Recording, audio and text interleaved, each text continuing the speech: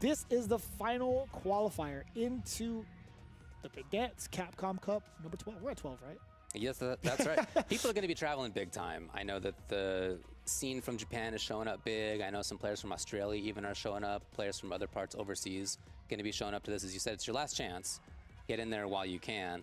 And I'm really excited to hopefully see a little bit more from the scene in Chengdu. I know that there are strong scenes all over China. That particular city is not one that I've heard of players from before. So I'm really hoping to be able to just see some folks who are there, find out a little bit more about the local scene too. Dude, we know for sure we're gonna find some secret killers finally getting their chance for their offline event. And yeah, man, we have so many players that have popped up from all over China, even South Korea as well, that just turn up and just destroy everybody. So that's one of the biggest things we're looking forward to.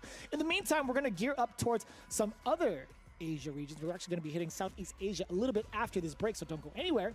We'll be back with that grand finals in just a bit.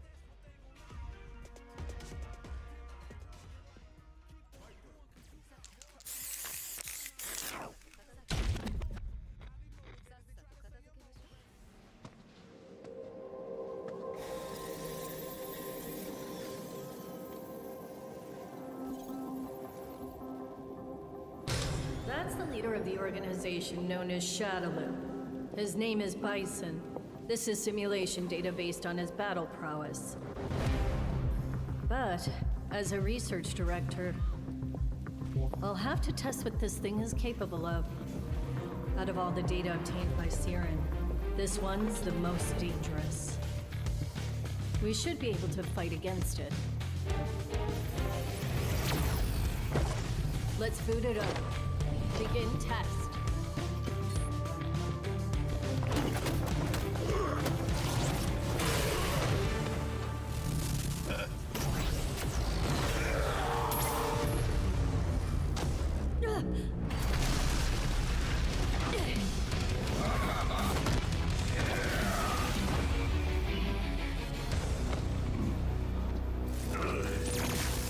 Nice work.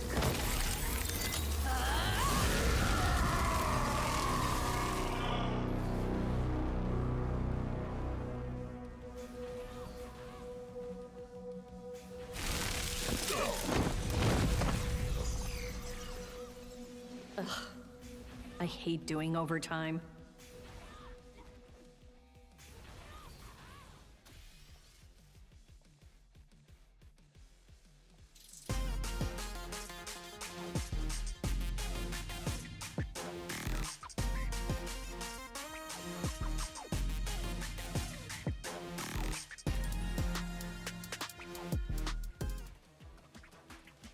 Told you it wasn't a long break. Welcome back. We got Southeast Asia coming up for their World Warrior number 5. This is their final stop before they get into their regional finals. And man, this one was also pretty heavy-handed in regards to the talent. Right. Also, the commentary lineup was pretty sick. Yagami and Z, Just chill out. pretty happy about that one. But for those that have been tuning in for majority of these World Warriors, I feel like this one has, I feel like a little bit of a toss-up towards who's actually going to be making it into, I think, the bottom part of top 8, if I was looking at the scores correctly. Well, I guess we'll see at the end of it, but coming into this grand finals that we'll look at, the players who didn't make it were Koji with Ken and Music for Friends with Kim. That's 7th places. 5th places were Cypher with Jury and Dalsum. What a combo. Damn. Love it. Never heard of that before. Roxas 32 with Akuma, then high score, Sagat in 4th place. Representation, that's what I'm talking about. Hell yeah, I had to do it. I gave you the space for it, man. I'm glad you did. 3rd was Xian. Then in grand finals, on winner's side, Bells with Lily. Loser's side, Bravery Cammy. That's pretty wild to see it. We were just talking about Lily, considering what we have to cover later on in the top 8, but we're not going to talk about it too much until we see this grand final. So let's check it out. Southeast Asia number 5 between Bells and Bravery. Ultimately inconsequential in the grand scheme of things because both of them are in the top 4, but it's playing for seeding. And speaking of playing for seeding, pride and glory, it's Bells against Bravery, the BB Hood match. Yep, there's definitely, I think Cammy does have that outfit, good anti-air there from Bells. And this is, good pickup we saw this match, right? This is how Bravery fell into the loser's bracket that he's now trying to climb his way out of in Grand Finals and reset. But Bells had better interruption, good anti-air, and use of that low, heavy punch. And that really made it difficult for Bravery to get anything started. But of course, he wakes up in typical fashion, says, get off me. I'm still gonna do what I'm gonna do, as he opens up with a low medium kick. Doesn't need any meter whatsoever to finish that off. Bravery starting off very strong. Can he reset this Grand Finals bracket? Good pickup. Okay, light into the command throw. What adjustments do you think, ooh, good enter, can Bravery specifically make in this so that he doesn't get double defeated by the same person twice in the tournament? He is very used to getting away with instant dive kick or in the middle of the screen and getting you to kind of like whiff a button with an anti-air, but Bells has been like really good in not biting those or backdashing at the right distance, not enough to kill. So I think he needs to kind of watch his dive kick spacing a little bit against Mr. Bells, and of course go with a little bit more tighter strings, because Bells is finding the perfect points in strings to interrupt with his four framers. Let's see if... Oh, great jump back.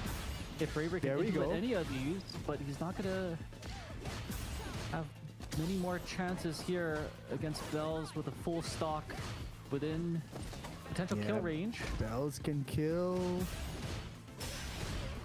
Okay, good block.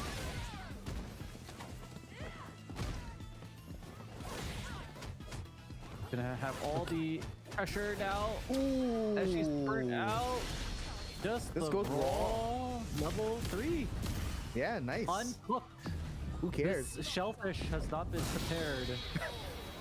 Or there might still be parasites in there, but hey, that's how we like the sushi. All right, Bravery up 1. And of course, the raw opening gambit and the cannon drill.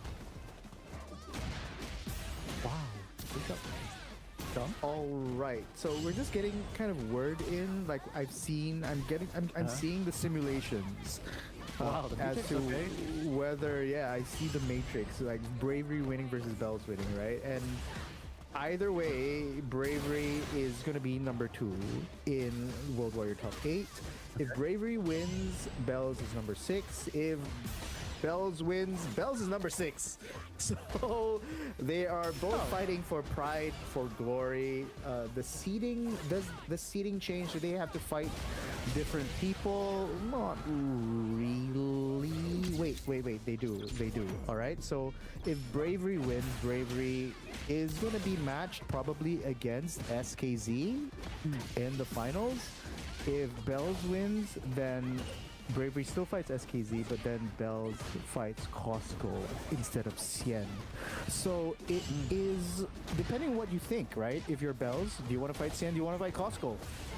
If you were Bells, who would you fight?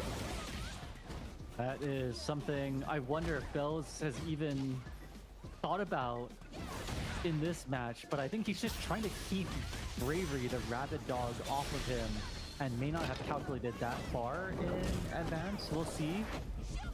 I think either way, in the top 8, you're just gonna run into the strongest folks in the region. So a lot of randomness has been played out, and with enough time elapsed after this one until the November regional finals, you just have a lot of time to prepare, whoever your opponent may be. So I think you can go well with either. You know, my bias is always going to lean towards Cien. But either way, again, I don't think much can be calculated right now. You said that there's like very little consequence. I don't see it in the gameplay here. They're playing as if their life depended on it. Wait, I just want to say, like, but they definitely do. All right, so okay, I've seen the updated score. Okay, if Bravery wins, Bravery will always. Okay, if Bravery wins, he fights SKZ. And then Bells fights Cien. If Bells wins, Bravery fights Bells. So, Wow. there we go. No, I think that's really interesting. Does he want to reenact what's happening now? He's already lost one set, but Bravery looking very spicy and nimble and like a hooligan. Ooh, nice landing frame punish.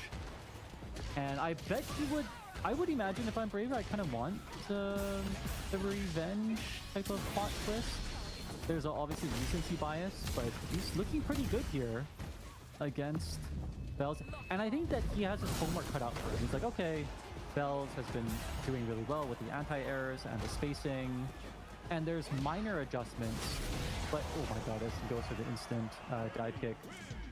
And he could probably study that, look at the replays if he even does that. And it's not a fundamental shift in the way that he plays. It's okay. Spoiler alert, he doesn't look at the replays. Yeah, I can see that. Spoiler alert. Oh, gosh. Well, hopefully his memory is good enough to sort of remember why he got knocked out by Bells in the first. And it looks like it's working here, right? Never mind the grand finals, but even in this match, he's trying different approaches. Nice, perfect parry from Bells. By the way, if you're Bells, you technically want to lose because he gets to fight Cien, and he does well against Cien. So if you're Bells, I mean, honestly, you know, someone. I don't know. Of course, we want to see, but nevertheless, like you're saying, right? Both these players fighting for pride, fighting for glory. It is prestigious to say that you've won the World Warrior. That is no joke, right? That is something that is on your FGC. My glory days. That was my glory from like a year ago. Nobody remembers that anymore. That's old. Thank you. I love you for that. But then. Nevertheless, right? You post that on your like FGC, on Twitter. You get, those graphics where you show that you won. Of course, your portrait is the biggest, right? We're back, right? We're back in the old days of FGC where you play for pride and glory, where there was not much prize money. Remember the days we played for tokens in this arcade? I mean, those were the days, right? And you would do anything to win. So both these players, of course, the true spirit of the FGC of fighting games, are still playing their hearts out. As you can see, what a great pickup there from Bells. Playing for pride and glory, tying it up. Bells wants to kind of like finish this early, saying, "Oh man, it's late." I think there is some prayer going on here. Both sides wanting to take this, not wanting to drag it out too much. Like you said, they will have ample chances, not only in this one where they've had a double jeopardy to meet twice, but potentially in the regional finals as well. A lot to download in between now and then on the tendencies, the new tactics, the approaches. There's going to be fresh replays if they even want to avail themselves to that. Some people do, and some people just want to see the world burn. Bells, the bad grab, backs up, no anti-air. Ooh, okay. That was what? expected that to be punished, right? Yep. Like we say, like Bravery doesn't. I don't know. The rules don't apply to him. Even if that was, I think, one of the most punishable cannon drills I've seen. Ooh. But nevertheless, what an interrupt from Bells. Bells on tournament points. Here we go. Can Bells close it out and put an end to the onslaught of Bravery? Oh my gosh, he just dashed through a very active... Is that the Switch controller that she's holding for Lily? But somehow managed to get out of it. That's if anyone's playing on the Switch too, with Street Fighter. That new crossplay. Like Lily's got the giant controllers in her hands. Yeah, if anyone's like playing on Switch too and you're at World Warrior, yeah, please let us know. That's like really, really, really cool, yeah. Again, if anyone has a number in their name like that, like Bells, I would just think that they're playing on the Switch too. That's a possibility. Come on, man. I like either that or they're a dad. So like all the Switch 2 users I know actually are dads, right? So they've got it for the Donkey Kong Bonanza or whatever. Yeah. And then they snuck in the ESF6 right there. I see you. Yeah. Something for the kids, something for the adults as well. Speaking of a Bonanza, this is the Battle of the Bees. Oh my gosh, and the jump in free of charge. Okay, that's a little safe. Good stay safe. What a whip punish. Yep, Bell's able to push out back to Nooch. We go into Command throw. Right, one sequence away from winning this entire tournament is Bells. Good block, good spacing, and the perfect parry, but lands in time. What a hooligan of a feint. Enough. Right, so are we gonna be going home now or not? It's all up to Bravery, it's all up to Bells. Brave, oh my gosh, what a brave jump in. He's gonna get meter back now in a couple of steps. There you go. And the dive kick able to take out the trade. To a reset we go. Wow, right? They're going the distance for pride and for glory and for seeding. Both of these players are so close. That was interesting. I didn't honestly, the way Bravery was playing earlier in the set, I was expecting Bells to kind of just take it because Bravery was making the same mistakes that he was when he got beat by Bells. But good adjustment from Bravery, less whiffed dive kicks, and for that, and yeah, he has managed to reset the bracket, and so now we have the bracket reset between Bells and Bravery on our final World Warrior in Southeast Asia. Ladies and gentlemen, that is now gonna be punished, correct? Right? We're in the normal world where you do a weird cannon drill, you get punished. Okay, so I think that's one of the rare instances. Okay, and this time, interestingly, the hooligan-ness of Bravery is not getting punished. And here we go again. All the whiffed dive kicks with hooligan, it's just they're just getting killed by crouch heavy punch. There's nothing normal when these two play. Oh, good. Wow. Okay, the first block, that's not going to dissuade him. You would think after an OD whip, uppercut from Bravery, that he would sort of learn his lesson. That actually does the opposite in my observation of him. He'll just be further emboldened. He's like, I didn't hit it the first time, I'm gonna do it again. It seems that comes out to play here. He's just famous for his brazen attack. Okay, is that blocked? Yep. See, it doesn't work if you're not Bravery. Yeah, exactly. He's like, oh, we're gonna play wild? I'm gonna go pound for pound with you. And then you find that the Bravery things only works for Bravery. Oh, nice throw from Bravery, right? Interrupting the cheeky dash, normal dash from He's going crazy now. 3 dive kicks in a row. Another jump in. Just walking in. The K9 is loose, folks. Good defense from Bells. Oh, and the jump. That's happened a couple of times now where Bells has just run right into the jumping roundhouse from Bravery. But the question is, why are you jumping forward from full screen? But why not? That's exactly what a coward would think and hesitate to do. Not for Bravery. No, sir. There's no questioning his decision making. He doesn't even question it. He's just gonna hold forward. Okay, good jump back. Not much damage, but at least showing some variation. And the jump. I don't know. Like you said, why does it work? Because Bravery is going to do Bravery things as he empties out his meter to take it in this reset. So he's drawn first blood and now has the mathematical lead over Bells. Right, so yeah, for the first time in this tournament, Bravery has the lead against Bells after resetting the bracket. That jump back though, right? Was that on purpose? Did he know that there was a gap in the sequence and therefore jumped back to punish the Condor's, the Condor Spire? I don't know. I don't think he knows. I don't think you know. I don't think anybody knows. There's only one thing in Bravery's brain right now, or at least in his inputs, and that's hold some combination of forward, whether that's jump forward, walk forward, uppercut, as he takes it in that emphatic combo ender there. There is no holding back, figuratively and literally. But those pickups from Bells have been really nice, right? With the he's practiced that, right, to knock her out of the air, and yet Bravery still continues his plan of assault as he burns himself out. But you couldn't tell from this sequence. Okay, they're both in the gray now, and the aggression and the jumpings. But of course. So I don't understand, right? They're both burnt out. But then this isn't gonna kill, but he is back and unburnt out.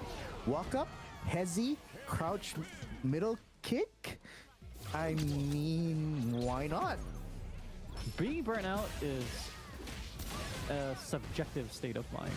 Some people just don't want to accept reality, despite the color change, despite the frame disadvantage. Like you said, he does not respect how the game mechanics are telling you how to play. Bravery is going to bravery as he just goes for these throw loops into a strike. Oh my goodness, the momentum here. And for those of you watching at home, you might think, well, why doesn't Bells just guess better? Why? It's just strike versus throw. It's just a simple 50-50. How can he keep letting Bravery get away with it? But you've never played with Bravery. You're like, he does something to your brain when you play him. So I don't know. You've never had a rabid dog on you, breathing down your neck. Oh, but of course. But of course. Okay, double burnt out situation. He's just gonna go in. Okay, that was still enough for a punish counter.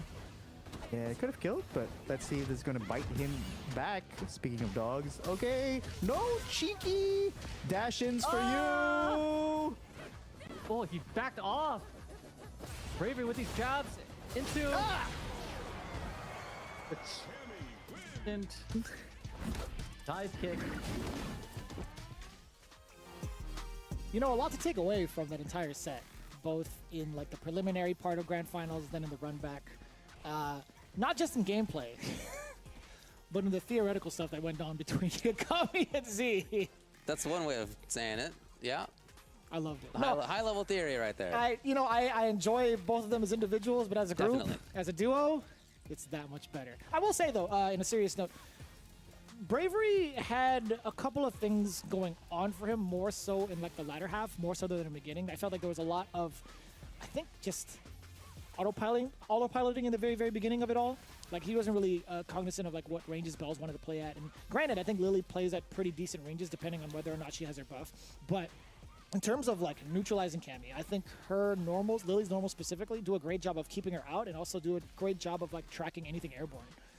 Although it's the consistency part of it is kind of difficult, granted the factor of dive kick, but I think like having like a win stock can also kind of like threaten that positioning as well. Like she has so many different normals that could be like mad active to stop that approach. Definitely. But also just like Condor, I want to say it's not Spire, is it? I can't remember what it's called. But the uppercut, anyways, is such a potent tool, being a little bit faster too while having that stop. That's true. Yeah, I think that she handles Cammy decently well for sure. And in that first set, it was right down to the wire, right? It was last game, last round. Could have gone either way. Could have been the W straight out for Bells right there. Of course, reset happened, and then after that reset happened, it seemed to me like Bravery was guessing right a lot. I think it would be my analysis of the situation. It seemed like, and I was wondering to myself, like, why wouldn't Bells like try guessing right a little bit more? I don't know, maybe next time, but that's what I think happened. What are you doing, man? Personally, that's my take on on the matchup. So that was 5 World Warriors for the region. Let's check out the points. You can't just segue into pointing up to the sky and saying, you know, the points. Here we are. 130 Brandon points on top. Brandon, 125 for Bravery. Cien, 115, actually wasn't involved in the top 8 for this. No, actually, no. He was third place. Excuse me. He was also mad busy showing people around this weekend over at their big gaming event. I think it was in Singapore or was it in Thailand? It was in Thailand, excuse me. Costco going with 110. Roxas 32 with 105.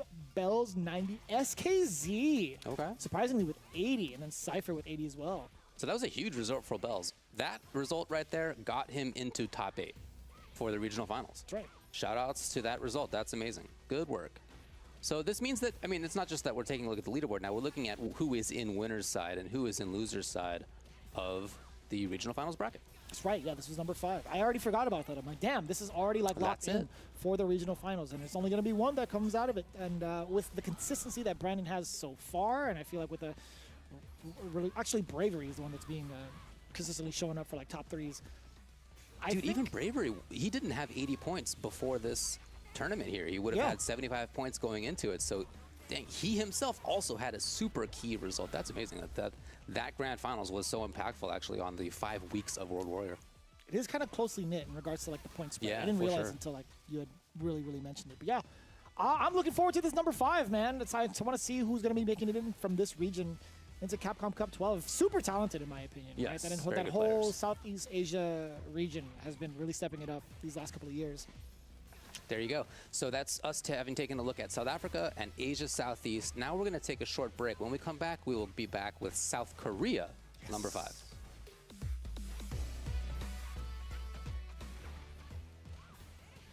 Here comes a new challenger.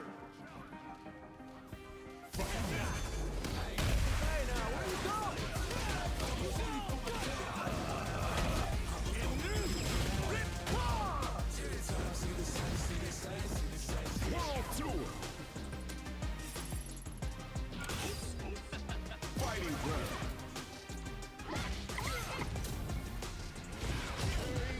Battle hub.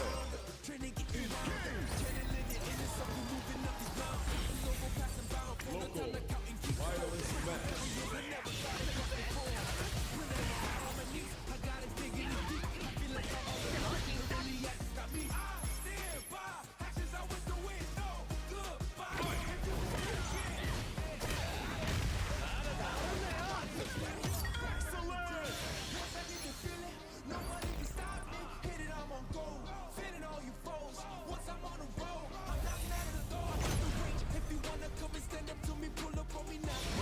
Time to erase. Hope you're part of a fight.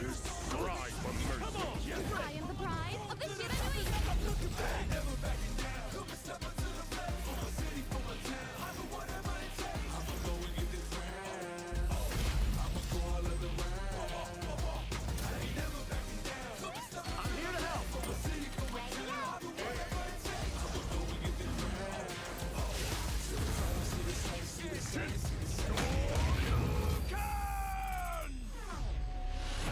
Street Fighter 6.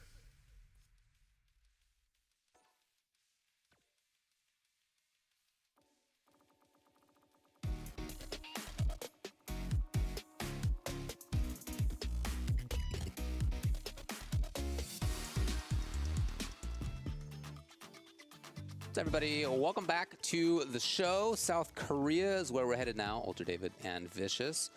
We've taken a look at South Africa, Asia, Southeast, South Korea. Can you believe the odds? Is up next. I can believe that. It's kind of curated towards it. Yeah, I can believe it. I'm totally kidding. This one, actually, I didn't get to tune in all the way through, so I'm very excited to see it. I mean, we see some usual suspects. One of my favorite players out there, Armper, making it into grand finals, facing off against JP King. Would you believe it? He plays JP. But this one has a little bit of a different spin to it. We've known Armper kind of dabbling with Akuma a little bit, but his primary weapon of choice has always been Ken. Yeah. This time around, I didn't expect to see his choice. And it's going to be the Ryu pick coming into this matchup. I didn't even know that. That's pretty cool. Looking forward to that. Before Grand Finals, it was in 7th, Kill Lobotomy Honda, Korean Wrestling Man, Marissa. Also one of my favorites. Super fun to watch, definitely. Minute Maid, Orange with Cammy and Terry, and Owner Chungdan with Bison. 5th place's 4th was Madhawk with Lily. 3rd was Luciad with Rashid and Luke. That's a pretty good roster, actually. Yeah, definitely. Yeah, really, really fun. Is that every character is different? Every character is different. Nice work out there. Nice work out there. Yeah. Which is common. I think that was the case for all of them, actually, that we've gone over so far. Pretty common in SF6 these days. It's a good job, Capcom. In winner's side, you mentioned who the grand finals will be. Winner's side, JP King. Loser's side, Armper. Right on. I was just thinking about who was in winners finals, who was in losers finals, but we'll get to that when we get there. In the meantime, enjoy the grand finals. Here we are with South Korea World Warrior Week number 5. JP킹과 암페로 선수가 경기를 준비하고 있고요. 그랜드 파이널입니다. 월드 워리어 사우스 코리아 지역 그랜드 파이널 JP킹의 JP 그리고 암페로는 류를 꺼내드렸습니다. 경기 만나보죠. 하동권을 연거푸 날려주고 있는 암페로. 시작하자마자 중단. 잡기. 자, 유도는 안 걸어요. 왜냐면 암네시아를 좀 자주 쓰는 선수라는 걸 알기 때문에. 연잡. 일단은 하지 않는다는 얘기죠. 네. 하동권 점프 공격 대공 기다리고 있는 암페로가 첫 번째 라운드를 먼저 가져옵니다. OD로 완벽하게 확실하게 해주겠죠. 점프는 대고 대고. 오야. 오야. 이거 약발을 눌렀으면 위험할 뻔했는데. 선풍갑. 점프 한번. 맞고. 페리를 잡아주고 있는 안페로고요. 정중심리가 너무 좋습니다. 제 거리 조절이 굉장히 좋기 때문에 네. JP킹 선수가 무대공 콤보. 한 번에 끝내려고 했어요 방금. 때리다 보면 3레벨이 오는 상황이다 보니까 중단! 마무리입니다. 안페로 선수가 첫 번째 세트를 가져옵니다. 류로요. 네. 지금 JP킹 선수 이번 판에 러쉬 중단 2번 맞았거든요. 12시가 넘어서인가요? 그런 것도 분명히 있는 것 같아요. 지금 본인도 아까 잠깐 디스코드에서 얘기를 했거든요. 큰일 났네. 쉬면 12시 넘어가는데 그랬거든요. 그러니까 본인도 의식을 하고 있는 거죠. 네. 같은 연생으로 이제 공감이 가네요. 그쵸. 네. 오? 아부디마티. 중거리에서 갑자기 커잡을? 페리? 점프 공격? 대공 커트. 뒤로 뒤잡기 했나요? 네, 이번에는 잡아주고. 아하, 커트가 너무 좋아요. 저 비아트 깔아놓고 대처가 거의 완벽해요. 뛰어오면은 대공 치고 러쉬 오면은 찰싹하고 백대쉬로 피했고. 약간 의아한 판단이긴 했지만 근데 안페로 선수는 지금 요 정도 상황에서는 사실 조금 어렵다. 네. 라고 보여줬습니다. 사실상 매직 점프가 아니면 답이 없는 상황이었죠. 크게 맞고 퍼펙트 페리. 점프. 파동권으로 상대를 밀어붙이고 있는 안페로. 아헤이. 히트 확신인가요? 확인 실패했어요. 근데 저는 저 선풍과 키트 확인이 생각보다 굉장히 힘들었는데 일단은 3레벨 맞춰주고 있는 JP킹입니다. 번의 빅 데미지. 점프. 공점프 잡기. 근데 JP킹 선수도 지금 대공 집중력은 상당히 좋아요. 네. 야, 기가 막힌 퍼펙트 펠입니다. 야, 이거 최대 데미지 콤보 한 건데 1레벨이 카스로 안 차가지고 마무리를 못했어요. 저기서 1레벨 찼으면 끝낼 수 있었습니다. 근데 이 정도의 체력이라면 그렇죠. JP킹의 승리를 바라볼 수 있죠. 네. 세트 스코어 1대1 만들어주고 있는 JP킹. 오늘 약간 날인데요. 네. JP킹 선수 방금 임팩트 반응한 거 아직 집중력 나 살아있다 보여준 거죠. 잡기. 유도 시작됐고요. 또 잡아요. 연속으로 잡아주고 질러주고 있는 안페로입니다. 암네시아를 아직까지 한 번도 안 썼는데 나올 때가 됐습니다. 확실히 구석에서는 류에게 공격을 허용을 하면 속절없이 그냥 게임이 가는 거예요. 화장격을 지팡이로. 점프. 이거 너무 욕심 부렸어요. 저거는 사실 데이 원 패턴이거든요, JP. 잡기. 오우. 강손? 박수 너무 잘 비비고요. 네. 진짜 신기합니다. 체니. 그러니까 저 약속. 1레벨 이거 미스죠. 승용 미스로 보여집니다. 그렇죠. 그리고 할 수는 있는데 이걸 써가지고 야, 라운드를 무조건 가져오겠다. 이거 안페로한테 괜히 기회 줬다가 나중에 힘들어진다. 게다가 안페로가 지금 류를 골랐기 때문에 후반 빅 데미지를 생각해야 되는 상황이었어요. 그렇죠. 역전도 가능한 부분이었기 때문에. 하단 털리고 파장격. 전격 압박. 암네시아 나오고요. 암네시아 성공률 너무 좋습니다. 이거는 일단은 자리를 조금 밀어내는 데 성공한 JP킹입니다. 맞고 3레벨! 맞았어요. 이거 제대로 점프. 이거 뭐 오히려 좋은 상황이죠. 네, 상승하는 판정이기 때문에 마무리 아닙니다. 한 번 더. 야! 못 때렸고. 암네시아를 제대로 때려내지 못했어요. 이거 그러면 자리 바꿀 수 있지 않나요? 이거 JP킹이 해볼 수 있어요. 이거 어떡해! 완전이죠. 마무리를 짓지 못해서 결국에는 JP킹 선수가 세트를 가져왔어요. 굉장한 이변입니다. 아니 암네시아를 예측을 하고 낚았는데 또 때리진 못해가지고 거기서. 사실 거기서 서약발만 했어도 마무리 아닌가요? 그렇죠. 어허. 완전 좋은 상황이죠 지금 JP. 아 이건 조금 욕심이죠. 와장창. 돌리고. 아 근데요 이거 콤보가. 예. 아 이거 두 발 있죠. 지금 JP킹이 암페로 선수를 옴짝달싹 못하게 만들고 있는데. 이 류가 러쉬가 그렇게 빠른 캐릭터가 아니라서 토르발란을 뚫고 가기가 좀 어렵습니다. 중손. 상세. 점프 공격! 여기까지 러쉬. 이거 마무리해야 돼요. 러쉬 딱딱. 마무리! 하면서 토너먼트 포인트입니다. JP킹! 오늘 JP킹이 드디어 보여주나요? 지금 기회는 왔거든요? 약속. 40대 반란. 진짜 40대거든요? 애기 아빠거든요? 2레벨! 키고 자리 바꿀 수도 있고 아니면 이지선 다 걸 수도 있고 근데 잘 막았어요. 아 이거는 뭐 피해가 없었어요. 네. 던지고 1레벨과 3레벨. 좀 세게 맞아요. 이거 1레벨 콤보 한번 안 쓰고 1레벨이 안 들어가는 상황이었나요?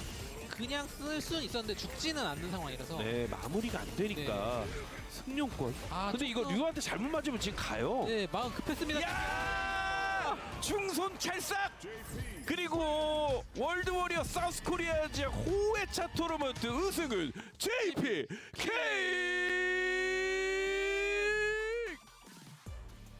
All right, that was a winning moment call right there. Let's go. That was pretty sick. Nice work. Super fun to watch. I really like watching JP in general. Something we were talking about in the break here as we were watching that. Really fun to watch. Cool to see Armper on Ryu. Obviously such a strong player when he has his Ken. We've seen Akuma in the past. Ryu was there, and it's not like he got smoked, although 3-1 was the score. There were rounds in there where he had big control. He won game one dominantly. Like there were some rounds where it didn't quite work out, where it could have. It was very close.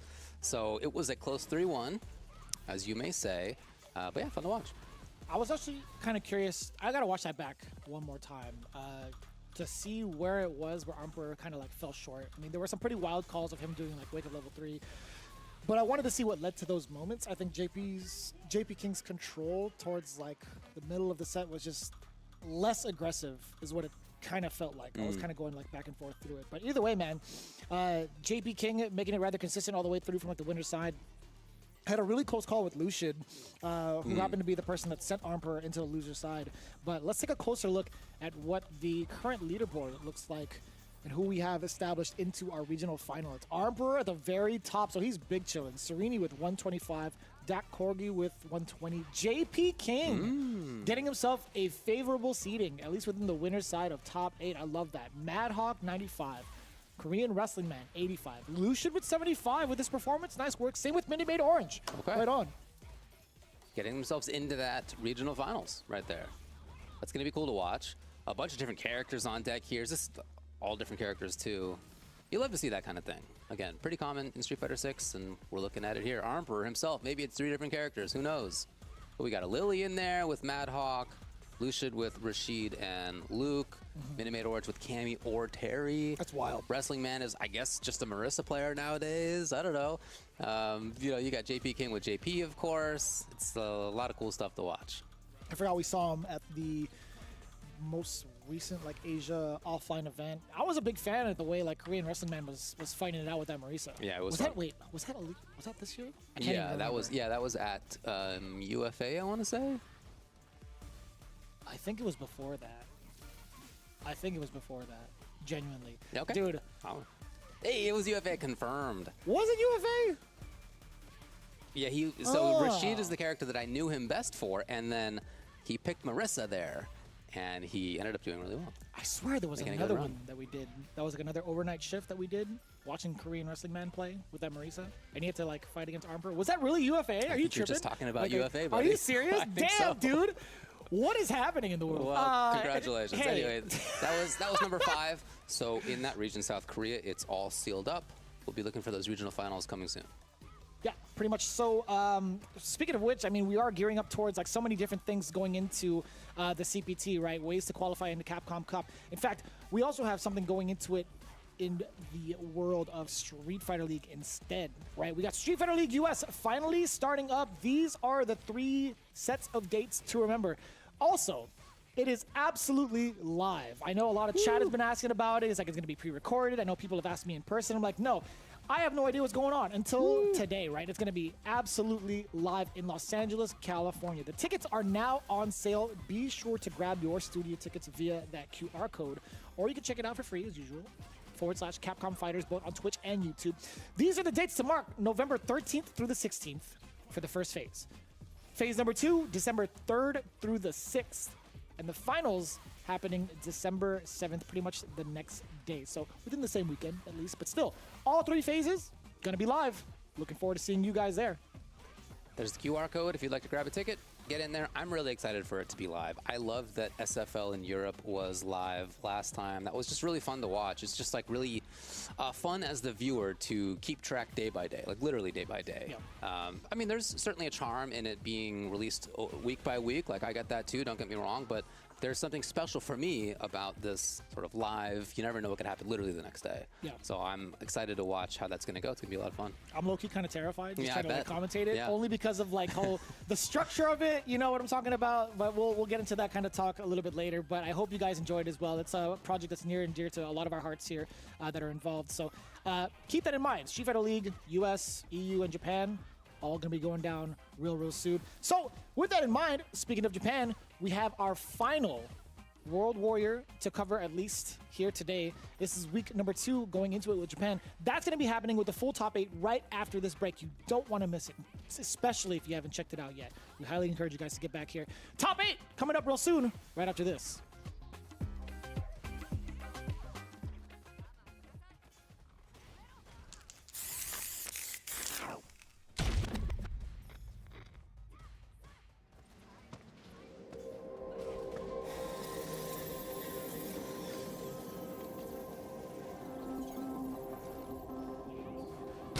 That's the leader of the organization known as Shadaloo.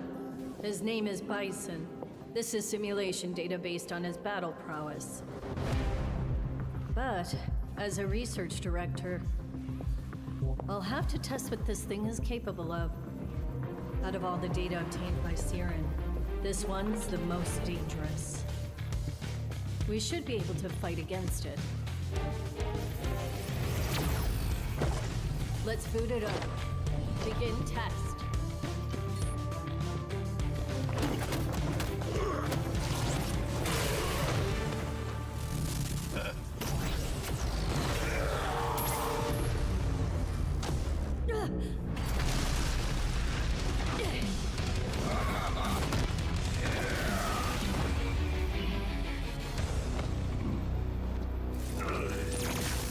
Nice work.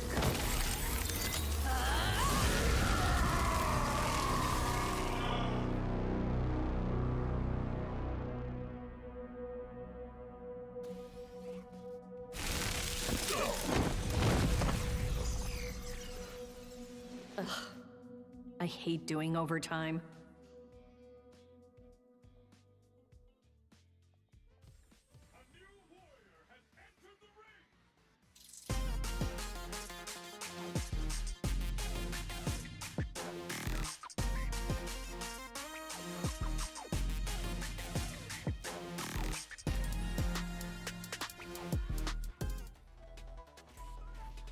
Making me real uncomfortable here, I'll tell you what. You getting ready for the top 8, bud? I'm excited. Yeah, as you should be. Hey, welcome back, everybody, to the Street Fighter 6 Esports Spotlight. Vicious here with Ultra David to cover Japan, week number 2 of World Warrior. This one was a banger, especially for all the Daigo fans out there. I'll tell you what. But this one is actually a very hotly contested one. If I had the luxury of being able to watch the whole thing in a group setting, and it was just actually pretty wild to see. I was rather angry at certain instances. There's definitely some things that I was just like, hey man, what are you guys doing? But all in all, it was actually very, very exciting to watch, right? Let's take a look at what our bracket looks like before we even get into the coverage. Daigo versus Meg5. So talking about this, I did happen to catch Meg5's Twitter. he was talking about like how happy he was to make it into the top 8. He's like, yo, I actually got into Street Fighter because of Daigo. Now having the opportunity to take him down in World Warrior has me really excited. Can't wait for you guys to watch that one. Saotamu versus Hibiki as well. This one is wild. Saotamu is actually, I think at that time, the #1 ranked Kami. Going up against Hibiki, who's been tearing it up in Street Fighter League, who has plenty of Kamis to work with over in Division, I want to say Division F, if I'm not mistaken. And not just the #1 Lily, but at times the #1 overall player on CFN. Hibiki has been all the way up there. Right on. Hiroshima Team Ikusa picking up a pretty damn good one.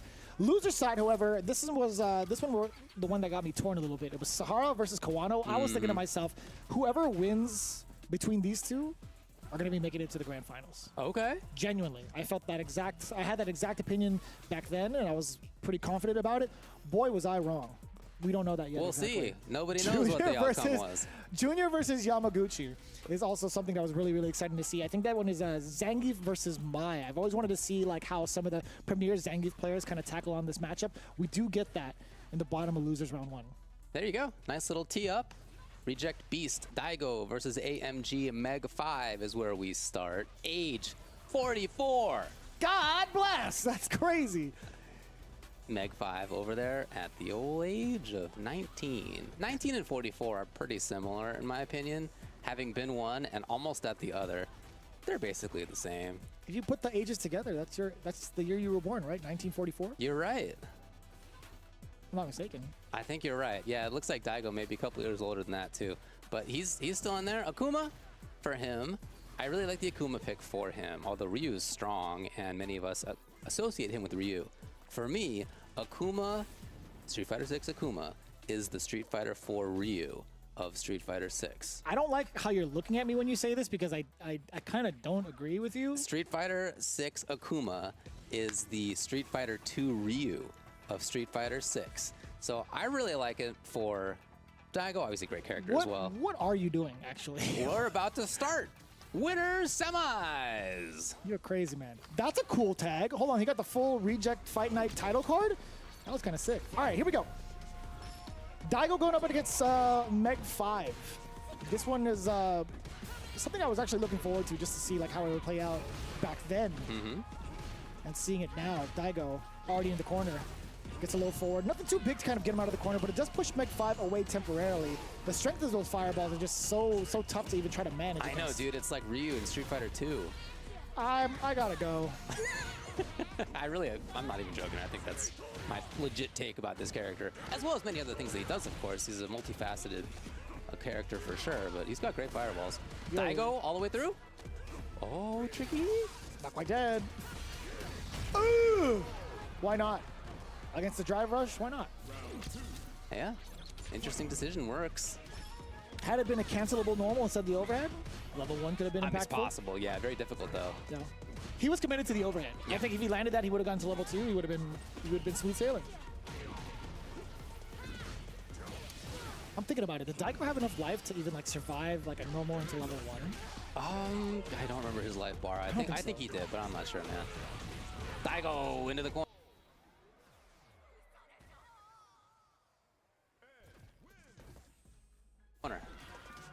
Go on. Oh, dude. The pause? Yeah, I mean, you never know what he's going to do. No. Like, he was not pressure heavy at all right there. Meg battling. I mean, to be honest, Haru's already had the corner twice. Each round has been able to get the corner. Then was cornered himself, but he's fought well. Forward fierce. Looking for the dry. Does manage to get it, though. Oh, look at Daigo walk. But it's just a single confirm from Daigo to get into that CA. Yeah, and you know he'll be buffering. Oh, okay, Meg's there first. Thank God. I was like, what route can you take while you get yourself into burnout to kill? He's got it. Still pretty dangerous as Daigo, right? Right at round start, he gets the bully with those fireballs. Kind of like manipulate his own positioning with his walk speed to force maybe a whiff. Yeah, the combination combination is so difficult to deal with. Oh, right there! Here's a big chance, yeah. In part because of that excellent walk speed that Daigo has on Akuma. Ooh. See, that's the normal I was expecting C Viper to have. Right. Where like Akuma kind of reels back. Where it looks like he's got some force in it, yeah. See, Viper kind of like sets up for a Stone Cold center. That's a good way to put it, actually, yeah. Here's Meg way down in drive. Yeah, so you're forced to kind of kick back. Okay, man. That- Key parry. Could have been burned out otherwise. Uppercut? Nothing! Wow, okay. Usually Daigo's not going to miss it twice, yes. I was definitely yelling that in the Discord call too. Like, anti-air, Daigo, please. Yo, he walks forward on wake up, and he's got him. Daigo with 2 huge reads, waking up with forward movement into throw, blowing up the shimmy attempt, and then getting his own shimmy mix up afterward. Do you think Meg's short for Megalodon? Absolutely, yeah. Okay. Big hungry shark he goes by. I think that's his secondary name. Yeah. DHS? I like that. Ooh! Super neutral heavy. Oh, just too far. Yeah. But it has been difficult to challenge in that mid-range. Blowing past it. Oh. Kind of gutsy to get some of these charges in front of Daigo like that, right? Like I agree. In ranges where it's not going to be like a block string. Dude, did you see Daigo know so exactly where the firewall would dissipate that it actually, like, the animation went through Akuma at the end of it? It's pretty after good. the hitbox was there. That was sick. He's pretty good at the Street Fighter, if you ask me. Oh. Damn, it does chunks. Chunks of drive gauge damage. So... Oh, he got it! He's right, yeah. Charge it up. Pretty light. I guess that's a sign maybe of how confident Daigo feels in neutral. He's really been able to control there. I mean, he had an opportunity to like get a couple of more instances of chip, but Yeah. I think he's not going to overdo it. Man, what a jump in call out too. Meg finding the right time against the fireball. Suddenly Good one intuition. mix-up away. Oh, you jumped and you jumped with him? Are you kidding me? Wow. What is specifically that works against one thing, and it was that. Shoutouts to Daigo. How did he know? A little bit. Forward throw. Set up with the fireballs, of course. This is where it becomes like a battle of resources, right? Like Daigo is trying to shave off some of the stuff from Meg, from his drive gauge specifically. Chance for corner. Not over pressing here is Meg. Got him. No. Okay, on the other side at least. It's so expensive. Oh, the fierce! He just walked into it. Right in the chest. Holding on to super, hoping for the kill. Bang, bang. No way. Oh, I think he got. Oh, he. Jeez, I saw the jab whip and I thought for sure there was a block afterward to bait it. No, and since that's CA, that's the little yellow bar up there. That's Akuma with only 9,000 life. But what do you get after like a low forward like that? Is it something like if it's meaty enough, he gets the combo into it? Like why? I think he's just mixing it up, man. But why? But why the low medium kick is what I'm saying. Why couldn't it have been like standing medium punch, right? I guess it could have. Both cancelable buttons. I don't mean to kind of question in terms of like it's a bad thing to do. I just want to know what it is like frame data wise if it's meaty enough. Sure. Mostly. Like what do you get out of it if it's like meaty enough non-counter hit, right? I haven't tested it out myself, so that's why I'm curious. Oh my god, that reached? The timing was so perfect. Oh. And the side switch. Good on you, man. Super aware stuff. He's too far. Daigo. Come on, man. Comfortable back to this mid-range. Big life lead. It's on Meg to force it. Ooh, Okay, well, that's one way to make it happen. He's in here.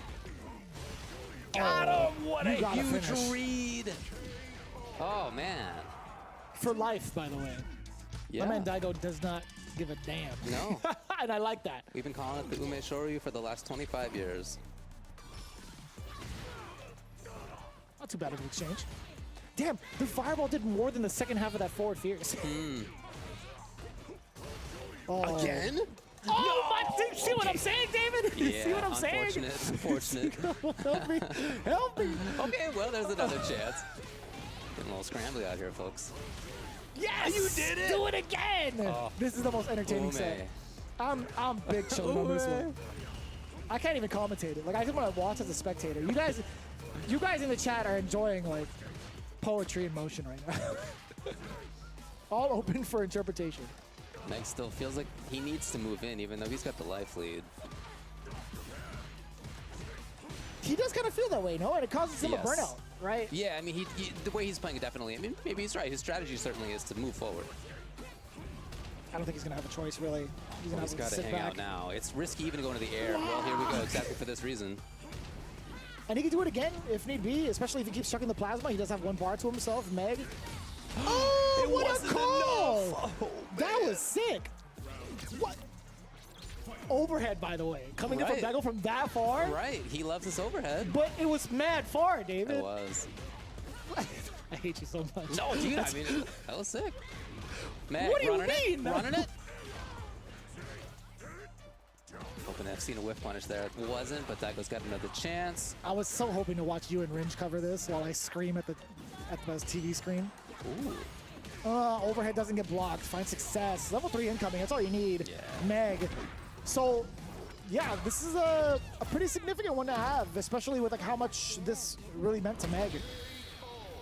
Talking about it on Twitter, how inspirational was Daigo was in his fighting game career. So Sure. you got to be feeling really, really ecstatic getting this lead over Daigo. Yeah, and that was in a game where Daigo had all those wake-up dragon punches, which some of which did work.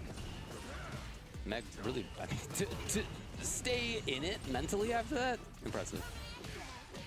What a delay. I really like So the mix-up tricky. of heavy button to drive rush cancel. There's a lot of different ways you can go after that. Yeah, you're not going to be susceptible to the OS, right? Right, exactly. Oh my god. Help me. Man has not thrown in quite a while. Oh, no whiff punish from Daigo. Just let it rock. Oh, here's the chance. Going for the damage ender, dash up, standing medium punch. Meg opted to go for movement as the option. Again, Daigo, he did throw early on. It's not like he hasn't done it in this set, but he hasn't done it in a while. Oh, very lucky to get that drive rush forward. Meg had already thrown out the low medium kick. Here's Meg. Oh, help me! Uh-huh. Maintaining it. Burns himself out. Wow. He really wanted that situation, I guess. He really Yeah. wanted to take his turn, at least from like that angle or that positioning. You can see the importance of it to him. It's a lot of chip to have lost. Now he's in throw Jesus. death range. Oh! He threw out the fireball. Daigo was already up in the air for the Demon Raid. Now both pretty much fully healthy. Meg, the one to fire first with that drive rush cancel. Daigo, drive rushing on in. The big parry just being held by Meg. The interruption with a standing light kick. Good call out. Very difficult considering the things that Akuma does have out of drive rush. It could have been an adamant fist, could have ate big damage for a punish scatter, but now big damage coming in from OD uppercut Daigo again upon wake up, not fearing any sort of approach from Meg. Yeah, and for Meg's part right now, he's looking pretty comfortable in that neutral range. Too far in. Daigo in, looking for something on wake up. Nothing came. Oh, Oh, here's the chance. No, buddy. Oh, maybe you do have taken the game. We'll see. We'll see how it goes. Buddy is pretty good.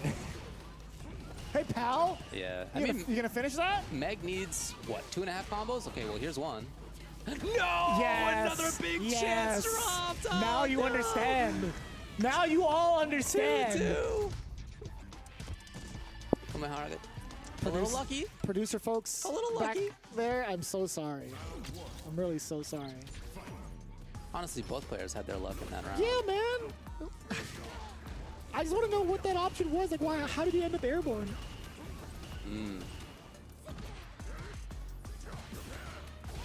Oh, and it's all, you know, that mental part of yourself where it's like, damn, I could have finished it right here. Right. And now you're kind of getting a little desperate. Hard to recover from that for sure. Yeah. 2 in a row. Daigo. Okay. Pretty low risk stuff for Daigo, yeah, again. Really going for safety first kind of closers here. As soon as he gets knocked down, I bet you anything. I'll put it on like on my house that he's gonna do ODVP. Whoa. Do it right here. Okay, maybe I just lost my house. Okay, bye-bye. No, he doesn't really need to take a risk yet.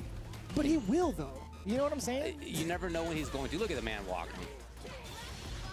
Oh, man. wait. That could have been it as well. The crouching medium kick into absolutely nothing. Oh, man. It's match point Daigo. I'm gonna chop this damn desk in half, David. I promise you. Ooh. Oh, the baits are working now.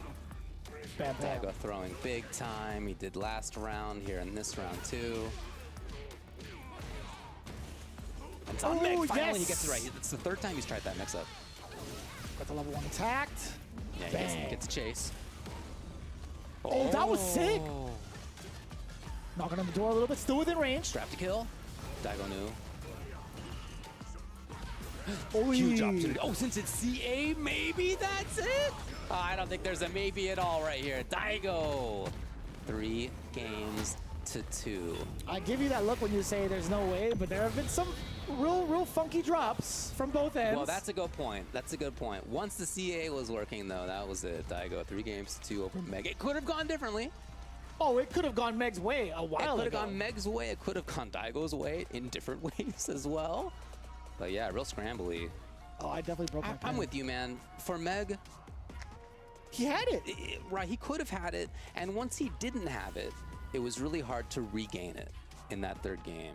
You can see how difficult that is. Daigo's been in that position so many times of the opponent, oh, almost gets the W on you. They don't quite. Okay, he knows what the mentality is of the opponent 100%. going into that final game, and that he can do some things more that he had held off on a little bit, like throwing a lot. He finally opened that up in game number 3, just as an example, right? He did have some mix-ups in there that weren't quite what he went to before as a way to close.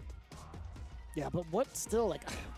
What had happened in the hands of Meg, right? Also, that was a really crazy call out to do a jump back upon wake up in that fashion. What had happened from Meg after those last couple of instances, right? Off of the level 2, like missing a couple of these really significant punishes. I wish I was able to watch his CFN at those moments to see where the drop was and exactly like why. Like that one specifically too. Like what were you going for in that instance? I don't know, man. Yeah, unfortunate for him. There's the closer. So Daigo, 3 games to 2. Now Meg's not out of it, and loser's side is where he's at. But still, it's got to sting a little bit. 19 years old, and he's got, I'm sure, lots of opportunities in the future. But for now, Daigo moves on into winners finals. So Saotama going up against Hibiki. He's going to be coming up next. That's Cammy versus Lily. And we had kind of prefaced it with like their accolades. Currently in the realm of CFN, Saotama has actually been the #1 Cammy at that time, that point in time during World Warrior. While Hibiki, he's been pretty much flexercising on all the other Cammies during Street Fighter League Japan and doing a fantastic job. So I was thinking to myself, it's like, what can Saotama do to kind of suppress the way that Hibiki's been playing against this character? He's had a winning record, a really solid winning record against a lot of the Cammies within League. So that's what was pretty much on the plate. However, we'll see how it works out going into this second round of winner side.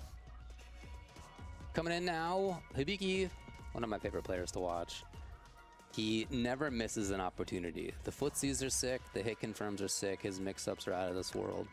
He's the only one to make Lily work at this level. There are other good Lily players on Earth, but nobody on Earth is at this guy's level. No. He's definitely breaking the mold in regards to like how a character can be played, right? There's always, we had that conversation of like how a lot of people would kind of look up to the #1 ranked person and try to fit within that box of like how the character should be played. Although Hibiki is #1, nobody's going to be able to recreate his style. Yeah. I love watching his air control. It's going to be a huge factor here. His footsies, like I said, are always amazing. He manages to steal a lot of turns too. Oh. Oos. It's a huge start. I swear there's like a vacuum underneath that normal. Like, I see things lose to it that I am surprised by. So Saotama in. Pretty light. So far, right? We're looking for that win stock. Yeah. Hibiki gets 2 of them. This is what I'm talking about. The turn stealing. It's not just about mix-ups up close. Oh, you heard the top parry. He tried it. Oh, that walk speed. The back walk speed. Pretty impressive to get Hibiki pressing in that manner. Normally, he's not really susceptible to those big throw whiffs. Sorry, throw baits, excuse me. Yeah, that is rare for him. So I was saying last game, I love the heavy normal drive burst cancel. Tons of good mix-ups out of that thing. Oh, timing. It's so tricky afterwards. Yeah, command grabs are strong there. Had to spend it. Didn't want to face the mix-up afterwards. Great if you're Hibiki. Another punish counter, just chunking away at both the life and the drive gauge. Oh, that's sharp. Not sharp enough to get plus, or at least a link. Yeah, backdash to the comfortable spot. It's hard to tell. It's so hard to tell. And that was a punish counter as well, man. I think Saotama had, I didn't hear the flash parry. Do you think it was a flash parry? It had to be, right? I didn't really get to hear it. I would think so, yeah. Oh, damn! That was almost 2 bars lost right there by Satomu against Hibiki. And we're starting to see that control in the airspace as well, Yeah. right? Being able to uppercut as soon as he's air. Oh, he missed it! You could certainly see that he was trying to input. God, these mix-ups. Come on! It's so hard, man. It's so hard to tell. Oh, that was sick. Drive rush forward, so close. Being able to halt your momentum with forward roundhouse, that was sick. The wake-up command grab. Oh, there's no better feeling as a grappler player than getting away with that. That's the #1 feeling. That was cool. What? 2 times? 2 times? Hell yeah. The opponent's so concerned about your wake-up super that they would sit there for you to be able to do your command grab. I love that for her. I genuinely do. I mean, there's also a mix-up there where it's an anti-shimmy tool, something that the command grab characters can do. Anybody who has a far-range command grab can play like that. Do the input, hang on a couple frames, and then press the button. Uh-oh. Crouching heavy. Getting the wind spire. Normally she could connect that. Yeah. Little mishap there. Ooh, okay. Not too much of a penalty, to be honest. Oh. Damn, you thought you could get away with it? Not against Hibiki. Let her drop to her knees first to get that airborne combo. I like that. Patient. Oh my. The What a rate of way. command grab is so high. Every single round, dude is landing command grabs.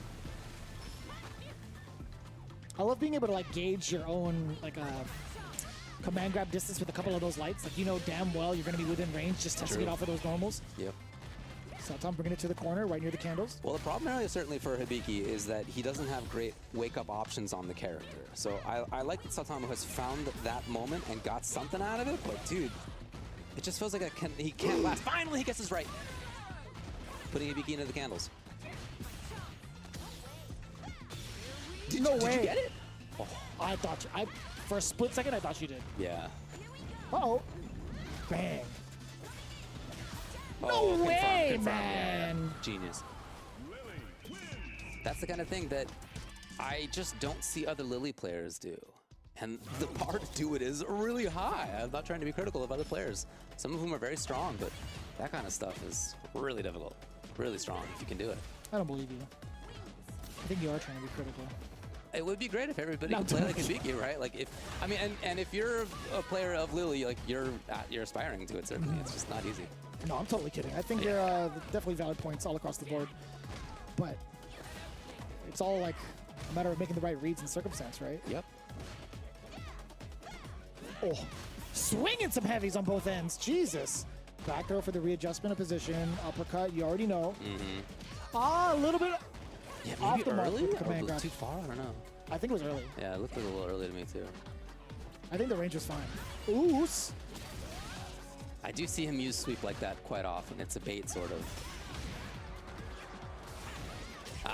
Maybe try an anti-air. It wasn't there. A bit too tough. That was the time to force it, if you're Satomu.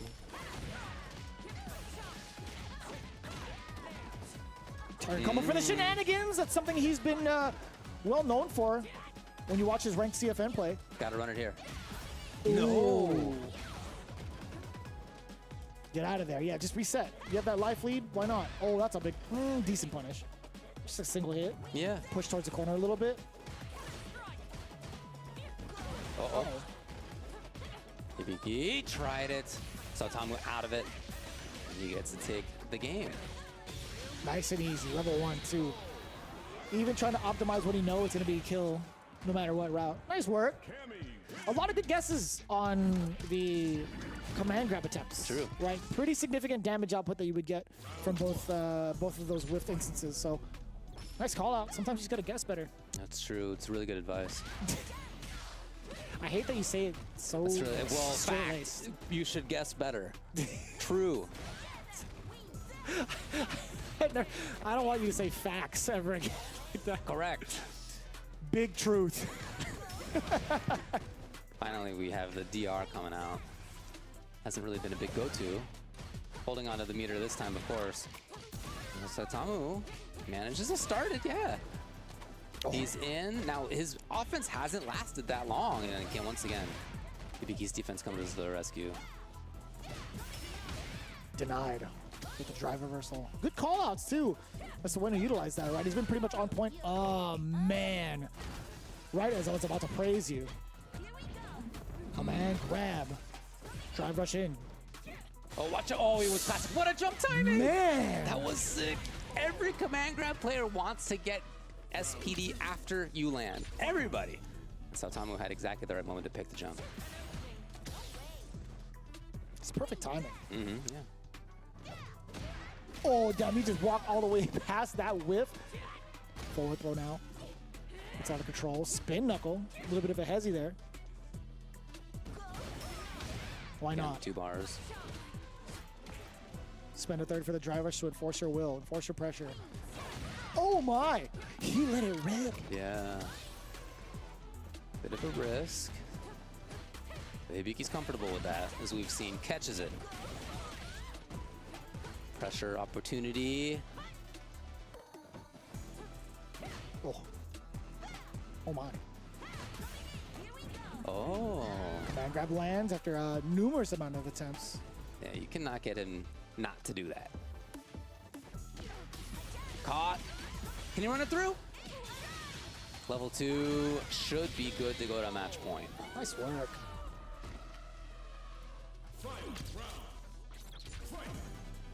He makes me think that Lily has really good buttons. You're not the first person to say that. I feel like that's been a common thing when watching Hibiki play all over the world, by the way. There's been plenty of interviews that have kind of praised Hibiki for having that same exact thing. Yeah, one of his biggest strengths. In the meantime, Saotamo this time needs to bring out level 3. Down. Yeah. As he completely obliterates Lily's health. The best round that Saotamo's had in this match. Right there, perfect. To go to 2-2.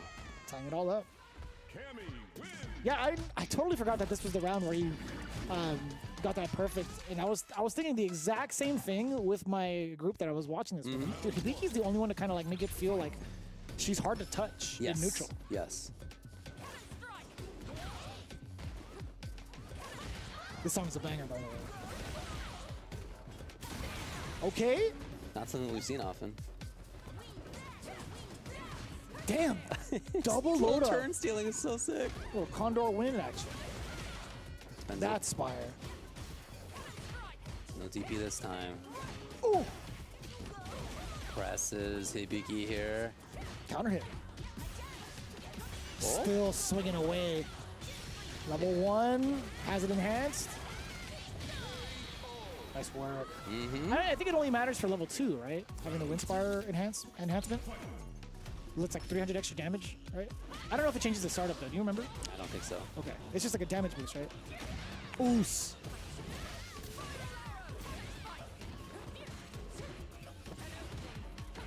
Oh, what a way he's to had some challenges in this. Finding the gap with that light. Nice work.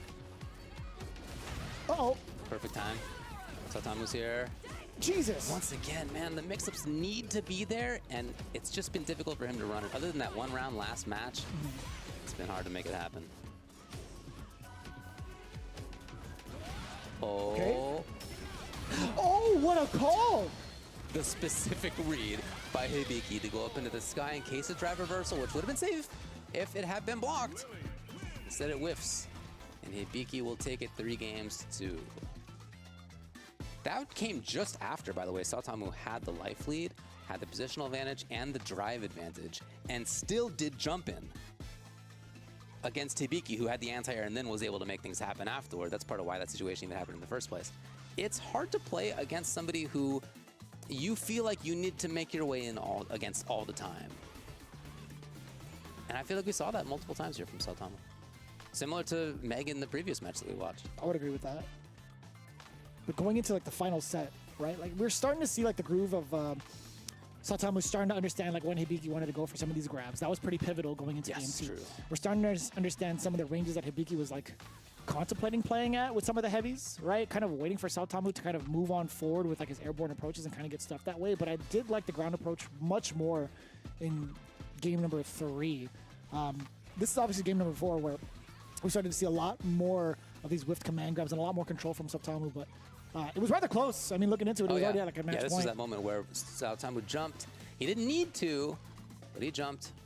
And Hibiki then with the read right afterward ends up taking it. So Hibiki in winners finals against Daigo Umehara. That's crazy, actually. It's It's going to be so crazy. So many players entered both this and the first Japan World Warrior. Amazing. Thousands each time, literally. And for it to end up in winners finals, of Daigo versus Hibiki so far, I mean, what more can you ask for? That's awesome.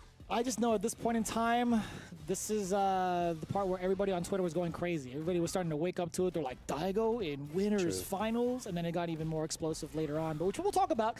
In the meantime, we had our first two, again, moving on into winners side, and then Satamu and Meg 5 down below, where we await the fate between Sahara versus Kawano, and then Junior versus Yamaguchi. Both very explosive sets, by the way. It's going to be pretty sick. But before we talk about that, we obviously have so many more World Warriors to go, at least within Japan. However, for the rest of the regions, we are dwindling down to our final week. Maybe in the fourth week, but also a lot of the times it's going to be the ones that get you into the regional finals. You see how important it is, too, to enter each and every week the prize pool for the regional finals. 2,000 for first, 1,500 for second, third with 1,000, fourth with 700, fifth and sixth tie, 500, 7 and 8, 300. Not bad at all, considering they pay out every single time we have World Warrior. And of course, it is free to enter. If you guys are in those respective regions, I know US, Canada, West has theirs still. If you happen to be in Japan, but you happen to like tuning into the English broadcast, hey, check it out. capcom.us/WW25 for all of the scheduling information and how to sign up for the last ones. That Terry guy's got to get some lotion. Did you see what's going on there? We'll see it later on. Here is the last stop on the Capcom Pro Tour premiere. It is Fight Club Championship in Chengdu, China, weekend of November 1st, October 30th to November 2nd. I'm really excited to watch this. As I said, it's the last chance, and that means that it is going to be stacked. Players will be traveling there from all over in order to try to get their auto qualifier spot into Capcom Cup. Even more than that, I'm just, as I said earlier, very excited to see more of the Chengdu scene. All the players I know in China come from Eastern China. And I haven't seen anybody from Central or Western China. Super cool. It's one of the biggest cities in the country, and I feel like I know nothing about the scene there.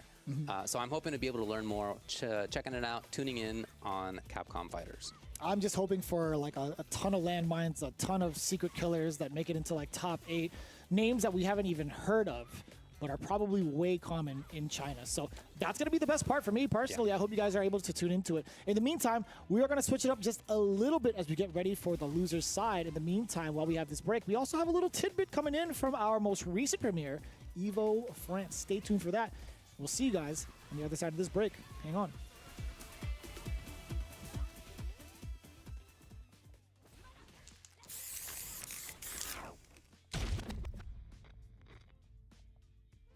Workaholic Director of Siren Holdings Research and Development Department.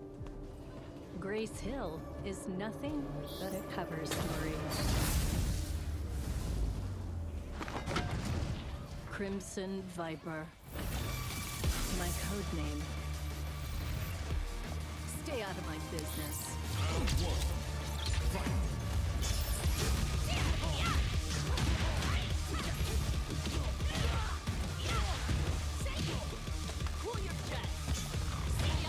Could you just, like, give up now? I have other work to do.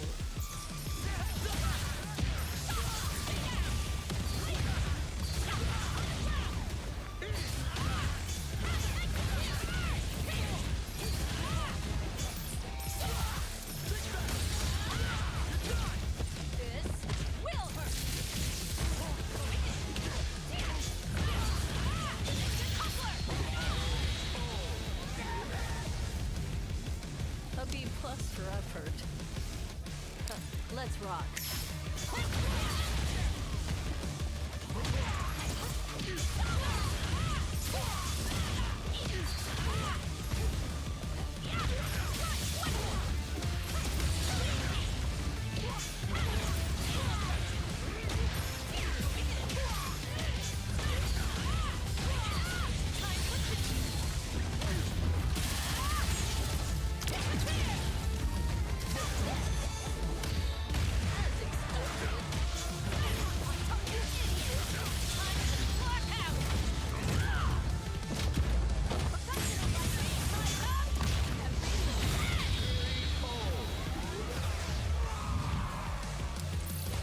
admit, you're not half bad.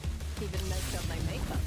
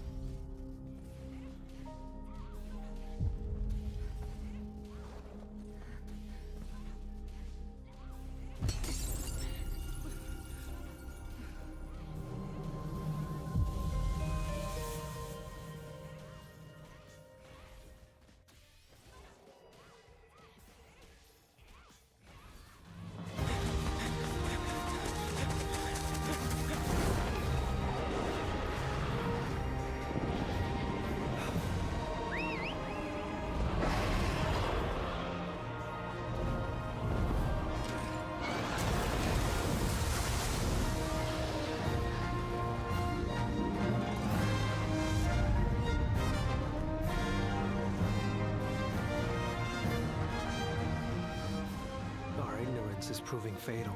The encroachment threatens to drive our people out of house and home. But this divide has brought our two kingdoms to the brink of war. And you are the sole Rathalos rider in Azuria.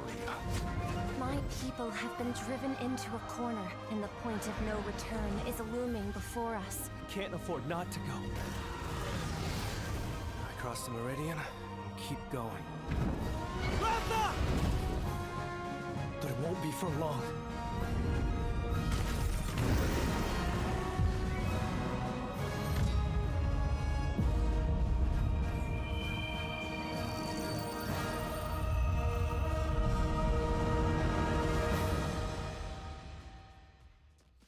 I can hear them. Two sounds. Overlapping each other.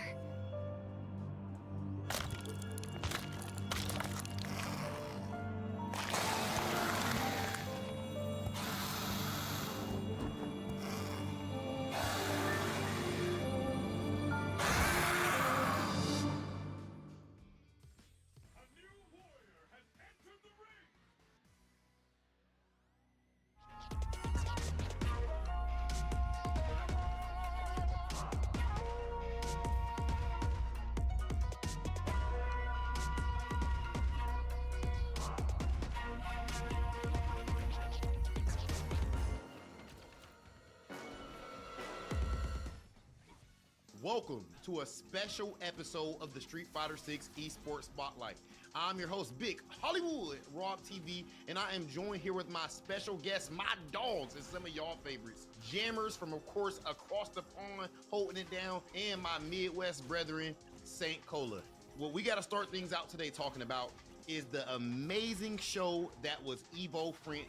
We can start with you, Jammers. The atmosphere was great. It was the first time that Evo, the brand, is being brought to Europe, and boy, did the guys deliver. It sucks that I couldn't actually get to go down there and just soak it all in, because I was getting phone calls after the event was done saying, yo, you should have been here. This was great, living it up. Everybody got to enjoy the main thing, which is play some fighting games and watch it on the big screen. So Evo team and Evo France, like, kudos to you. Well done, honestly. I just love the way that this game is developing. Beyond all the things that Jammer said, it's so great to see the game in a good spot. You ain't seen no eyes in the top 8. You saw a lot of diversity in the top 8, even the top 16. You saw a lot of people switch up their characters and still do work. It just shows that there's still more to go with Street Fighter 6. Now let's get to the fighting games themselves, y'all. First things first, Monsieur Crimson. That man is the definition of plot armor. Just imagine, you're up there on that big stage, the lone French representative, the crowd at his back, and he gets it done multiple times, puts on the show. Jammers, what was going on with Mr. Crimson, man? I think it was determination to do well in France, his home country. And I think it's because Crimson Viper's coming up. I'm not sure he wants to do like a final sending with Dawson, but it's like, look, let me show you what I can do. But the best French player perform in front of a crowd, and we're watching him grow and develop with this kind of new event and massive environment. All the pieces were put in place for Mr. Crimson. And I honestly think he could have got at least to grand finals. I honestly think he could have done it, but you know what? Just fell short. So it was really good to see. I wasn't really surprised because, I mean, if you have the power of the people, you can do anything. And there is a weight of losing. There is a weight of having all those people behind you and losing in front of this huge crowd, in front of your place, your home squad. But I feel like for someone like him who has been a champion, a Rebel Kumite, the first champions of Street Fighter V, that's just home for him. That just emboldens him to be even better and better. But let me switch it over real quick. Because all y'all talk about mid at best, but we're the best. Mid, best, dual Kevin, the strongest. And I do mean the strongest NA player, okay? The strongest US player. Highest placing over Evo Prince. Don't y'all ever speak bad on our name again. Don't y'all ever say it's a dual Kevin show. Let me ask you both this. Okay, go ahead, Jammers. Right? Because I know that, because I actually spoke to one of my boys about this. And he said, Dual Kevin's going to win the tournament. Before the top 8 happened, he said, Dual Kevin's going to win. I said, I want him to win, but I don't think he's going to win. He said, why? I said, because it's Zangief. Whenever Dual Kevin's having a good day, Zangief is always in his way. Promise you, Zangief is always in his way. And Rob, you can call Dual Kevin right now. I reckon if he beat Kobeon, that would have been grand final at least. Oh, you think so? Listen, as you said, Dual Kevin, the most consistent player. I've watched his neutral out of all the Rashid specialists that we know of. I've watched his neutral significantly improve, and he's stuck in the character despite Rashid's defensive being weakened. Yet Dual Kevin is still traveling, still getting the results, and there's still something there to prove. And I like watching that. It's not just the Rashid trickery. He's like, look, I can do this as well. There's another facet to my gameplay. He's always showing it. But Zangief stopped him over the weekend, so I was kind of upset. Okay, Kev. First and foremost, we're not gonna do a whole interview, but just real quick. Jammer said every time you have an amazing performance, Geef happens to be in your way. He thinks if you beat that Zangief, if you beat Kobeon, you would have made grand finals. What do you think about your chances with that? Okay. I mean, it's a little bit hard to respond to because, like, I don't know. I mean, I do want to be like confident myself as I usually am as a player, but at the same time, like that, me being Kobeon also meant I had to play Lashar, and Lashar is never an easy feat to beat. You know, like I played him at Common Breaker. I didn't beat the Geef at Common Breaker, which was But you beat Blaz. You beat Blaz in that tournament. You're telling me you couldn't run it back in the first to 3 and get to the grand finals. You're telling me you couldn't do that? Yes, but me beating Kobeon made me have to play Lashar in winners finals. Yeah, but if you lost to Lashar, I'm saying if you lost to Lashar, but if you lost to Lashar, he's just saying you would have made it to grand finals. I see. Yeah. I think so too. Okay. Let's go, Cam! Let's go, Jimmers! Let's go, Cam! Yes. So like, these are not like just no bum Geefs. Like they're real players even outside of Geef, you know. So it's just like it's just hard. Okay. I will say I got another character in the works too. Oh, we got exclusive. Okay, Kev, don't say too much. GG's. All right, Kev. Congratulations again, brother. The most consistent player in NA, bro. Proud of you, brother. Thank you, bro. Thank you. Hey, ladies and gentlemen, shout out to Dual Kevin, one of the most consistent players on Earth and the most consistent in NA. Now, we got to go ahead and get to our other topics at Evo Friends. We talked about Kobeon. Just real quick, got to make sure we give him his love and support, give him his flowers. Are you kidding me? The reads that he made, and this at this point puts him at 500 points. What's going on with Kobeon, Jammers? Those were Capcom Cup reads. Those are I want to qualify for Capcom Cup reads. And it was, you know what? It was kind of like to win the set or to kind of like, let me just show you, hey, I'm putting everything on the line here because doing that level 2's got a lot of startup. So he's like, right, I have to hard read. And I think, was Kobeon in Burnout? And Dual Kevin went to backdash. I think he was. Right. So the level 2 thing, if that was the only read he done, I'm like, yeah, you're sick, you're brilliant, we get it, Kobeon, all hell Kobeon. It was the level 1. When he waited, I did the level 1, and you saw Rashid start up of the jump animation. I said, no way did he catch him. And he's like, I said, no. That was unbelievable, bro. That's Saint. Is that the read of the year or no? That's the read of the year. Nobody's gonna beat that this year. Evo Ward set it down. The fact that you made a level 2 read and then got a level 1 right after on a stage as big as Evo to get into winners finals. The fact that you did that with all the lack of fear to do that stuff. Kobeon, as you said, Jammers, wanted to qualify, and he's real close. 500 points in total right now. He did this all. Winner's side with Geef, a character that people have left to the side, said we're one of the weakest with the hurt box change, all that stuff. It's not impossible for any character to get to where they need to get to. Now, we can't talk about Street Fighter 6 gameplay. We cannot talk about Evo Friends without talking about these two players, Blaz and Lashar. The gameplay we're seeing from these guys, Lashar's consistency, at this point, Blaz has what, y'all? Second place Capcom Cup, second place EWC, second place Evo Friends, and Lashar finally has his big win. Like you said, they're the closest to perfection in Street Fighter 6, but if somebody asked me how do you play in an optimal sense, I'll just say, just watch these two. One of them's 15, the other one looks like he bakes great cookies, as you like to say. So leave my son alone. Like, listen, I tell you what, man. And the thing is, they're going to keep pushing each other to kind of build a new rivalry that we potentially might see and keep elevating what the meta should be. Because if we had to watch that set again and break down all the subtle nuances you need as part of this meta, I think they showed every single thing that you need to be doing at that level. And the composure's there as well. Lashar had already 2 CPT wins before this. And as Rob, you mentioned, Blaz has always been second place the whole time. So he's still searching for that massive win. But he's always finding himself in the grand final. So you couldn't have asked for a better ending for Evo France, to be honest. I believe that Blaz and Lashar show us how bad we are at the game in comparison. and I don't mean to even say that in a demotivating way. What I mean is they are doing things as far as the mastery of Street Fighter 6 as a whole, the system, the way that they've labbed these matchups. That said, Evo France automatically raises a brand new question. Has Lashar dethroned the Evo champion Mena RD as the best player in the world? You do not want to miss it. Stay tuned for more Street Fighter 6 Esports Spotlight. What's up, everybody? Welcome back. Do you think Lashar is the best player in the world? I think he's one of the best. Okay. But to say like that, well, not to take away from like his win over at Evo France and also like 2 really big major CPT events, not to take it away from him. But I think Mena's accolades of Evo Japan and then Evo Las Vegas within the same year is pretty damn up there.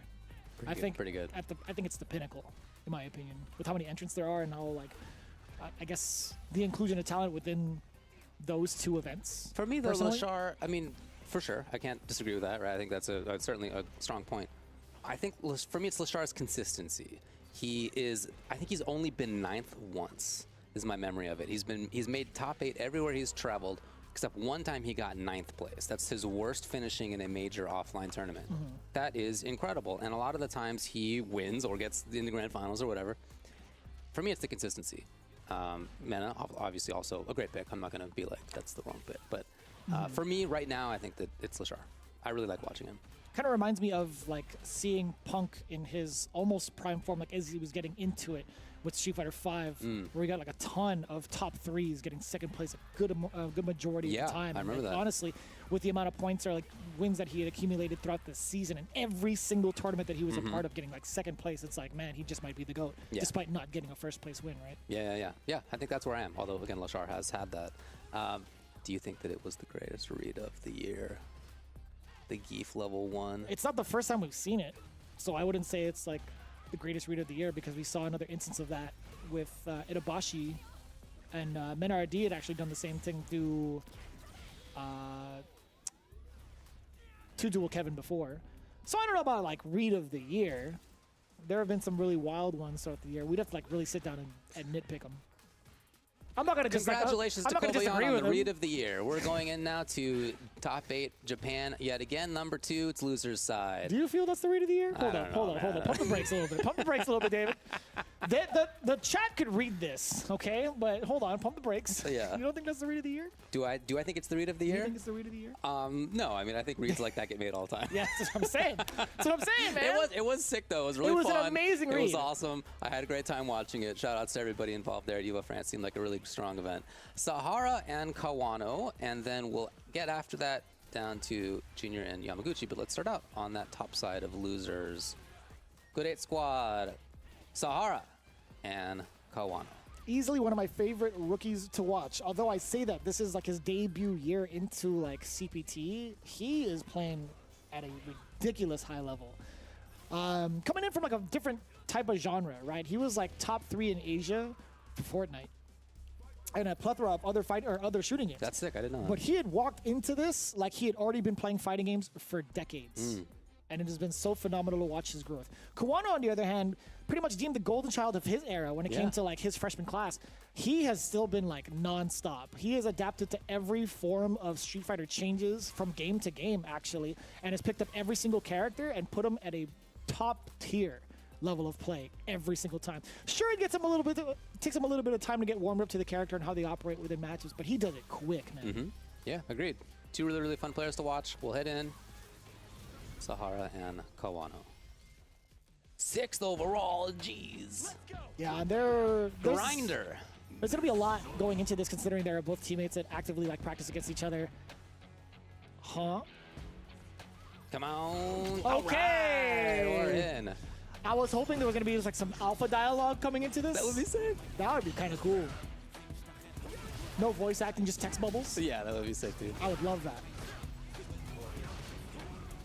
Or like Mecha Zangief comes in from the shadows and like SPD's Akuma. Is like you have to fight him now. Dude, I would love that. That's for sure.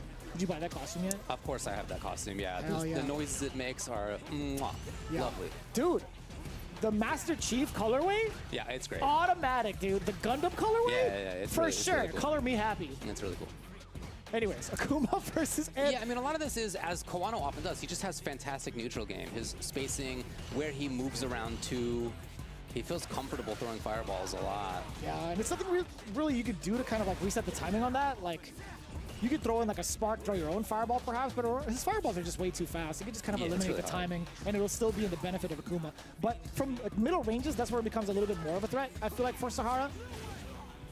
Okay, all that said, he's got the chance. Let's see when the flickers actually come into play, right? It hasn't really been a factor this round. Ooh, escape. Oh, the defense coming into play. Wow. Okay, shout out to Sahara. That was not easy to sit there and do nothing. I teched at least 5 times. Absolutely, I pressed the buttons, of course. Oh my god, They're dude, at such a high level. Come on, man. They've played each other so many times. They're so strong. That might just be read of the year. Wow, that might be read of the year. Drive rush forward, dash back. Yeah. Kawano drive rush forward, counter. You're right. I hope Rob's watching this. Oh, no way! Okay. No punish! Sorry. Oh, yeah, I was surprised too. I totally forgot about that. Yeah, I really thought that Sahara had that, but no. So Kawano skates away.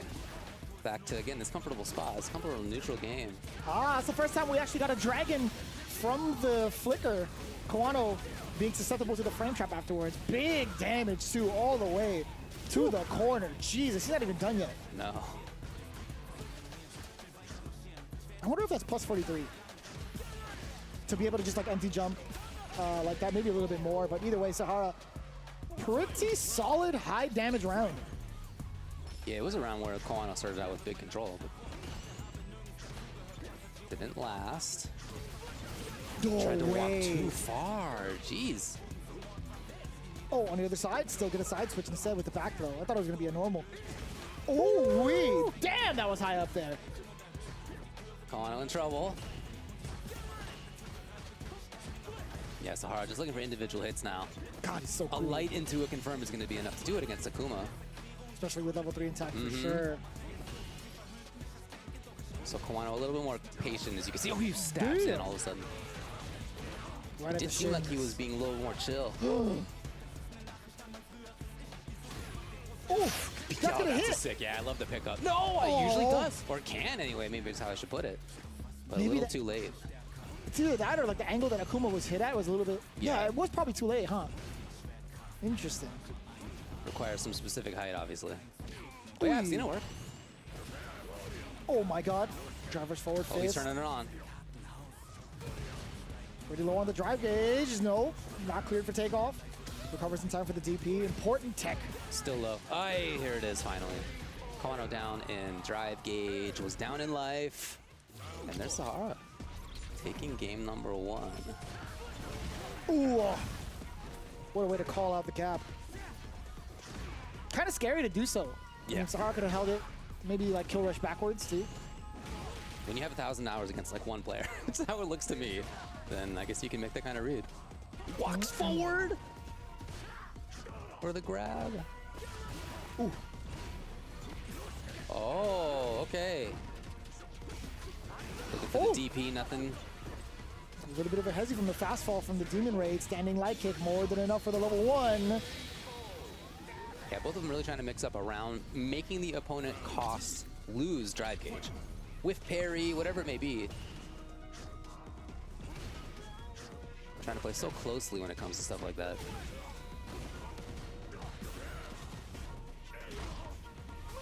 Hey! You see a slight walk up too, coming in from Kawano. Just baiting that out. What was that? Yeah. Sahara went for like an immediate uppercut. nowhere within the range of Kawano. Yeah, just a little off.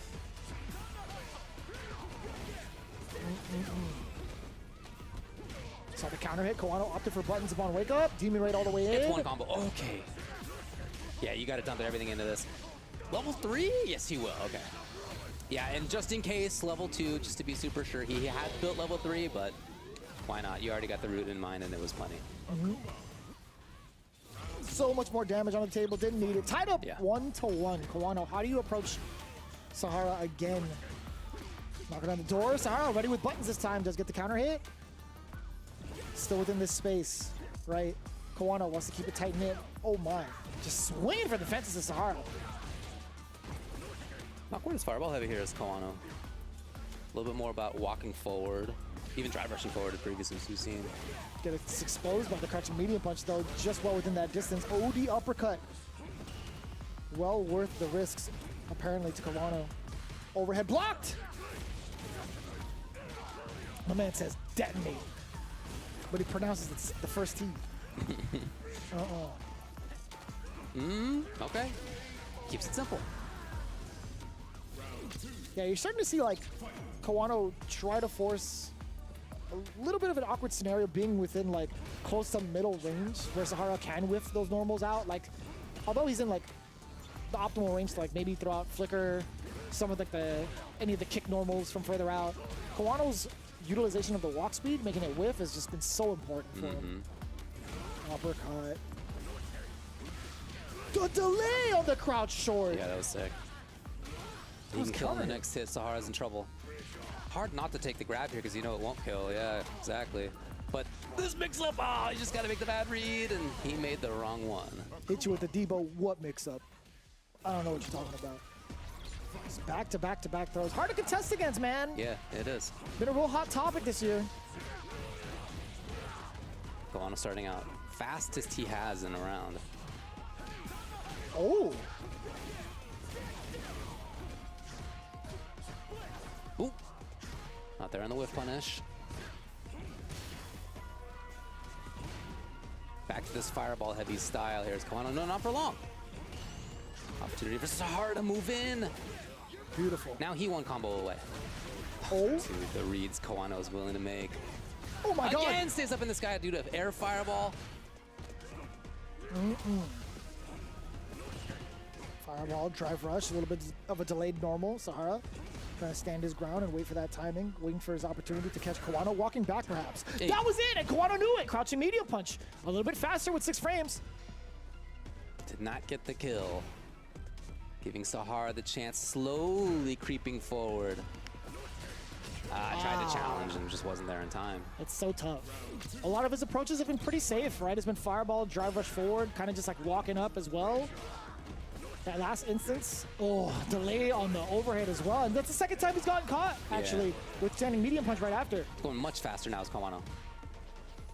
And maybe he sensed it too, backing off a little bit. Bam, bam. Dash up. OD uppercut. Was that a throw or a stand jab? It's a throw. Okay, yeah, cool, yeah. cool. I think stand jab would probably have blocked. Oh, 100%. Yeah. That's why I was confused as to why it hit. Yeah. I blinked.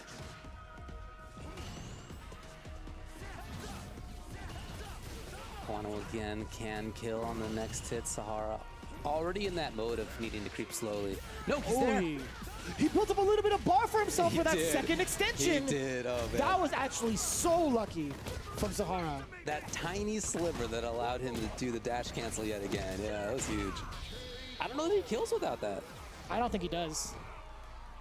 Even against Takuma. I genuinely don't think he does. I don't think there was going to be a route for him to go into like OD Blitz either. To like maybe get a level 2. And even then, I don't think that level 2 would have killed. Yeah. Anyway, still match point here for Kawano. Hoping to have baited something out of Sahara's side. It didn't come. But that fight in that range right there, that's the spot. In and out of that little location, Kawano being forced, or moving in, being forced back out sometimes.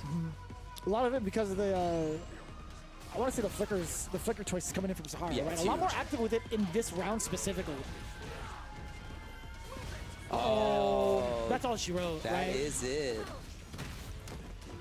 You gotta make the reads sometimes. We saw him get looped by grabs earlier. Maybe that was gonna come again, right? Who knows? just on Kawano to mix it right, and he did. So 3-1, sending his teammate out of things. Man. Kawano moves forward. With how intense that was in terms of like how often they would kind of just like wait it out in neutral, and Kawano was just kind of like barraging Sahara with fireballs up until that point. Again, when I was watching that, I was thinking to myself, like, either one of these cats have to make it all the way to losers finals. They're just so locked in right now. But I could have maybe said a little bit too much, because after all, they are teammates. They probably had like a ton of hours playing off against each other. So that's why you see this type of pace being set, right? This feels like, it felt like a winners finals or a grand finals atmosphere between these two. Definitely could be. Yeah. 2 players of this caliber. 2 players who have won big majors, both of them after all, including Kawano with Evo, previous game. Yeah, a couple strong mix-up series. Yeah, this approach, this jump into early air fireball had 2 big payoffs for Kawano.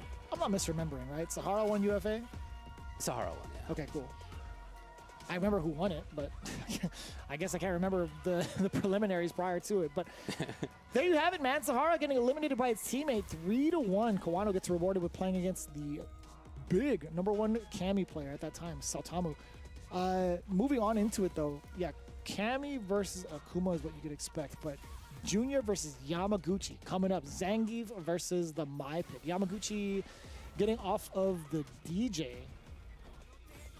Honestly, I think he still plays that character for certain matchups, although I don't know which matchups he would prefer that over Mai, genuinely, because I've seen him dabble on CFN to this day with DJ, but at this point in time, Mai, I forget which month this was. I think it was like last month. Him testing it out with Mai and also bringing it into like helping train up the players in Street Fighter League Japan. It's been the consistent choice. Mm-hmm. Yeah, if you are trying to pick a character with lots of strong matchups, then Mai is a great choice, of course. Very strong. Meanwhile, on the other side, Junior with Zangief. Yeah, I mean, look, Zangief, nobody thinks Zangief is bad, but he's a little bit worse than he was previously. He has had some nerfs. And we see Zangief players still doing work for sure, but maybe not quite as much as before. Anyway, here we go. Losers side, round 1, second. I like how the glasses like bounce off I of love his it too. nose. He's so the animations that he has in general. I love the model. I love the animations of the character. So much personality. I'm really surprised you're not maining this character right now, David. I'll tell you, dude. The biggest reason that I don't play Geef is that I find 360s and 720s really hard on levelers. It's the honest truth. Like, but yeah, I think he's fun and good. With modern, you don't have to worry about it as much, right? If I want to lose damage, yeah, but I don't always do that. You know, the tone of your voice says it all. You know, I get it. Yeah. I get it. Oh. Still being able to check the walk back too is my. Ooh, still hit.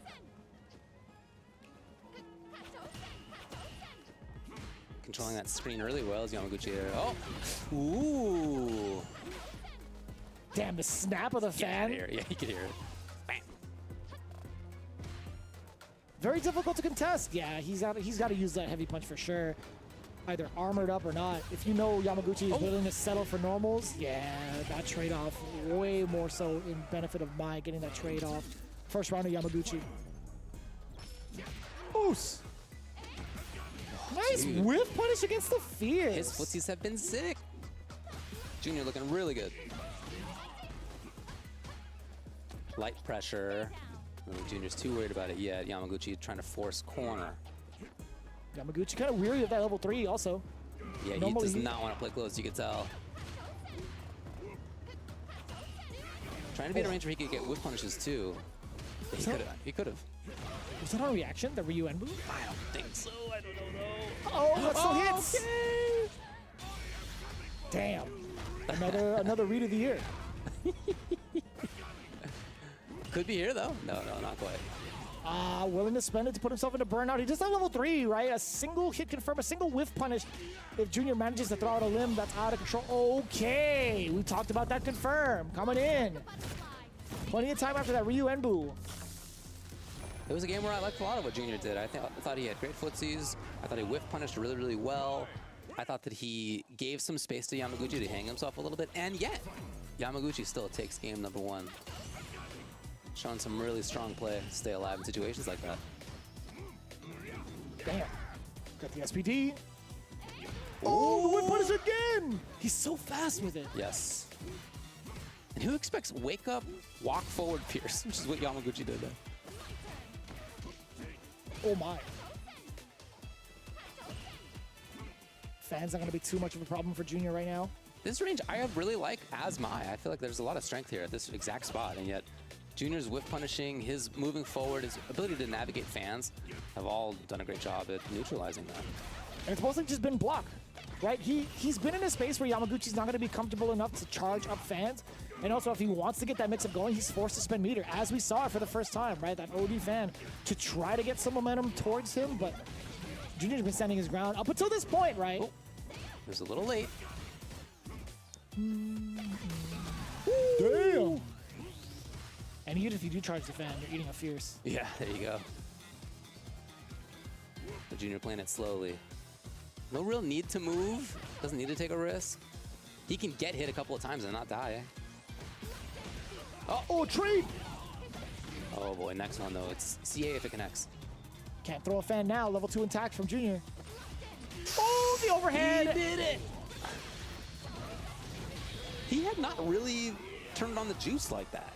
No. Drive rush all of a sudden in neutral. Most definitely not. Surprisingly enough, Junior not ready for it. Yeah. As active as he was throughout the entirety of the set so far, I'm quite surprised. Oh, yeah. Out of there. Ooh. You already saw the startup of the backdash. Denied. Red fans up.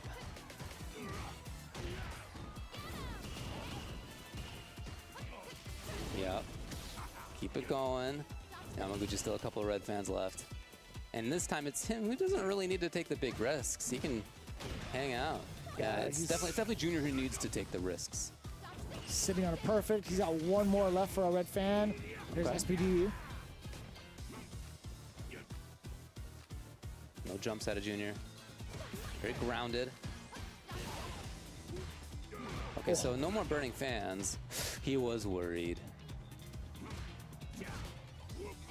Oy, okay. Looks.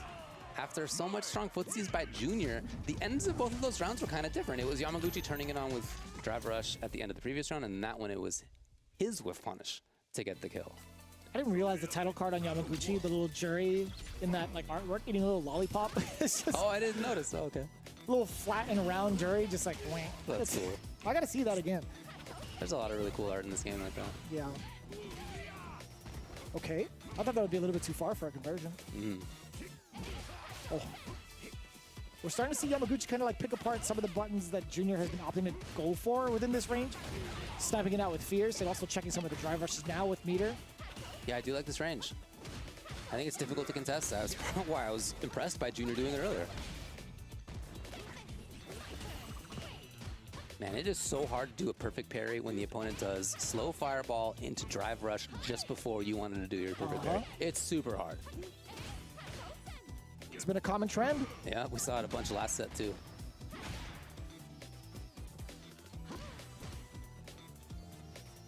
Oh, that's a huge whiff and a half. One of the few overcommitments that we've seen.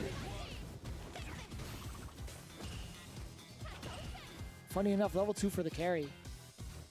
I thought it would be maybe at the level 1. Okay. Nothing other from the side of Yamaguchi, but the punish counter is there either way. Junior's starting to get some of his normals punished pretty frequently within this set, or at least this game. He's running out of time. As Yamaguchi now into the corner on match point. No, he doesn't get much more. Woo! Oh, it's far. No cancel. Yamaguchi just hanging out safely. Again, at this range where Fierce is such a pestering problem for Geef. Fireballs are. Oh. Roundhouse. She's got a lot of tools. One of them being tick throw. Oh, yeah. That's it. Junior's dangerous. He's got level 3 ready to go. Just to find a way to land it. Keep the opponent grounded. That's a great way to start. Doesn't even need to use any of his meter. SPD. Junior stays alive in game 3. Kind of tough to manage, though. Oh, the drive rush. She tried to sneak one in there. That was mad expensive. It was, yeah. That was the cancel off of the light. The whiff light. Yeah, that's right. Uh-oh, DP, yeah, plenty of time to recover. Yamaguchi just still hanging out, not pressuring up close, doesn't want to be bothered with that. And why bother? Oh. Had a chance there to Junior. Oi. It's so tense. Yeah, Yamaguchi has not pressed a button in 10 seconds. Finally something. The throw bait. Nothing big of it, though. True. Didn't even want to spend like drive gates to extend the combo into like whatever, like maybe Super 1, but that's going to be great. Standing medium punch has so much range to it, and it's cancelable. Huh? Really good button, for sure. Giving huge life lead. Safety first stuff from Yamaguchi. Yeah. Trying to test the waters a little bit, too, right by the candles. Junior had CA locked and loaded, but Yamaguchi with the right read. It's tough to He even had try done to that do in the anything. crouching light kick so many times, and Yamaguchi was still option selecting. Yeah, there you go. Sheesh. It's not like I think Junior did badly. Again, I really liked a lot of what he did, especially in games 1 and 2, but over time, Yamaguchi at that range, really difficult to contest for Zangief, for Junior. And I love that Yamaguchi held onto that spot, even in game 1 when, although he took it, I liked a lot of what Junior did. Still, Yamaguchi hung out there, knew that it was the winning call to be in that range strategically, and he made it work. I don't recall how often like Yamaguchi was placed in a life deficit outside of this instance in game 1 where he found his opening with the drive rush trade-off. But like other than that, like when it came to like really pivotal moments, like past like 30%, 25%, I feel like he held his ground really well and wasn't impatient about it, right? If he did go for anything, he banked on his opponent trying to like trade off against drive rushes, which just so much in favor of Mai if you choose the right buttons. Yeah. Yeah, and if she finds a hit in neutral, yeah, there you go. Life deficit, right? Drive rush forward. You gotta anticipate it. And it's funny enough, he made the read that Junior wasn't gonna try to interrupt it, so he went for the overhead. Insane call-outs, man. Yeah. Yeah, big read there. Multiple reads of the year, I'm telling you. Oh, an entire book. Bang. But there weren't, not to say there weren't any shining moments from Junior, right? Like he hasn't done anything like super wild, but he still managed to get a couple of scoops to at least get the rounds. Other than that, it's just so difficult for him to even get started. Like Yamaguchi knows the matchup too. Like you have a level 2, hell, if you have level 3, you know for damn sure you're not going to be allowed to throw fans at certain distances because you're going to get sucked in by level 2. So overall, like there's got to be something for Junior to kind of like think about going forward. I wonder how much he's shaped up this matchup going into it today or like this weekend. I want to see if there's any sort of like big changes he has to make or he has made towards the improvement of that match because that looks really, really difficult. I think that's right. Yeah, I think that Mai does really, really well there. So that was first round of losers in top 8. Ending up at 7th there is Junior and Sahara as well. But again, that's out of 1,731, I think is the number, players. And so good job. Yeah, dude. To get to 7th place. And by the way, if you're wondering how the points work, a lot more players get points when the tournament is gigantic like that. It's not just like the top 8 or whatever. So, you know, we are figuring out things in terms of points even outside of who makes top 8. So getting 7th is huge. I think it's very plausible that the players who make it into regional finals in Japan are players who, like, get 7th a couple of times. And, like, I wouldn't be surprised. Like, it's just going to be really surprised. hard to be consistent in a region like this. Anyway, that's what's going on in this tournament. Let's talk a little bit about upcoming stuff. Street Fighter League US. Live tickets on sale here in LA, November 13th through 16th, December 3rd through 6th, and then December 7th is when the finals are. You can get your studio tickets now. That's the QR code. Of course, all the action is free, available for free, interesting, on Capcom Fighters. I love it. Honestly, as I said before, I really am excited for this to be live. It's going to be a blast to watch. Yeah, I've been on the production and commentary side. It's going to be a lot of work. It's probably not going to be easy, but as a viewer, it's going to be super fun. I'm really hoping that the time slot for all of them is going to be happening like a little bit after work. I'm pretty sure they're designated to be so that you can enjoy as soon as your time is off of work. If you're within the LA region, I highly encourage you guys to check it out because it is an entirely different atmosphere being able to watch these guys go through the preliminary stages. Because if you've seen all the highlights year after year of all the smack talk and all the drama that has happened, and all of it incited by Rob, myself, and Tasty Steve, I promise you, you will get that live. You will get that live. As to who's going to be involved in it, who knows? Okay. But that's the best part. Either way, Street Fighter League US now live. Be sure to get your tickets there. We are going to be resuming with the rest of our top 8 in just a little bit. We have a couple more segments when it comes to, I believe, Rob TV. I don't know if that's going to be happening a little bit later. Is Lashar the best in the world? Is he? Rob TV asks. We'll see what he and his co-hosts have to say after this. Possible.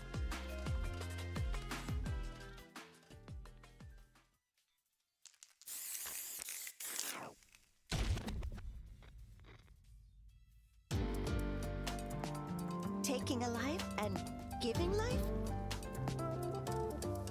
Fighting and living? I wasn't looking to fight to the death.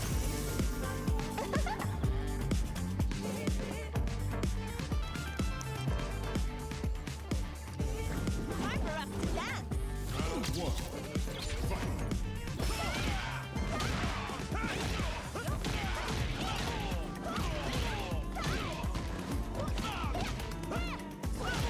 What do you say? How about you dance with me? Relax.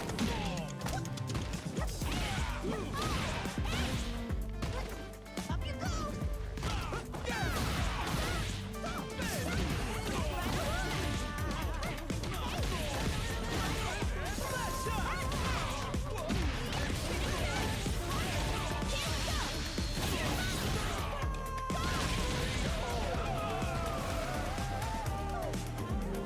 Oh, thanks. Nice fight. I'm ready to go. Yep. An opening. Capcom shooting star. Right away.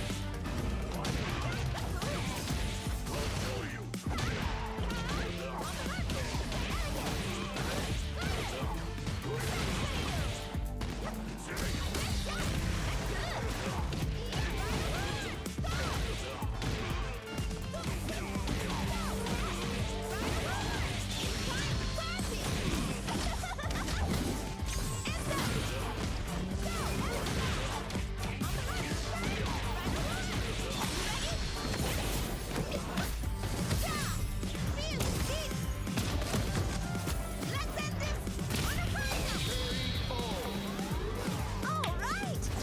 That was no sweat at all.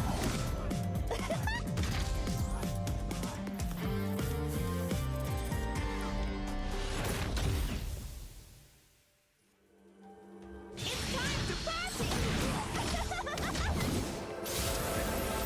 Healing.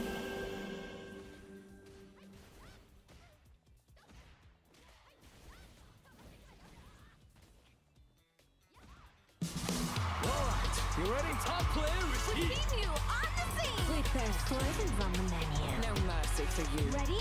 Then show me. All right, let's get it. Game over, yo. Too easy. Beast mode, baby. Sure thing. Let's dance. You know what they say. If you rock the boat, prepare to get washed. Let me play. Make way for the ninja star. Domo arigato. From Limousine. Behold. Watch in all as I command this stage. I'll make you proud. When poison prevails, it's a wonderful feeling. I have you. Another mission awaits. Do you plan to fight us all? Target acquired. I'll show you the power of my kung fu. Now you understand. Don't underestimate you. Are you ready yet? It's go time! Good night. One of a kind.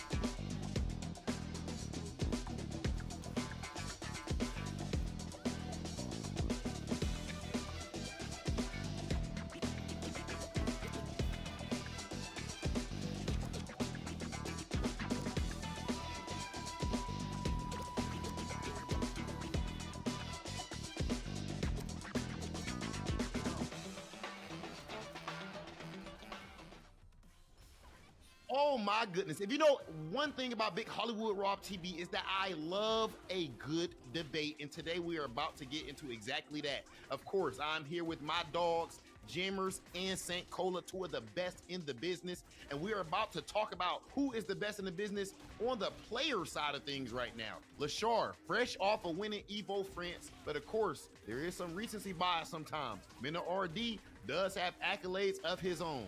Who is the best player in the world right now? Do we at least agree, Jammers and St. Cola, that Mena RD and Lashar, in whatever order, are the top two in the world? Yes, right. If we're going, whether it's recency bias or not, if we look at their results, especially this year in 2025 alone, then I can concur with Rob there. There's no disagreement with those to be the top two right now. You know, I agree. Okay, so we're in agreement there. Now, I think that Mena RD's success and Lashar's success, first and foremost, says something amazing about the state of Street Fighter 6 because they play nothing alike. The fact that you can be the best player on Earth in completely different ways with completely different strengths speaks a lot to the health of a game. Jammers, St. Cola, who is better right now? Is it Mena RD or Lashar right now? Who's best in the world? Ooh. I'm gonna pick Lashar. Shut up! For two reasons. All right, look, they brought me on for hot takes last time, so I'm gonna do another one this time. I have to. No, that's not a hot take. Consistency. If we're looking at the results this year, third place at Capcom Cup 11, top 8 at Evo Japan 2025, first place at Combo Breakers CEO, top 8 at Evo 2025, third place at Esports World Cup, and first place at Evolution Championship Series France. But he's also done it with Ed, Mai, Terry, with the feature of Elena. He's done it with several different characters featured in and around the top 8. Now with Mena is like, yo, I'm just sticking with the Blanca, maybe bringing out the Bips and Bucks. But I'm a not argue Mena. I want someone else to argue Mena before I bring up another point. Say who you got. Who's the best in the world right now? I hate that you went first, Jammers, because I'm gonna say Lashar. Like, and I'm gonna bring up another point. I'm gonna bring up another point. Here's my thing. Because we had a discussion about this at EWC. I'm sorry. I don't want to go against the grain. I can't go against my heart. I can't go against what I see. Lashar has been cooking up the competition for all things that you mentioned. Plus, whenever you talk to a player for the past couple of, 6 to 5 months, you ask him who is the strongest player or who's the player you don't want to fight. Out of like top 3 players I see consistently, it's Lashar in terms of that conversation. Lashar has been the strongest player for a lot of people. He wasn't the most winningest player, but he was the strongest player, the one that had the best handle on the game. That dude is better, I think, than any other player for multiple reasons, and Evo France confirmed it. You are also a winningest player now. Do you know what? He's up there. I think Rob's heard the same point in different ways from me and you. So Rob, listen. I think we said Play the same devil's thing. advocate.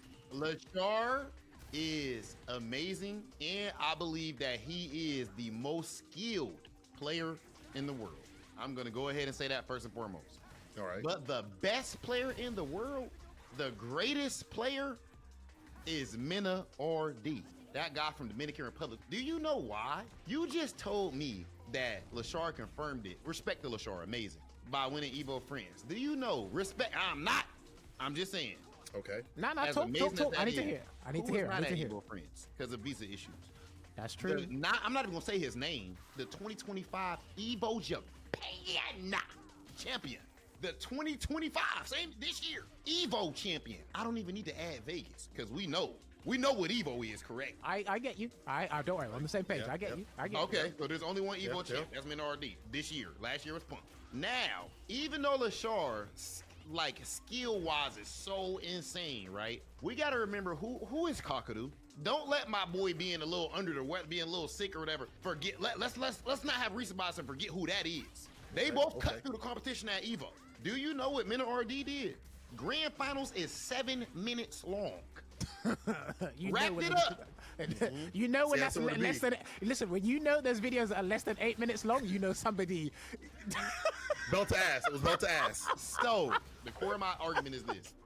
I do believe as far as raw technical ability, they just have different styles. Like he's raw technical ability, whereas Mena's reads and spirit and like clutch factor and stuff like that is higher in my opinion. I don't know. These are one of the debates where me, yourself, Rob, and Cola, we can come up with stats, you can come up with theories, but it's like it looks like we're categorizing the players in very different aspects. With the end goal is the same.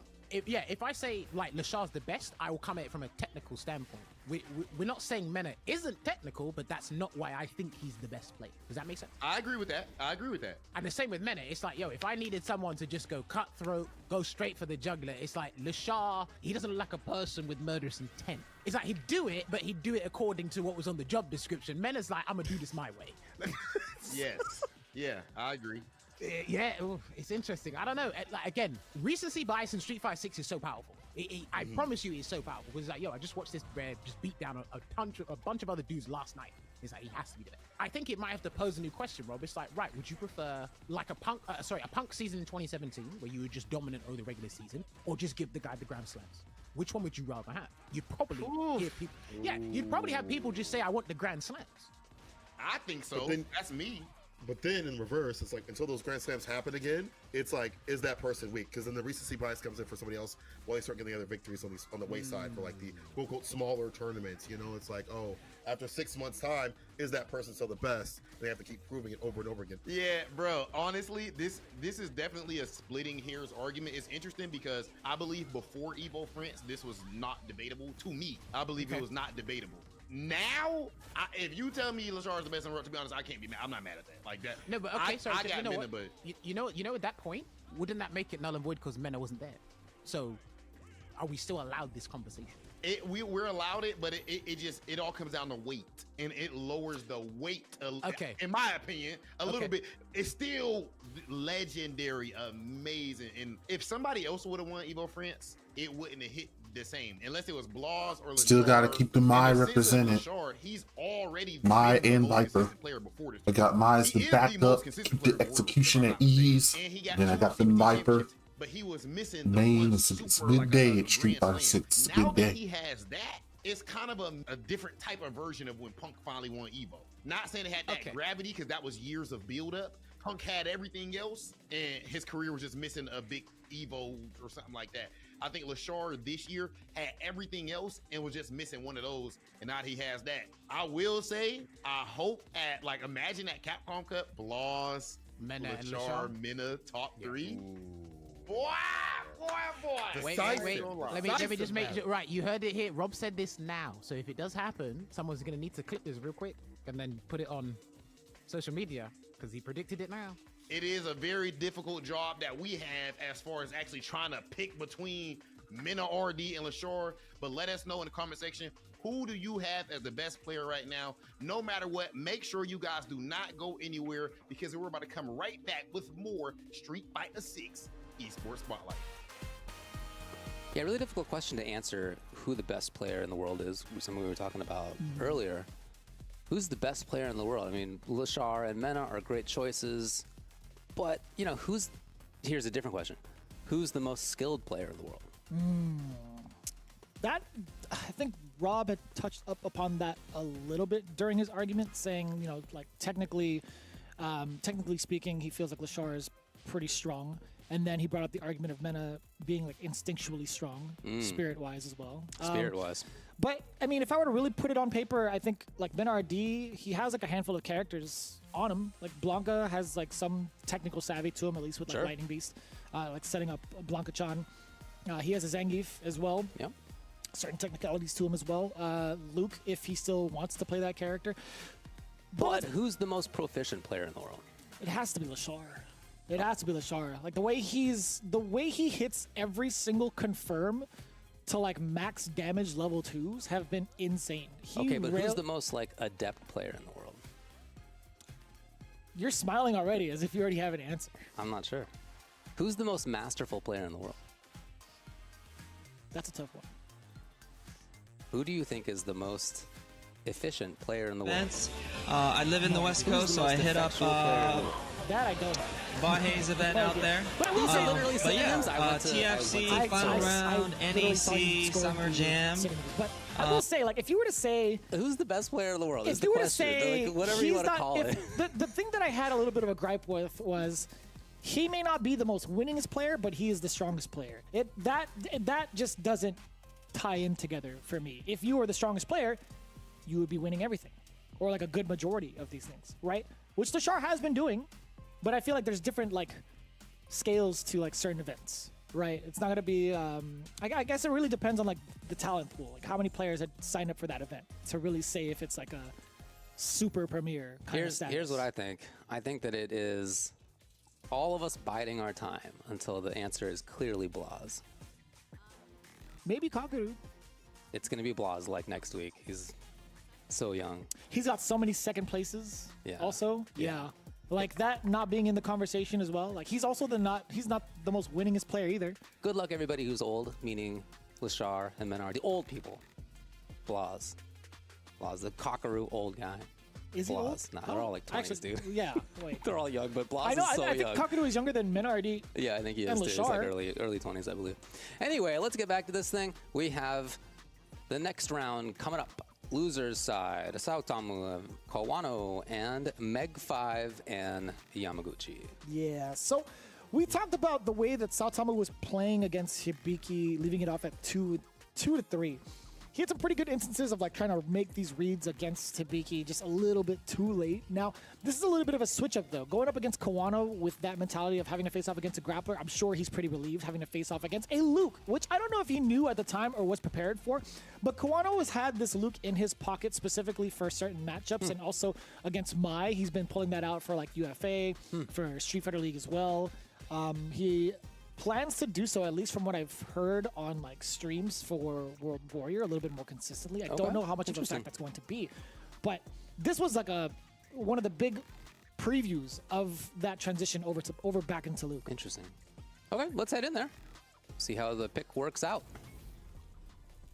These are cool. Look, the Roto Z-Man with like that is sick. Yeah, you're right. That's really cool. These title cards, I feel like that's really cool. Are like event exclusives, right?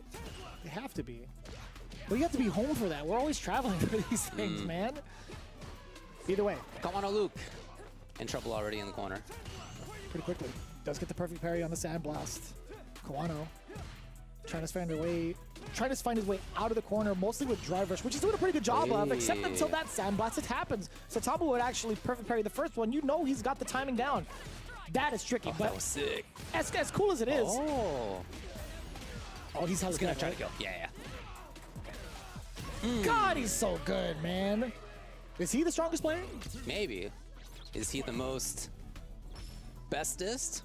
Or the winningest? What if who's the number oneest? Think about that. Think about that and let's get back to the match. I want the toppest to show up. Oh my! He's not in that category. Again, perfect parry. If you can really consistently perfect parry against Luke at that range, you take away that tool, that Sandblast tool. It's like guessing correctly. Oh, what a backdash. That's a good guess. And I love the use of meter to get the side switch. Meaty. 2 hits. Here's 1. 1.5. Kawano now in trouble. Although he can get the kill too if he gets the right read. Yeah, he tried. Looking for it. In there still. Hoping to read a shimmy. Cannot. Oh, he got the hit. My God! Wow, I really felt like Kawano was looking for that. It seemed like he had backed off to that right range. And then in walking forward, I wonder if that's like the frame where you have to input forward of Dragon Punch or Super or whatever it may have been. I think so. You saw counter hit, by the way. Yeah, so he was trying something. There was definitely that opportunity. Kawano switching back into the Akuma. He's like, I don't want to deal with any of this practice of Luke. I'm going to go into my main chicken. Yeah. Hey. Backed off to it. Yeah. Exactly Overhead. the right spot. That was mad delayed. There was a counter hit. There were buttons in play from Satamu. Oh, dude, this is all textbook stuff. Okay, suddenly here's Satamu. Hoping to see a DP. Kawano knowing that all he really needs is one grab, one hit, light kick into something. Oh, the exchange. 2 lights trading. No way! No! He tried to jump over. I totally forgot that happened. Yeah. Tried to jump, huh? Parry, maybe, drive if you're forward? a little further a range, maybe you can. Well, certainly you can at certain ranges, but I guess that's too close. What a miss. You definitely could have just blocked and then, done a little bit. But you could have parried, yeah. Parry, drive rush forward. Right, exactly, yeah. Get all that meter back, spend 1 bar, fat damage. Nice spacing. However, Kawano's here. I like that. big chunk of damage, decent chunk of damage. Also draining some of the drive gauge, forcing Kawano towards the corner little by little. Not gonna give it to him though. No dive kicks here. Not gonna mess that input up. Oh. What a catch. He needs slightly more. Saotamo, again, in a situation where he's close, he could do it. One more hit. Oh man, he found it actually. He went in knowing that this was going to be the round or not, right? It could have been the game if he had lost. It would have been the game if he had lost the round, but if Kawano was ready with that super, that's 100%. all it was. That's all it was. I think Yipes should forever be a part of that statue. I always see Yipes' face in that statue, yeah. Oh. Looking forward to the Alex players coming back to life in a few months. True. Demon Dan, looking at you. Get some more media out there, some Twitter clips. Rivera, also. Tasty Steve. Yeah. Big Alex, man. Oh. Kawano can play patiently. He can hang out.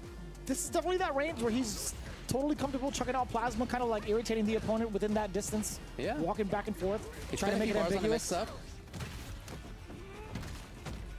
Gonna be able to get a bunch of drive gauge back and get back to this comfortable spot. I don't think he needs to press. Yeah, it's comfy. Knock another door. Oh, he does press. Pressed maybe too closely. Saotamo wouldn't have been in position to find that hit if it hadn't been for Kawano moving forward. He paid so dearly for it. So close in health, right? Nearly tied. What a walk back, too. Oh, no. He could have had it. And he still does. Jeez. He maintains it. Second game going to Kawano. Yeah, I mean, at that range, he's big chillin', right? He scores that knockdown. He does get a fierce. Doesn't have to push anything else afterwards. Could just hang out, get some of the drive gauge back. Doesn't really need to fear Saotamo getting his drive gauge back, because if he can't utilize it well via the fireballs or you being ready with like an uppercut for the airborne approach, then why push it, right? This exact range right here. Like, Saotamo has not been ready with a spin knuckle ever. Oh, that's so tough.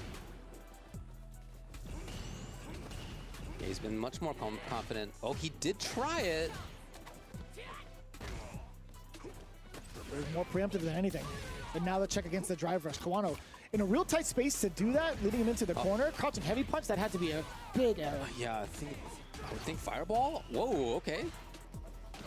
A lot of mishaps. Yeah, plenty of mishaps on the side of Kawano. Yeah, that did not look like he wanted any of that stuff. He did, though. Totally kidding. Maybe, yeah. Maybe he had some big reads. Would have been sick if so. Oy. Dude, what a catch. Very deep dive kick, and what a check. That was actually a really neat spacing trap. Yeah, Saotamo had some really nice stuff, both actively and then also against Kawano's intended spacing traps. Kind of on that second level of these things. Uh-oh. Too far. Kawano no meter to get more unless he had just done super anyway. That's not mattering. But no drive gauge. I wonder if that would have been enough. I don't know what it was on hit for something like that, like crouching medium punch on a punish counter. Wonder if he could have got like a heavier normal. For sure he would get low medium kick, right? I would imagine. Maybe kind of weird not. spot. Yeah, he was just like kind of far also. I don't know. Oh, that was tricky to the other side. Now I have to look it up. Okay. And Saotamo with the whiff punch, that's been huge. Perfect to go up to match point. Saotamo is running this thing. I think standing heavy punch would have reached. It being 9 frames, you get plus 10 Yeah, for that punish counter. Yeah. Really thinking about it. Either way, Saotamo looking at match point. He hasn't really had to take big risks in moving forward. Kawano's either moved forward or Saotamo's just held on to it and done the sort of slow play as he is right now. Yeah, a lot of that was built by him just moving forward, walking around parrying. Another big opener for Kawano. Backing away within this range to catch a jump in. Absolutely. Oh.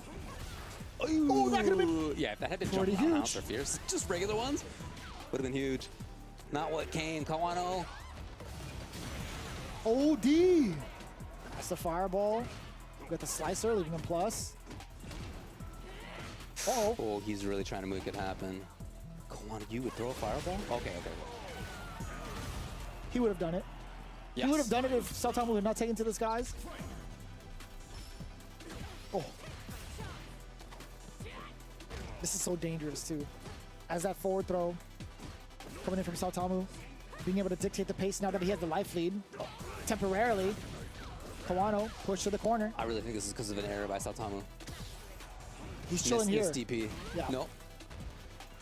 Oh my! Big Kawano looking to end it. DP Dragon punch into it. I think this is it. I'm pretty that was sure already it is. hit in the yellow life. I think this pretty is sure it. it is. Yeah. Yeah. 2 games to 2. He was deep in critical territory. Huge difference when you see like how soon Kawano can get somebody into the corner, right? A little bit of a mishap from Saotamu giving up his positioning the way that he did. Yeah. As Saotamu, I think you can't be too upset about that. I mean, bummer to have had that mistake, but knowing that you lost in front because it's just a mistake, you know, all you got to do is button it up a little bit. Now it's Kawano on the offensive again. As soon as it's not his turn, he's going back to that controlled style. I love the intended check by Saotamu against Shimmy, and then Kawano trying to check that check with his own crouching medium kick. They're pretty deep on the Yomi layers at this point. Oh, God, I love the way he uses that forward roundhouse. Is it forward or back? I can't even remember anymore. Either way, it's not an uncommon button, right? No.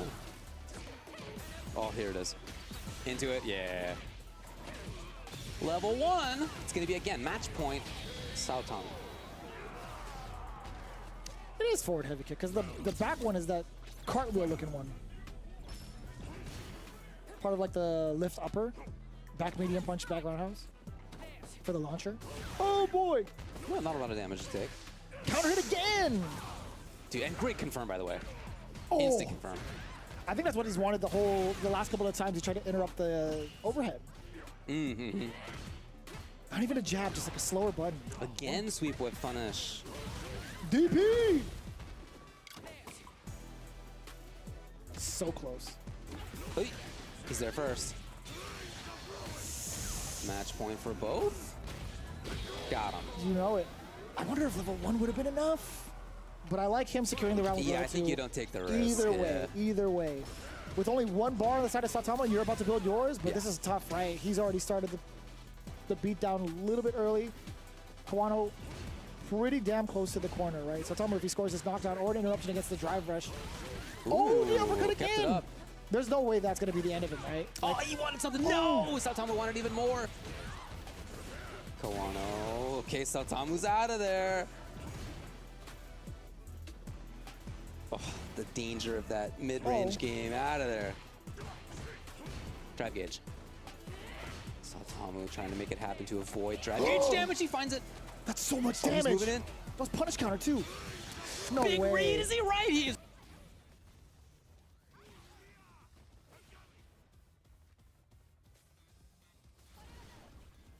Wrong. Saotamu is going to end up taking this thing 3 games to 2. Off of a command grab, off of a regular grab, Kawano tried to bet the farm. With ODDP being his big reversal prior to that instance, now going for a level 2 instead. Wild. Respect for the mental strength to put your run on the mix like that, on Wake Up Super, Dragon Punch, whatever it may be. That's not easy. Oh man, it's 36, by the way. Who? Saotamu? Saotamu? Oh, yeah. Okay, that's cool. Young guy. Right on. Yeah. Pretty young. Anyways, there was a lot of factors to really consider, right? Like Kawano had played such a controlled pace majority of the time, but when Saotamu managed to get some of these bigger openings, right, where Akuma can't abuse his walk speed, it's been so tough to manage. Kawano had to make some really big Hail Marys, right? Like throughout the entirety of the set, ODDP had been the consistent answer against the onslaught of Saotamu. Without that resource, I think Kawano would have drowned earlier. Yeah, I can see that. It was very important. Yeah, again, these whiff punishes, huge by Saotamu. Yeah, just the overall awareness too of like, yeah, that's just tough. That's something he hadn't done all set, right? Like being able to show that off. He's shown other options, right? He's shown like the Capri fastfall. He's shown like the leg slicer for plus frames. He's shown really shallow dive kicks off of it, but nobody ever really expects the command grab. And Saotamu knew it as well. Being able to catch someone like Kawano off guard, well deserved to be in loser semifinals. We'll see him there later. First, we got to go down to the bottom side of losers. AMG Meg 5 versus Zeta Yamaguchi. I actually don't remember the results to this, but I gotta say, like, if you're Meg 5, you gotta be feeling some type of way of having to fight off against Daigo. A lot of pressure going into it, and then with the results that you had, like, dropping a couple of really critical moments. He did, yeah. I hope he fully recovered to face off against Yamaguchi, because Yamaguchi's got to be feeling real great after having to fight off against a Zangief player, just kind of chilling, right? I think that's right. For Meg 5, 19 years old, obviously has a lot of years ahead of himself. He'd love to do great here, no doubt about it. But it's also a good learning experience, so yeah, I'm curious how he does. Going into loser's side, we're heading in. Yamaguchi and Meg 5. There it is, right there. Oh, that's sick. I love it. That's so cute. Yeah, they did a really great job. Shout out to Capcom. That was going in from the Yamaguchi side, by the way. Good video game. Yeah, it is. Also, I love this. I still love this stage. It kind of reminds me of like the LA venue, right? With like that type of seating and like the stage and stuff. Oh yeah, I know a place in LA that looks just like this for sure. It's literally Capcom Cup LA 2022. Yeah. 2023. Yeah, exactly. I remember the turnip guy in the background there. I hadn't seen one before, so it was very memorable. Mr. Fridge hooking us up with drinks? Yeah, oh yeah, big fridge for sure. It's Mr. Fridge. My bad. Don't disrespect the boy. Yamaguchi gets whatever he wants. Good read by him. And he's going to load up on the fans. Burning fan in play. Look at the drainage on so the drive tricky. gauge. Bring it back That's a ton down. of damage too. Yeah. Damn. Getting the enhanced dive bomb, being able to connect with the DP. Even if it wasn't enough damage, he had level 1 stocked up just in case. The low forward finds its mark. He sucks. Much faster this time. Into the corner. Level 1. Great route to get that enhancement. Get that install going. Ooh. In front of his face like that? Yeah. Oh, Meg in big trouble. Trying to find something. Okay, at least battles out of the corner, but not for long.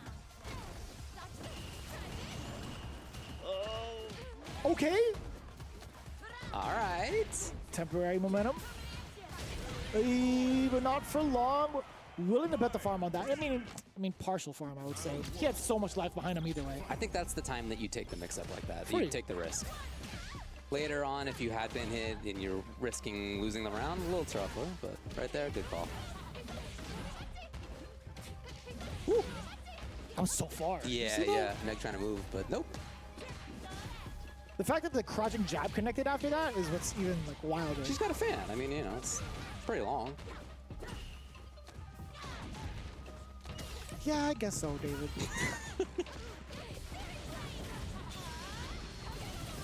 Kaguru no Mai. Oh, that's jump. a huge jump in. I was so worried about his drive gauge if he had stayed grounded, right? He has to like face off against these enhanced fans, but what a call, man. Overhead. Oh yeah, I'm really happy about the end of last round and the start of this. These are two moments that show that Meg is not afraid. Keep doing it. The delay! Oh, Yamaguchi probably thought the same exact thing. He's like, I'm gonna delay my throw. Damn. 12-second round by Meg to take game number 2. Yeah, the end of the previous round and then the beginning of this round are him showing that he wasn't afraid, that even if he had been anti-aired at the end of the previous round rather than the jump in working, even if he had been checked right there, it's still telling Yamaguchi, look man, like I gotta do my thing. Like I'm gonna be moving. This is my strategy. Right out the gate, excuse me. You see the aggression coming in. Anti-air. Halted, airborne. So, firing right back. Yamaguchi, yeah, you can tell it's adapting a little bit here. Nice block on the overhead. Not gonna get away with it twice in back-to-back round. Jesus. Whew.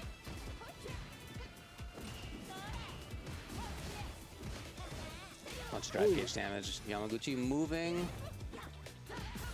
Oh. Damn. Nice call! Suddenly seeming in control here is Meg. It's not just about corner pressure, it's about him knowing the timings from Yamaguchi. I tried to go in with the jump in again. Level 1 is gonna get blown up. Yeah, 2 wrong guesses, but again, it's him taking the risks that he needs to take, or feels he needs to take with his strategy anyways, maybe how I should put it. He needs to hang out with the fans for a little bit, even full screen. Oh, that's a big whiff punish, Meg! Wow. Yamaguchi had thought the throw was coming for sure. He was banking on it. Big whiff.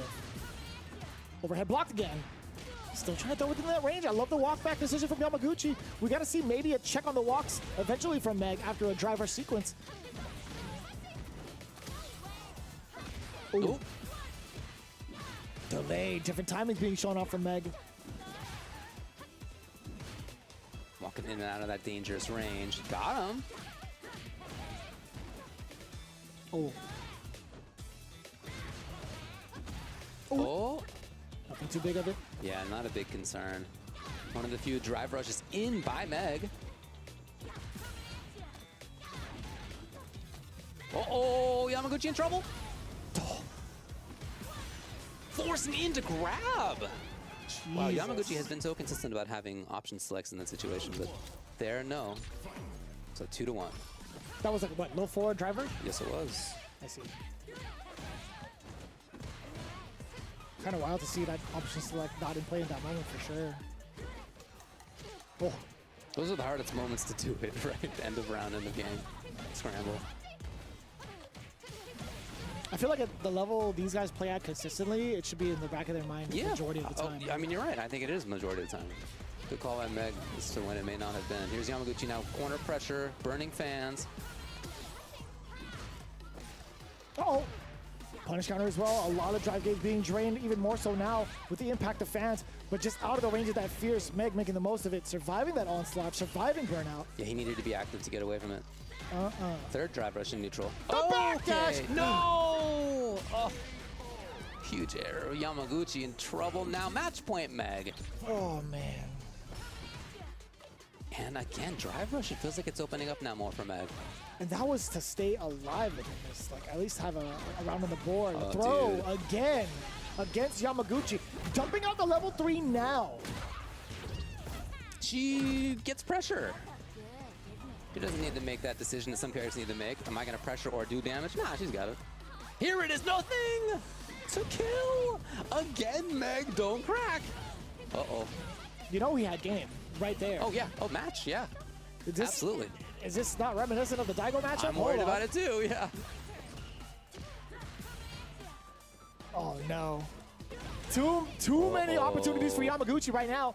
One touch, by the way, is the round for Yamaguchi. Yeah, you're right. And even though Meg's got a huge life lead and would win if he finds any hit, okay, he does. Whew, exhale, because I was worried that things were going to switch all of a sudden.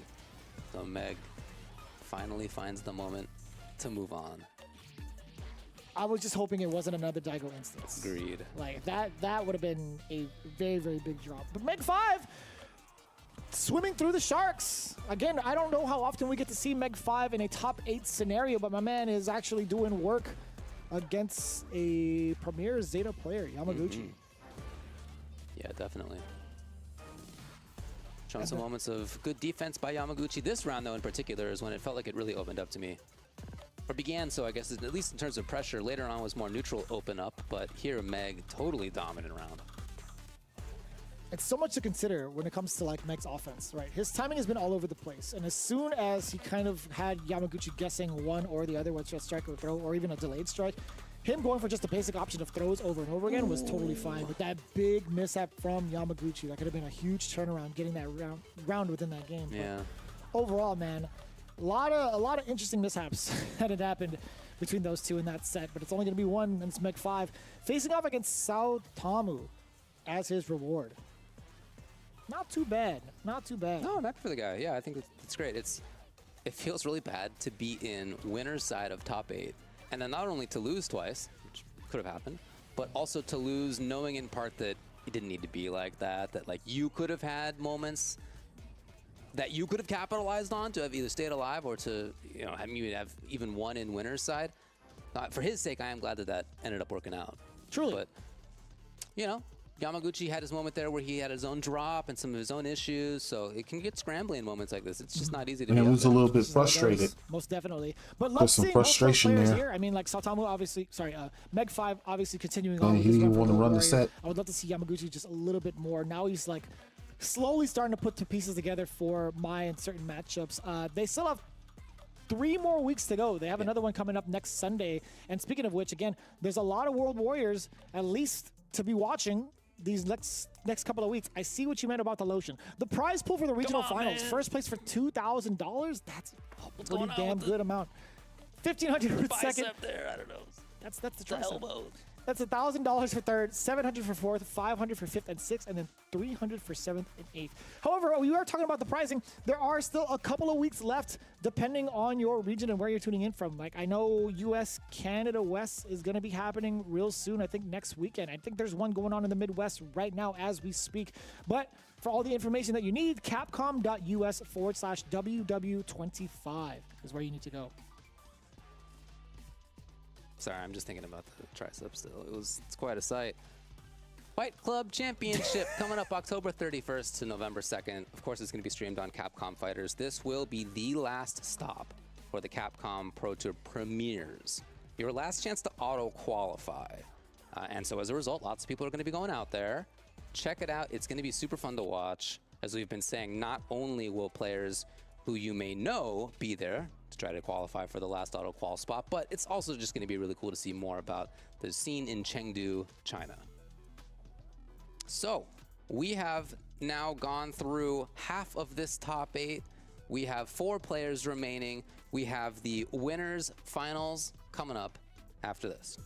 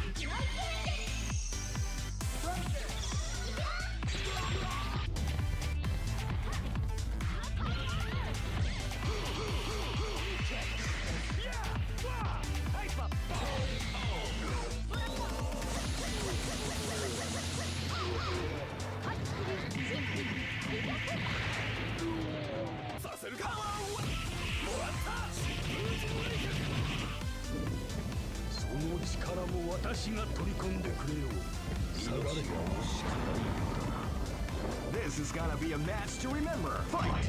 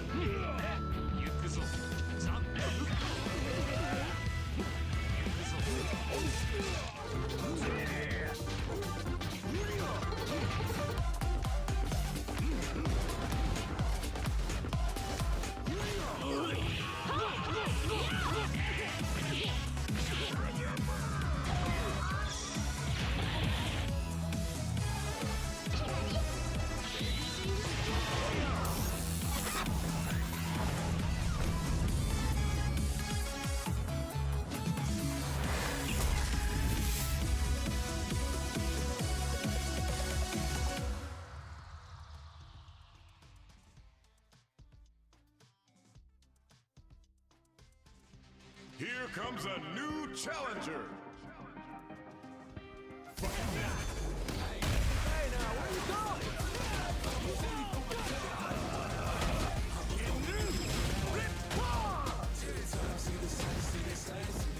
World Tour. Fighting ground.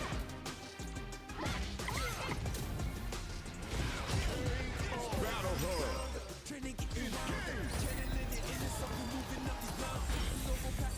Local violence match.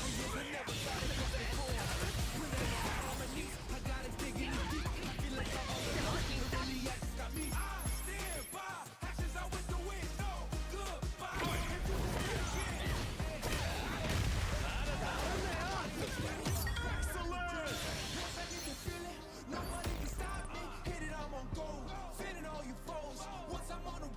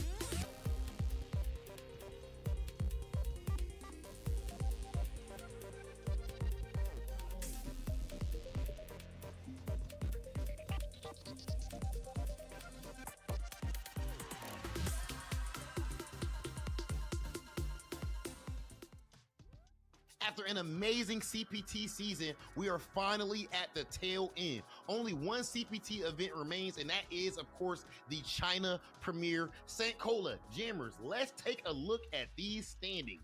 I think, judging by the numbers I'm looking at now, Kobian might be statistically safe with the 500 points he's got right now. Because I know every CPT we've done with a points leaderboard, there is a safe spot. I think Kobian might have reached that spot. Itabashi and Ending Walker have the same amount of points as each other, equal 2.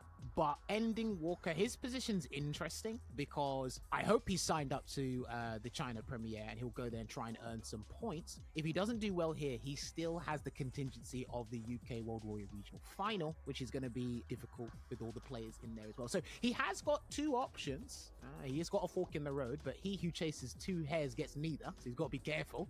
Boy, that's a bar. Hold on. Dang, I think your mic is caught on fire. I ain't never heard that. What, you never? Okay, I'll explain after. That's a English type. I get what it means. I get what it means, but that's fire. St. Cole, you heard that before? Yeah, no. I'm from America. I've not. See? That's new to me. I like it though. I like it. That's heat. I'm hoping Ending Walker collects points from China. That's the gist of it.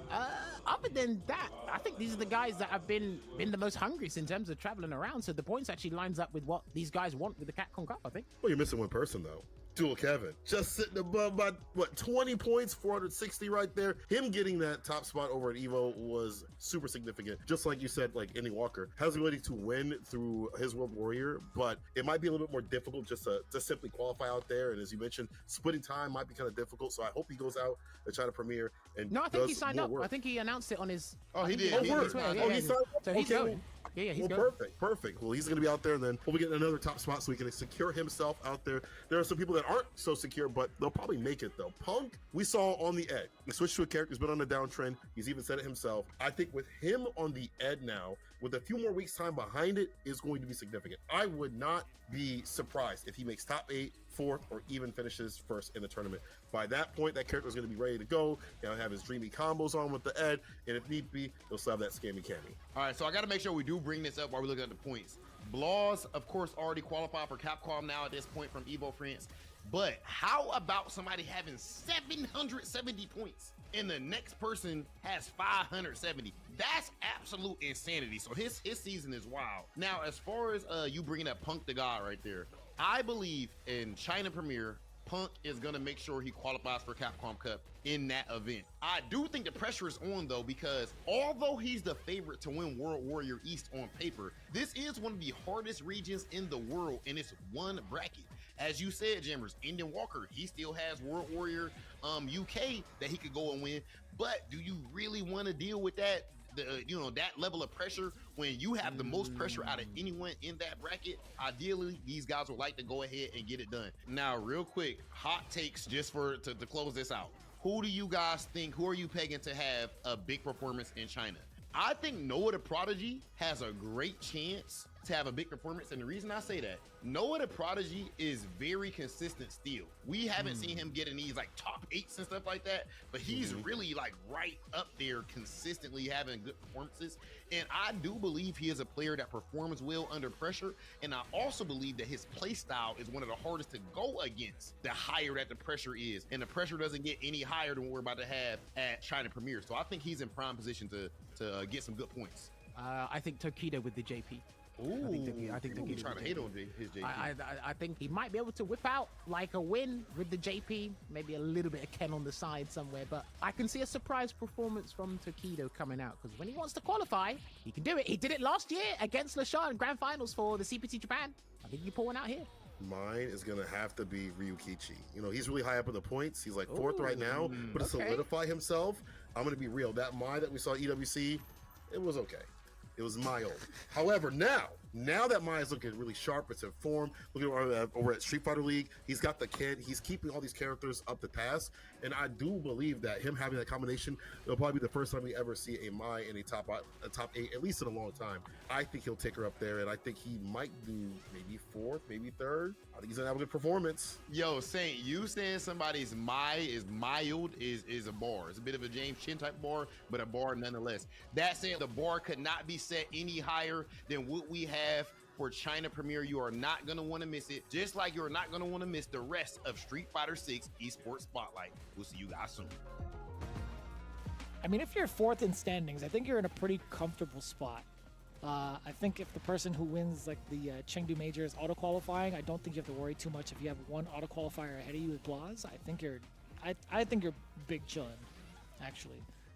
But the rest of them, a little cause for concern in regards to who's at like the bottom currently. There's gonna be so much going on, so much on the line. Anyways, welcome back everybody. A little bit of a tangent, talking about the upcoming offline major in Chengdu, China.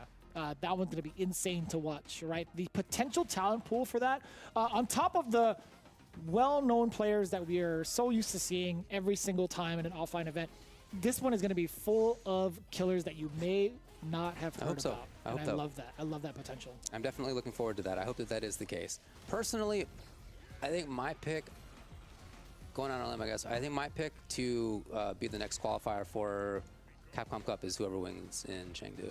Mm-hmm. It's my best bet as to who's going to qualify as. Excuse me. Yeah, whoever wins the Chengdu auto qualifier, I think is going to qualify. Let's get back into the tournament now. We have winners, finals coming. That's my guess. What if it's Uma? What if he comes back from the shadows? That would be so. And he's great. like, I need another million. He's got a mask on. He signs up as a different name. Yeah. He's gone full VTuber or something. Like he just shows up with just shows up as a monitor and he's like playing on like Wi-Fi. It's a really long cable to the back so that nobody can see who it is. Oh, that would be so great. That would be sick. I would love that. Our top All right. 4. Let's make it happen, everybody. Daigo and Hibiki. Hibiki the Beast is coming up now in winners finals. You see we have only 4 players remaining. Oh yeah, they both have like the moniker of the Beast. Yep. That's crazy. Pretty cool. And then Satamu versus Meg 5 over at the bottom. Let's get into it, shall we? The winners finals is going to be pretty wild to see. I know this was the moment where Giuna had tuned in and said Daigo in winners finals. And then I think it was actually Daigo in grand finals. And then, you know, it was actually kind of crazy to see it. I mean, it's something that I did spoil, sure, but it's something that also hit every corner of social media. Where were you when you saw Giuna tweeting about Daigo? I remember. Do you remember? I was in bed.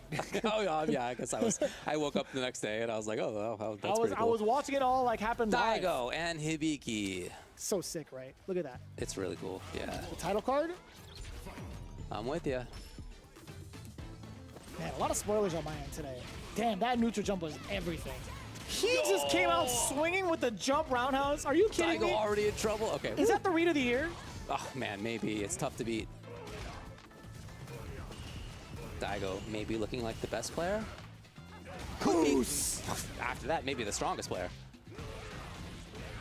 Into the corner now, under the elephant. Nice block. And you press the button. He challenges all the time. Yeah, he does. Oh, not enough. That's the kind of auto qualification play style that I like to see him when he qualifies from any of the offline events. Right. That's there. what I'm saying. Yeah. Real qualification material. All right, I'm gonna stop now. Sorry, guys. What are you doing, David? What are you up to? Oh, huge jump. That is... He saw it. That was on reaction, that jump. Oh, 100%. Damn, hella damage too. Yeah, that's half-life on Akuma more. God bless. Uppercut. Command grab, you knew it. He's dead. Oh, that was a 3-hitter. That was so that worth it. That was a 3-hitter round. That was so worth the last bit of bar. Hibiki is insane. What is SBI? I gotta find out. Oh my lord. Got him. Check was there. That. It feels so stubby, doesn't it? Standing medium kick? Yeah, I think for many uses it is, but he's got so much control. He does wake up command grab. What a genius. Daigo actually backdash now I'm thinking about it? Okay. Who's the genius now, dude? Yeah. And it really just needs one thing. Hibiki blocks in time. All right. Yeah, Daigo all over it. Look at the pity on Daigo's face up there in the top left corner. He pities his opponents. Is that expression? Oh. Either that or he's... I guess the lights kind of over it. Yeah, well, yeah, I mean, maybe that's the same kind of feeling. Like, man, like I'm over these people. I pity them. Here I am in winners finals, skating through, coasting. Had to beat up one of my fans earlier. No big deal. Yeah, some kid. 19 years old. Oh, that's a big trade-off for Daigo, especially after Adamant Fist. Yeah, you get a full Fierce after that. Look at the damage. Chunky. Once again, the challenge comes out of Hibiki. Don't get command grabbed after this. He tried to press a button after his own crouching Fierce was blocked. This guy. That is a cool conversion you rarely get to see. Yeah, true. Nice work. Daigo keeping it rather clean. And rather sharp also on defense. Great interruption against the drive rush. Ooh, tricky business. Oh, and you see that micro step forward into the full walk back, getting the throw bait. It was a regular throw after all. Command grab, I think, would have blown that up. Hibiki's in big trouble. Walking the overhead. He again challenges. Good. Got a wind. Forces it. Okay, steals a turn, but Daigo, one step ahead. How is he so ready? One step ahead. So this is the point where I thought to myself, like, Hibiki's got to wake up. I mean, obviously, he's down 2-0. Yeah. But I was so confident in thinking to myself, like, you know, Hibiki's going to get all these command grabs going, right? We'll find out. He definitely can. That's a sick little trap. Okay. Dude. Yeah, there are lots of series where she can't get big damage. It's light spaced, but still, he manages to make the mix-up work well. So, with that in mind, right, I think Daigo thought the exact same thing I prefaced it with. There has to be a lot more command grabs coming in from the side of Hibiki. Every single wake-up option was normal. A ton of normals coming in through on Daigo's wake-up.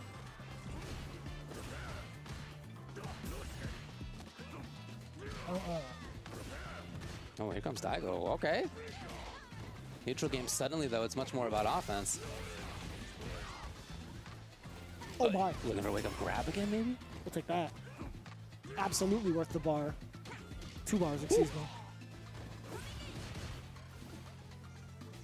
That walk speed of Akuma, man, just getting out of there. Ugh. He just sat there and took it. It wouldn't have put him into burnout if he did drive reversal, right? Daigo at a comfortable question mark spot. Yeah, he's back to the wall, but it's going to be tough for Ibuki to make something happen. Oh my lord. No jump at all from Daigo. Totally in control, not for long. Hibiki's here. He needs one more mix.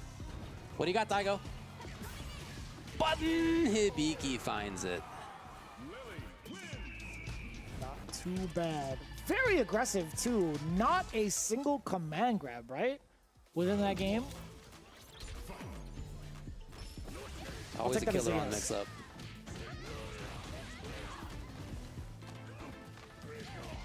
Now we'll get the offense going from Daigo. Plus frames after that. Still trying to challenge after a +1 scenario. Yeah, we know he likes the challenge. We've seen it many times from Hibiki. Back throw. Obvious choice for the repositioning. Oh, damn! How did that hit? That's one of those buttons, right? Crouching Fears? Oh, killer. One of the best individual buttons in the game. I can agree with that for sure. Oh boy. Bust out for life. That was enough! That's enough. Okay, forced it all the way through into burnout, and it was fine. Match point now. Daigo.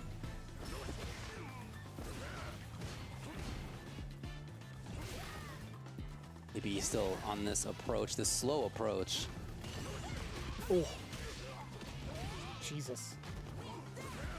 Obstacle for a charge. Difficult decision to have to make as the lower player. Here's Daigo now. Excellent defense hit again. See ya. He's in. This is match point after all. Looking for the kill. Single hit will do it. Looking for the kill. That should be more than enough. All the way through. Adamant Fist, extend the combo. DP, level 3. Just looking at the expression up on the top left. It was pity. It was, I'm over it. It was pity, huh? I'm over it. Moving on into grand finals. Nice work. 3-1. Damn, son.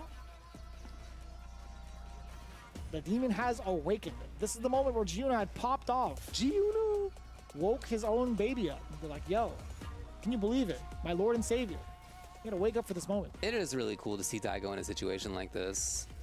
He said publicly that he was going to be taking the game more seriously. And not too long after that, here he is in Grand Finals of Japan World Warrior #2.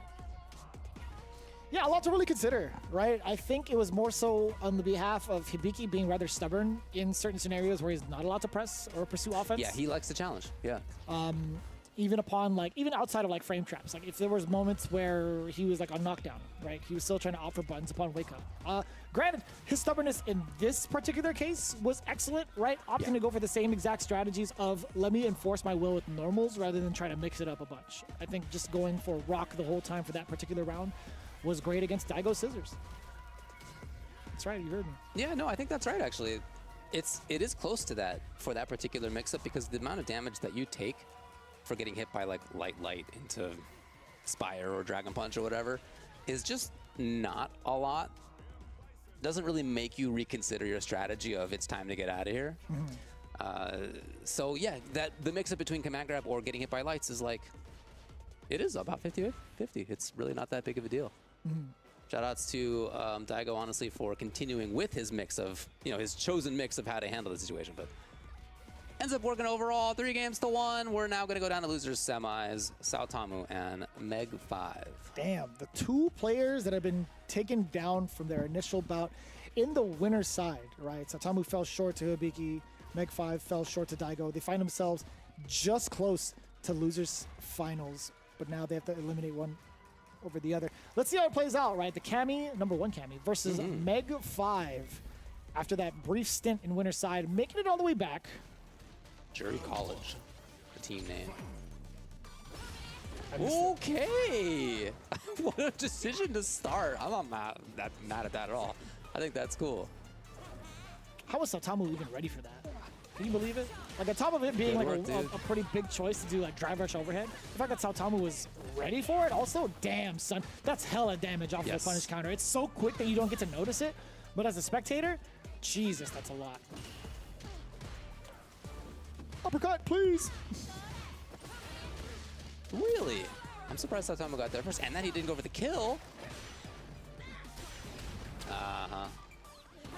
All right, so Saotamu starts it off by checking Meg's drive rush, getting good pressure. Cool mix-up, as you mentioned, with the command grab. Whoa. Damn, son. I don't even know what he clipped. Yeah, I'm not sure. Was it jab? Possibly. Slight walk up, Meg, dash up and again. He knew it. He knew it. Again? Oh, hell yeah. It's ranked mode, baby. Yeah, he's definitely playing as if points were on the line. Oh, boy.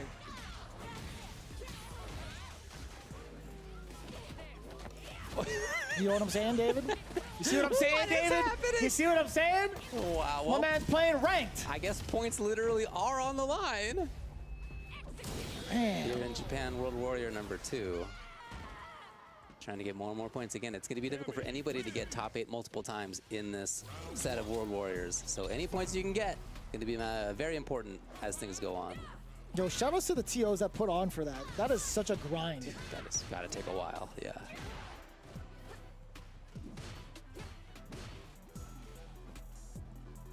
A little bit more of a calmer approach coming in from Meg. Yeah, well, he got shut down last time, so I get the change. Ooh, uppercut. No, back medium. Ooh. You know, I've seen that a bunch, and I see that Kawano, I've been susceptible to that exact mix-up. I would want to see like somebody kind of parry that. But what if he do command grab? No, he's at a different angle. Because you do back medium punch mad early, cancel into the hooligan, they're on the other side. Yeah. They can't do the command grab. Oh, okay, all right. I don't know if you were joking or not, but I'm genuinely answering your question. Okay. I hate you so much, man.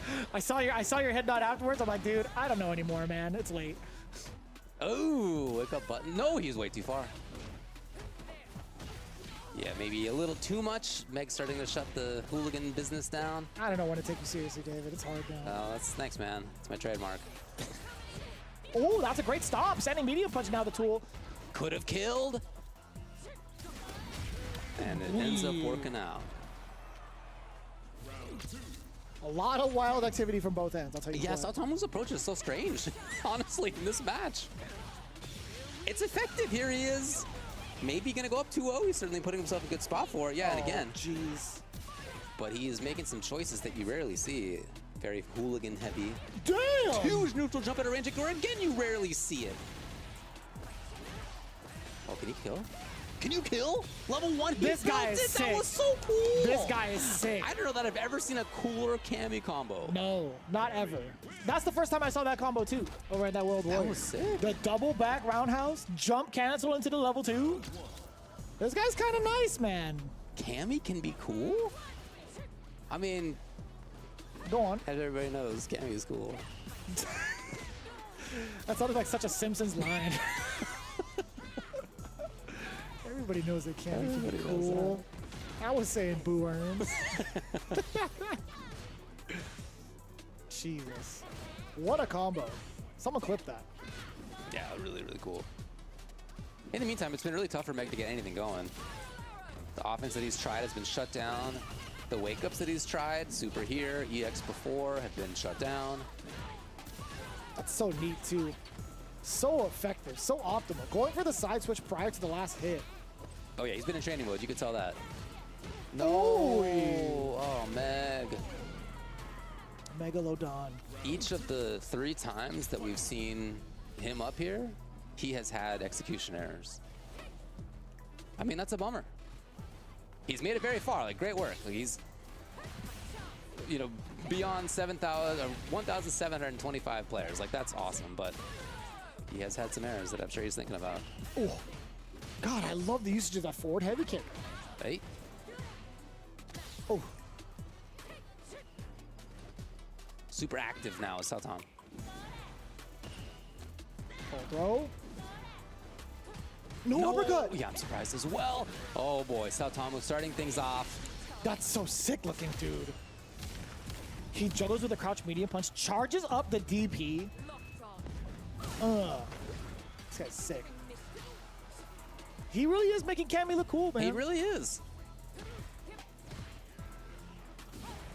I tried her out in training mode and I didn't want to do it. Oh, that mishap was actually so much better for Sautom. You saw the attempt for the instant short dive kick as well, not being read properly.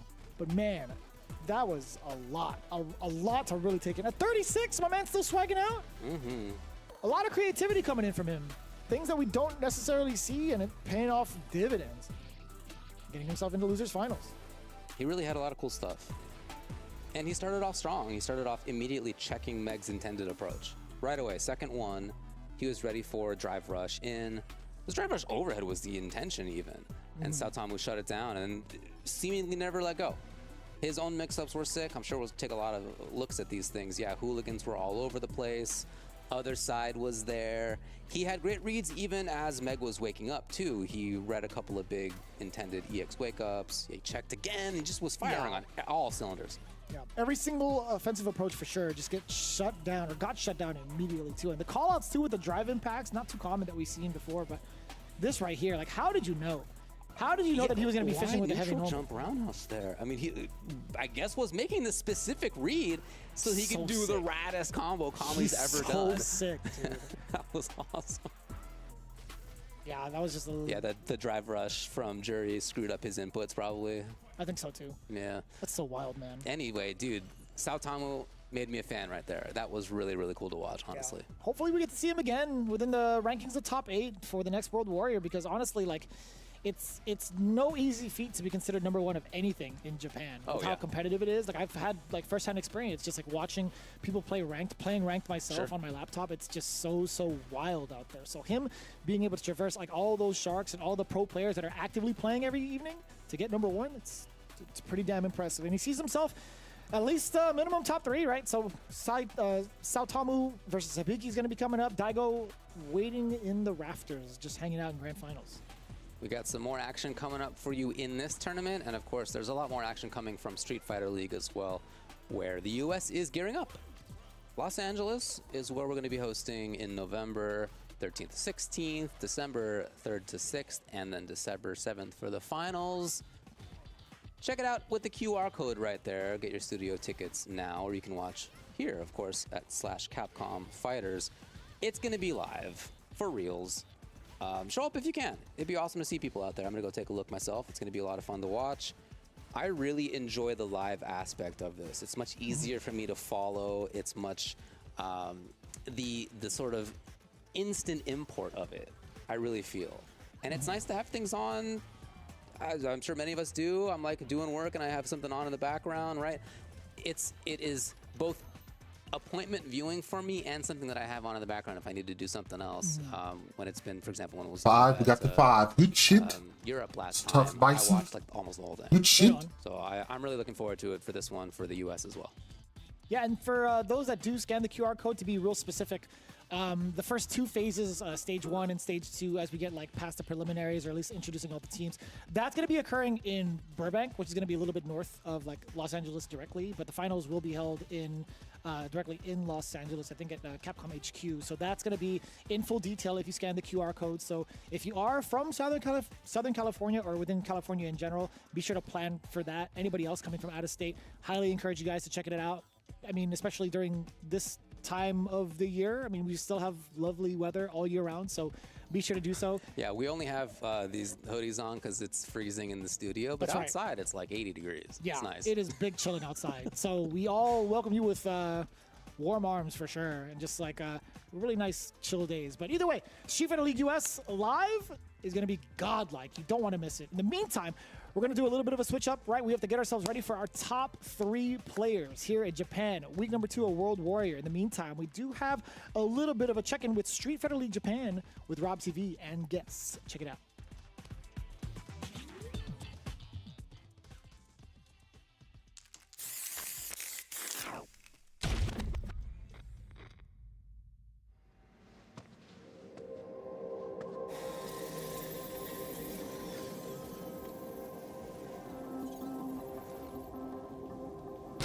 That's the leader of the organization known as Shadaloo.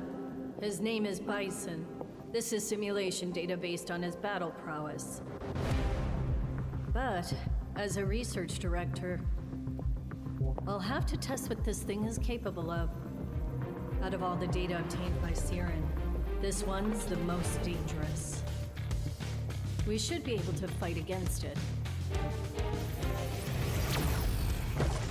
Let's boot it up. Begin test.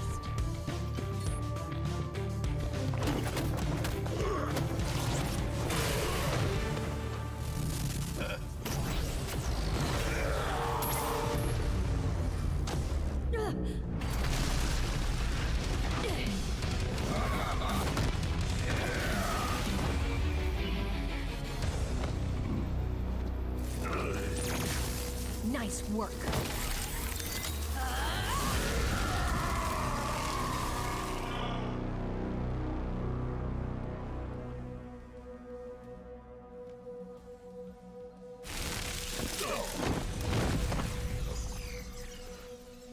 Ugh. I hate doing overtime.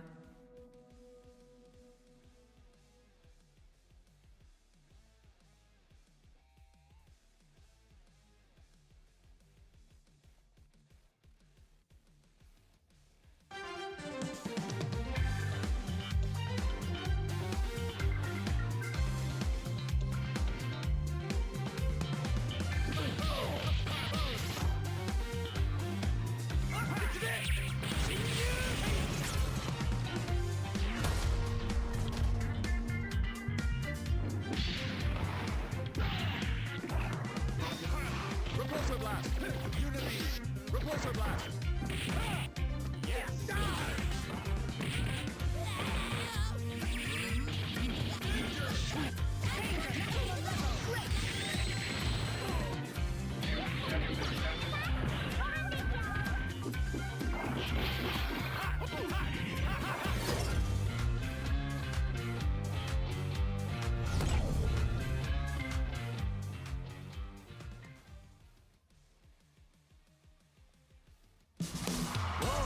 You ready? Top player is We've here. seen you on the scene! With there's poisons on the menu. No mercy for you. Ready?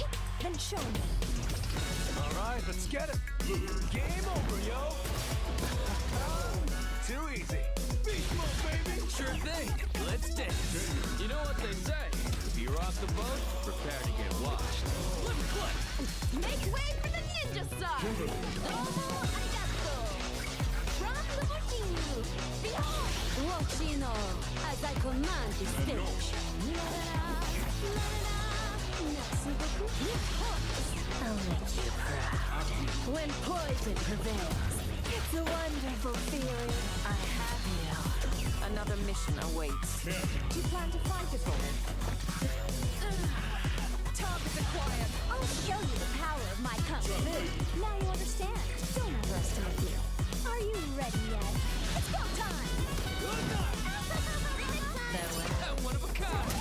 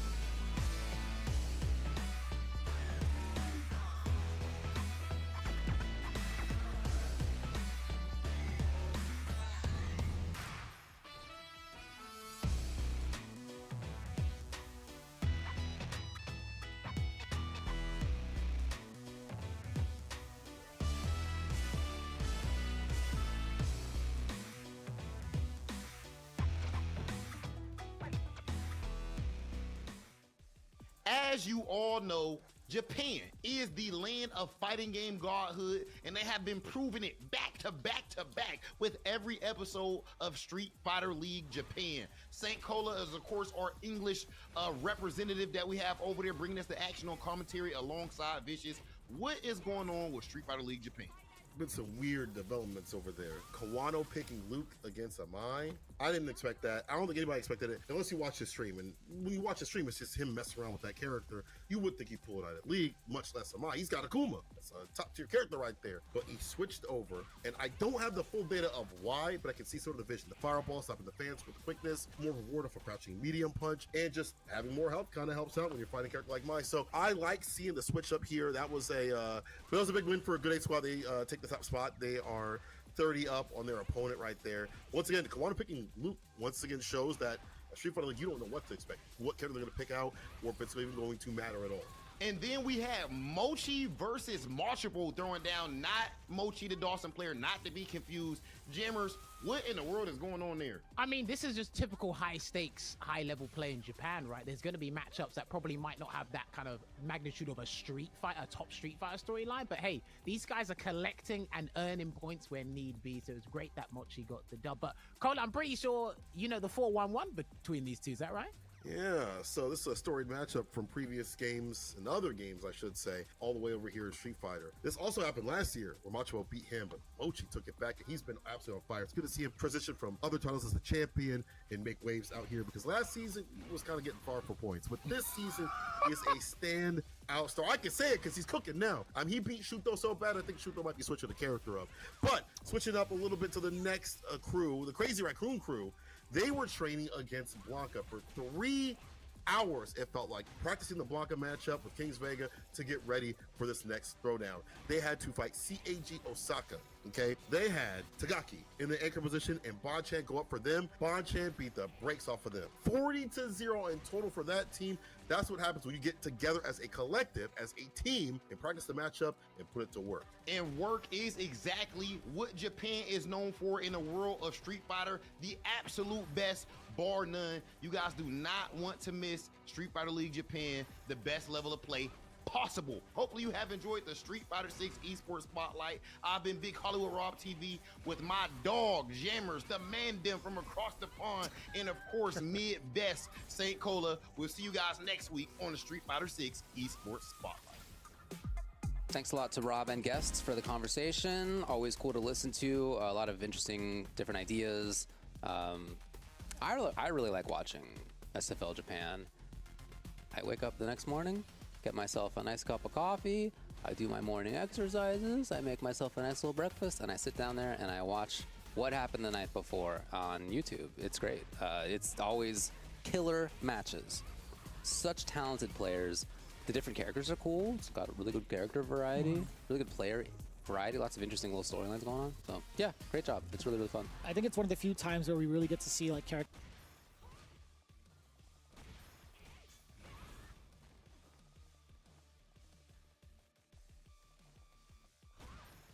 expression. I mean, Division S is like burdened with a ton of mines, and we kind of joke around about that a little bit, but like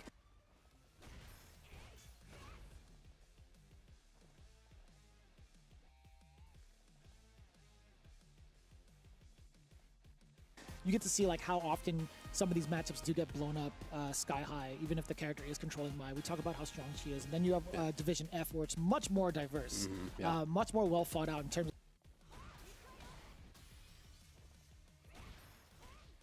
like the point spread as well. So it's really interesting to see how it's all panned out up until this point. And honestly, like even if I wasn't like working it, I'm still a huge fan of it, because being able to see everybody in Japan like vie for these points and vie for like their chance at playoffs alone it's such a big deal. And seeing like the behind the scenes stuff, the tidbits with each and every one of these organizations and the teams and how they like conjure up strategies together, it's really, really cool. I'm so glad that these guys are putting in so much work to make it much more digestible for the Western audiences as well. I think they're starting to put like a little bit more towards like subtitles of like some of their videos as well. At least that's in the works too. So either way you spin it, man, a lot is coming in the realm of Street Fighter League in general, right? Street Fighter League EU, I know they've already like announced their teams as well. I know the US has already announced their teams. There's a lot to look forward to towards the end of this year, and I hope you guys can tune in as well.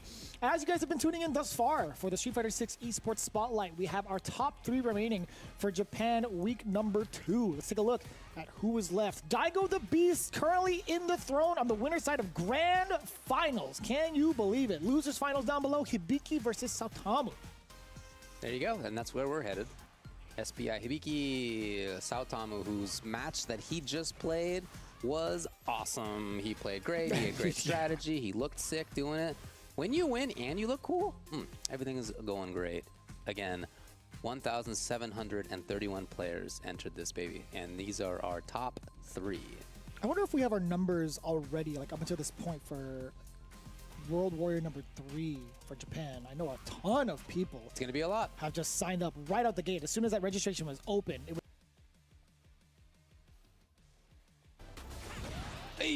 ready for it this time. No crouching heavy. Spend 1. Saotamu. Ooh. No stopping the drive rush this time against him. My God. Ooh, to the other side. Keep it going. Yeah, good work.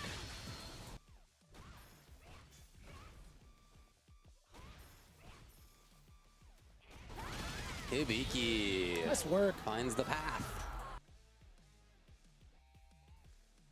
Love it. Damn! Woo, that's cool. Saotamu moving into the corner. So efficient with that. Dude, crouching heavy punch. Hibiki tried to move out of the way. And you saw the parry. All the guesses are coming right for Saotamu. The Gami coming to fruition right now. Just guessing right. Damn! He missed the DP. 100%. Surely, yeah. No counter hit, no nothing. We just Right. held him down forward, perhaps. Oh! Can he kill? I don't know. Yeah, no, didn't go for it. There it is, though. No, maybe not. Oh, geez. Saotamu lives. Oh my God! I don't think there's anything I could have done out of that, perhaps. Am I tripping? Could have supered. Oh, yeah, he did 1 bar. Yeah, 1 bar. I was thinking about drive rush, or drive gauge deficiency. Oh, no, then burnout. he would have been in trouble, yeah. Ooh! I totally missed that he had a Big bar. button. Jesus. Bam. Sitting there and taking it. No, that's a good check right there. Down jab. Hibiki into level 3. Again, he just makes her look like she has some of the best normals in the game. I said earlier, I think Crouching Fierce is among the best in the game. I stand by that. She does have some good buttons, but his usage of them is just unparalleled. His crouch jab's pretty far. It is. Like, I don't mean to say that it's bad. It's No. I just rarely see it used in the way that he uses. I'm tacking on to your point for sure. Like, it's an excellent tool to stop drive rushes, Oh, right? yeah. From further on. If you're not comfortable with throwing out anything else, crouch jab might be able to do it with its current speed. So God, so tricky after that jump in as well. Yeah. Those last 3 instances, Satomu had to guess. He tried to move out of the way. He got blown up for it with a meaty. He tried to press a button or actually sit still and block. He got command grab for it. I wonder why he doesn't like try to guess better. It's my strategy. Would be my advice for. There's the easy confirm. I think Z would know that answer. Oh boy. Oh. Oh yeah, yeah, hell yeah, you would. And you know what? I approve of that. Live by the sword, die by the sword. That is totally acceptable. Wow, that was awesome. That is good fighting game logic. First of all, also really cool combo.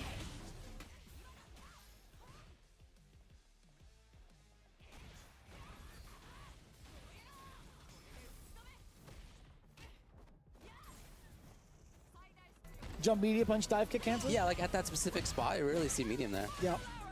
He's done it twice so far in the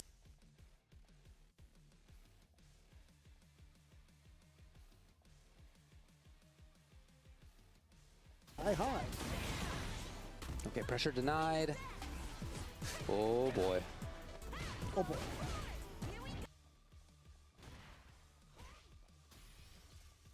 Chunking off drive gauge. Satomu stuck. In trouble now. Oh man, goes gray. Does have a single hit behind him to spin that bar. Hibiki in the same boat as well. For sure he's gonna get it. Yep, charge at the stock, get the level 3.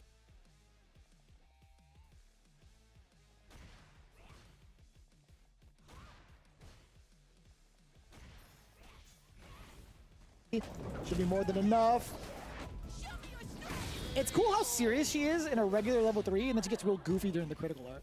I really enjoyed that. It's not like vice versa. She's a cool character. I love seeing her stock rise these last couple of seasons, man. Genuinely.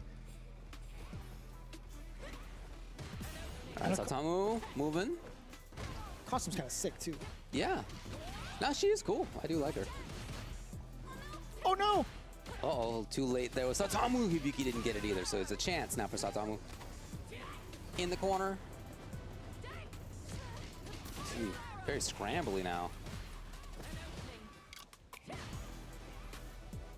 Meanwhile, Hibiki finds it. Do you see that? That's so cool. Do you see the range on that bad boy too? Yeah. Uh-oh. Hella damage incoming. Oh, that is a lot of damage, and it's all drive gaugeless. So in the meantime, Hibiki's at 2 bars. And 2 spires. If need be, to close the gap, right? Yeah. He hadn't done that little trick the entire time.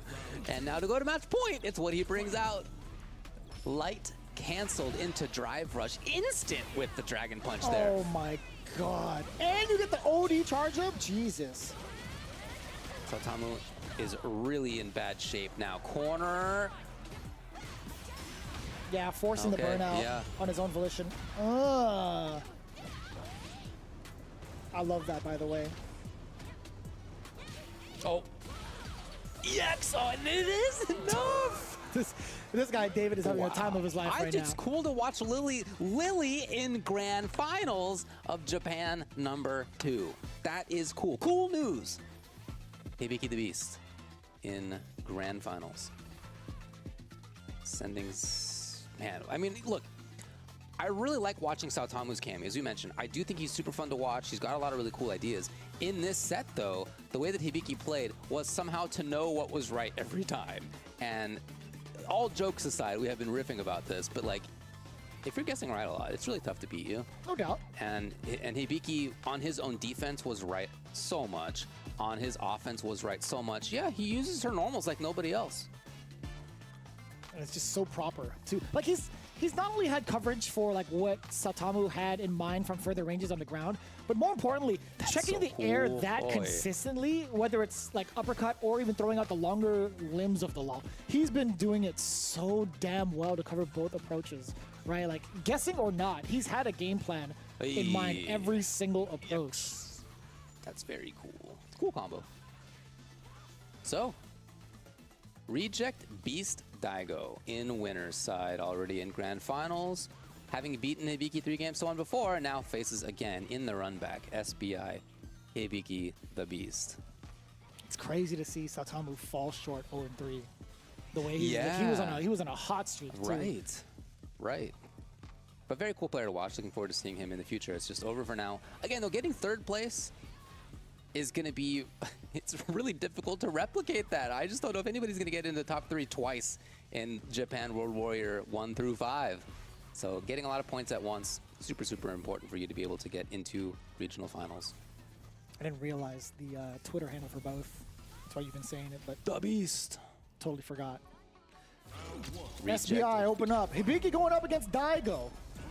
In the grand finals, Hibiki on the loser side, already ducking the command grab that early on to kind of show that strategy. I wonder if he's going to kind of keep going to that well, if he's going to be stubborn about it and continues to try to do so. I wouldn't be surprised about either player being stubborn like that. Daigo now, pressure. Counter hit. Yeah. Okay. Wait. Obi Spire. Out of the corner, at least. Oh. And that's been a common theme. Actually, a lot of those instances with that much life, going for OD uppercut, has hit a lot of the players in the top 8. Sure. Oh my! Every grappler loves Drive rush, do it again. Oh, that would have worked. Yeah, it was very close. Hey. It's so hard not to press a button there, even for somebody with defense like Hibiki. Oh. Hibiki had one really good neutral jump roundhouse in set 1, and then it got anti-air, drive rush into anti-air twice. Too far off for an uppercut.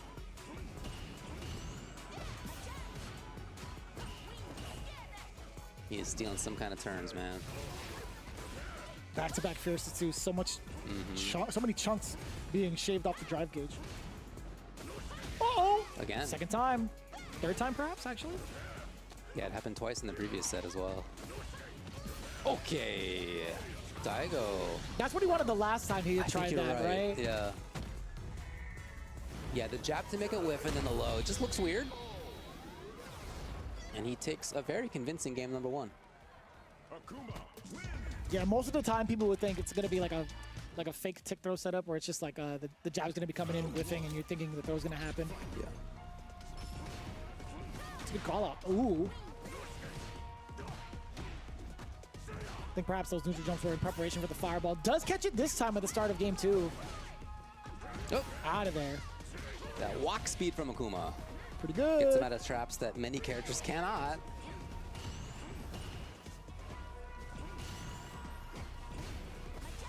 Jesus. Yeah, pretty adamant about walking forward, even against the fireballs. His perfect parries have been much sharper. Ooh. Uh-oh. Chase to the other side. Hibiki nothing. He still had enough drive gauge to make that happen. He can take off. Yeah, good work. Burns Daigo out. Oh no! Oh. He just walks forward, Hibiki. Damn. Punish counter? Still within range, still within time, actually. Let's get the crouch and jab. Good defense. What do we got? Command grab. 1. Opening it up. Yep, confirmed. He will not miss those. Next hit could kill. Uh-oh. Oh, Hibiki almost there. Oh, No, you get to land in time. Yeah, that Spire not going to be DI-able. He did the light one. How did you know? How did you know? But Hibiki was there 1-1. He's got to guess correctly. He really loves that semi-start of neutral jump. Yeah, yeah. I think you're right to have said that that was for him looking for fireballs, but he's only got one of those correctly. And even so, like those last trades in game 1, I don't think he minds that damage exchange. Sure, like he loses a little bit of the positioning and he gets knocked down, but I don't like the. I mean, I don't mind the damage exchange against Akuma. Yeah, that's true. Oh, so tricky. Oh, he did it. Hibiki's forward. Got the knockdown. Ooh, got him. That's hella damage. That is a super meaty. Yay! She's cool. Oh, after having jumped back. Uh-oh. Chuck another plasma to cover his ground to move forward. Hibiki patiently waiting. Does get double perfect parries, excuse me.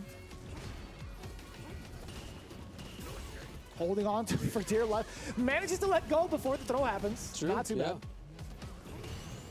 It's still a lot of activity out of Daigo. Still stubborn about these fireballs. He knew he was stocked up. Oh, that was godlike. Forward fierce, preemptively against Hibiki. The man is willing to press buttons. Hibiki! Oh man, but he needs more. Oh no, Daigo! Put himself behind where Hibiki already was. I mean, this is the moment where I started to see all those tweets. Daigo in grand finals. Everybody praising Lord Daigo. Lord Daigo. And then they tune in. Down a game against Hibiki. Down a game against Hibiki. But he's still on the winner's side, right? Still trying to force a reset. Is Hibiki doing a fantastic job thus far? That's 2 games straight against Daigo's very first one. A lot of offense attempted right there by Daigo. Think about how many fireballs had been there in the previous match.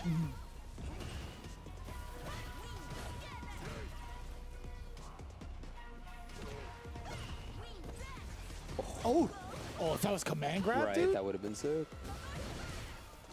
Has to hold that. Counter hit, by the way. Daigo turning it on a little bit. No, back to big. She was there just in time. Right after the fierce had ended. Got it. A little bit of damage at least into the corner. Bam, bam. Okay.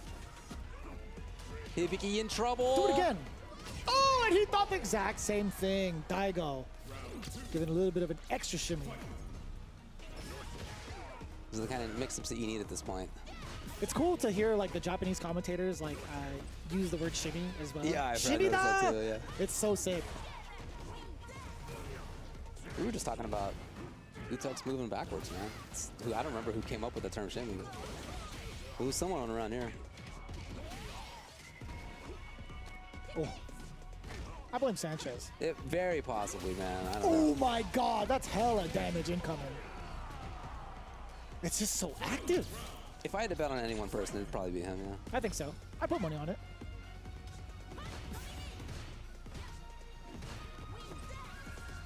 He would like use that exact word. Yeah, like I could absolutely see it. Yeah, yeah. Oh man, and he did it right after that. Oh man, Hibiki, who knows what he's doing next? Don't get this command grab. I knew it in my bones. It's not because I've seen this before, but I felt like that was the situation to do it. Yeah, sure. Do you believe me? Sure. Yeah. Sure doesn't sound convincing. Oh, no, he's, that would have been sick, but not quite there. This gives Daigo a chance. Hibiki fully gray. He's Oh, not gonna spend. Oh my God! What was that? That was bad surely awkward. just a screw up. Yeah. God, I think he meant to do something else. Oh, punish the. Oh, that's too far, no? Uh-oh. Wall and burnout. You have to hit the spire. You got 2 of them, by the way. Any jab will kill. Oh, stealing a turn there was Daigo taking risks. Yeah. He's there in time. That was sick, Daigo. It's CA. Oh, he gets his drive gauge back too, right? Surely he does. Within time? Yes, he does. Oh, he grabbed! Oh, man. You got to take the mix. Either way, you got to take the mix. Daigo going for a grab there is typically a safety-first approach. The opponent needs to take a bigger risk than you do in situations like that to get out of it. So it's very common to see. And yet Hibiki is willing to do that kind of thing in that kind of moment to reset against Daigo, which is where we are now. What a beast. What a beast. All the way up to 3-1, right, in that first exchange. Yeah. Now we get to rewind it back and see what happens after the reset. Daigo having a lot of catching up to do just based off of that performance. Hopefully he gets to sharpen it up. I don't know what that last mishap was, where he had dropped a sequence after a drive rush and no input had come out. But we'll see. Now that it's all said and done, both in loser's side. They've both beaten each other 3-1. Valid. What do you do now? Hibiki sitting on 2 spires, right? Daigo a little reluctant to throw a fireball. Right, exactly. Oh, he tried it, but was frames off from the projectile invincibility. Damn, he was trying to jump out of there. You knew it too. God, look at the damage on the drive gauge. Oh, yeah. Well spent, by the way, for the offense. Backdash. Actually, that wasn't too bad for Daigo. It feels like Hibiki's never without Windstock. Well, here he is literally without Windstock, but it's not going to be for long. Charge he gets it back so fast, and he steals it in turns that are so strange. Oh, I thought you were hella dead. Yeah, me too, but that's a block string. Not going to be spending level 1 regardless. Good call-outs from Hibiki. The tech. That's like a 10-frame button, I think. Crouching Fierce, that was your drive rush check. Okay. It was mad early because it hit towards like the tail end of it also. He is sharp when it comes to these drive rushes. I'll say. Uh-oh. Daigo loading it up. Medium punch? No. Little hezzy. Gets the forward throw. Walks up again. One more time. Critical art. In effect. That was a normal from Hibiki. Do it again. Oh, he woke up with crouching heavy punch. To kill? Oh, no way. He's not within range. Either way, he's jumping. Daigo out of there. Hibiki out of meter. Level 3 there. What a genius. It's, of course, jumpable on reaction. But what you're really doing is betting that the opponent's going to, basically press a button or damn. Whatever that you can get through. Fierce. It's an early level 3. Damn, son. Look at the damage. Knocking on the door a little bit. Right in the face. Help me. Oh, that's punish, yes. Rare to see. Oh, got it. That was nice work. And Daigo takes the game. This man Daigo's pretty good. The beast. Starting this off pretty strong. First game again in favor of Daigo. Does he have it in him to seal out the next couple of games? Hibiki actually not being able to go to the strategies that worked in the previous set, right? Not really able to charge up. Although he gets a straight hit here, doesn't really get the most of it other than damage. Oof. Hey, okay. Not the first time we'd seen that exact sequence. Daigo, ready for it. No, it was too far by just a little bit. Uh-oh. Hibiki with a chance. Plus frame, yeah. A little phantom confirmed coming in from Daigo. Back to very fireball heavy. Oh my man. lordy. Hibiki moved up just to the right range. Maybe?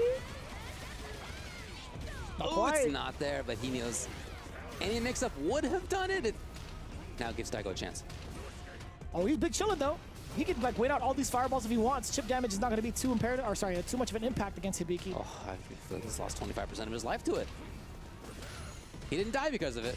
I mean, he was so banking on getting this drive gauge back regardless. Yeah. He would much rather just take that 25% than a single whop to the face that leads into a super, right? Definitely true. Not going to be too deterred. Not even going to get a win stock though. A little awkward on the exchange, but Hibiki striking first, getting that counter hit light. Hoping that baited something. Oh my god, help me. Pretty tough to whip punish that button. Oh. Hey, Hibiki was low in drive gauge, no longer. He's got corner pressure. Oh my. Do it again if he wants to. No, he's going to go for 2 spires now. Sorry, 2 win stocks now. Throwing a fireball becomes very risky, so here comes Daigo moving forward. Through the neutral game, into the corner, and then worried about super. Light into cancel. People are so used to doing the option select versus crouching medium kick or whatever medium button into drive rush. Light into it? It's actually worse. It's like less safe, but rare to see the option select there. Oh. Low in drive gauge already, Hibiki. Totally fine with him. Yeah. Yeah, that's the name of the game. Find the corner. He's got a huge life. He doesn't really need to move. Still pretty sharp with the perfect parries as well. Yeah, I'll say. He's got a good streak going. Jesus. His use of crouching fierce, back fierce, whatever, to get checks against drive rush, amazing. Most definitely. I think having that much experience against the Akuma matchup, being comfortable with the fireball spacing too, and just ready with the approaches every single time. You can see it really coming together. EX on that. Ooh. Daigo maybe just taking a fireball attack. He's got it. Keep it up. Yes. It's wild that he would go for the neutral jump there. Still within space to get punished with that drive rush, that spacing trap. Empty jump low. Plenty of damage left. Bam. You already know it. Hibiki bringing it back 2 games straight. By the way, looking real reminiscent of the previous set. Wow. So all of a sudden it's Daigo on the back foot now. It's hard to really pinpoint one thing that has been bad, although that right there was an unfortunate mistake. I think from the side of from the behalf of Daigo. Yeah. So I mean, like he was trying to control, or at least try to find a way in with the fireballs primarily, right? Sure. At the life deficit. But I think it's been mostly the drive rush is getting checked. He had gone to that like literally twice over, and Hibiki's been ready for it. That's true. Again, with those heavies, with also stand medium kick, crouching jab, he's got a lot of tools. I think that's the only instance that really went wrong. If I think about it. Damn, son. Yeah, it's a thin line between success and failure in this matchup so far. Although it's hard to test like any other approach right now as Daigo, in my opinion. Like Hibiki's just been so sharp even with the air approach. I haven't really seen anything kind of crazy with like jump fireballs just yet. But not in this instance. No. There it is. Spire within the right time. Does get the frame kill with another Spire. He's just hanging out. Hibiki's, he lives here, right? The neutral jump again. Getting punished for it. Backdash. Ooh, that was nice. Again, dude. Okay. Overhead blocked. Looking for a tech. Drive reversal for the knockdown. Plus frames. Hibiki's not respecting the plus. Daigo needs one more hit. Worried about something from Hibiki yet again, giving Hibiki the chance, and man, he takes it. He's got the wind, he's got the EX, he's not gonna get a chance. As Daigo will even it up. 2 games to 2. So here in Japan, World Warrior #2. Over 1,700 players. And we are down to the final 2 of them and the final 1 game. I think it's so cool that he could just like chuck plasma out of it like a single hand like that to that magnitude. Just blow up the character. For sure. Oh, lordy. I can't do that. Not on the weekends, at least. That's for sure. That's your time off. Yeah. Here you are working. Damn! Damn, that was mad active as well. Roundhouse again for the active anti-airs, man. That's so cool. Super aware. Hibiki first drive reversal on wake up that I can recall. Yeah, I'll agree with that. Too close maybe for Hibiki to react. He tries it this time, denied. And knocked down yet again. Totally worth the exchange, by the way. Absolutely. Oh, that's inescapable. Yes, match point, tournament point, Daigo. Inescapable. Charge fireball, super 1. Sorry, Daigo. No way you would go for that. Oh, wow. 2 wins. EX up close, no drive reversal this time. Oh, he's trying to be aggro with it. The backdash. Oh! He missed the first Command hit. grab! Daigo knew it! No! He wanted the big damage, so he swung for the fences. That meant Hibiki could duck under it. Now we're at match point both. The walk just walked. Oh my goodness. What a walk. The check. Plus frames. Command grab 1. Going for the Spire. Sorry, went for the Windstock instead of the drive rush forward. He is running low on drive gauge. Yeah, even taking that block string right there is bad news for him. Uh-oh. Uh-oh. Oh, oh. No, that wasn't it. Oh my God, Hibiki not enough. Daigo's here. It wasn't anti-air roundhouse.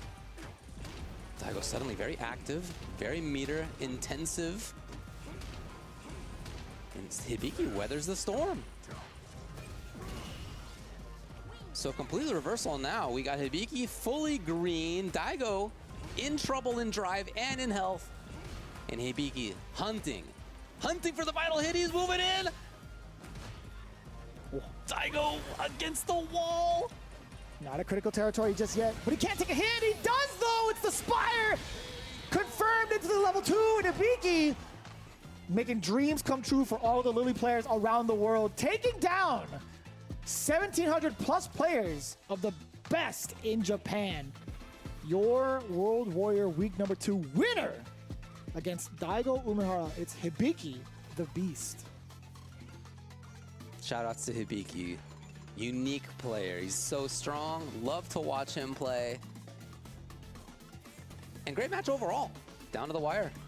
Final game, final round. What more can you ask for? Daigo had a lot of cool stuff. Hibiki, a lot of cool stuff. We're taking a look at some of the checks that he had. That was a big part of this thing. Yeah, again, his read of just doing the light one there was pretty sick.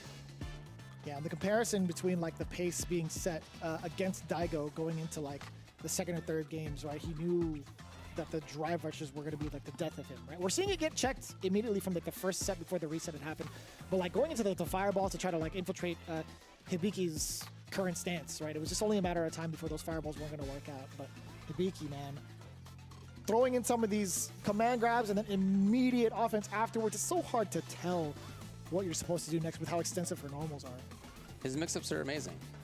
We're looking at so many command grabs here, but there was a lot of non-command grab too. That is to say, the opposite side of the mix-up as well. He was just really consistent about being unreadable.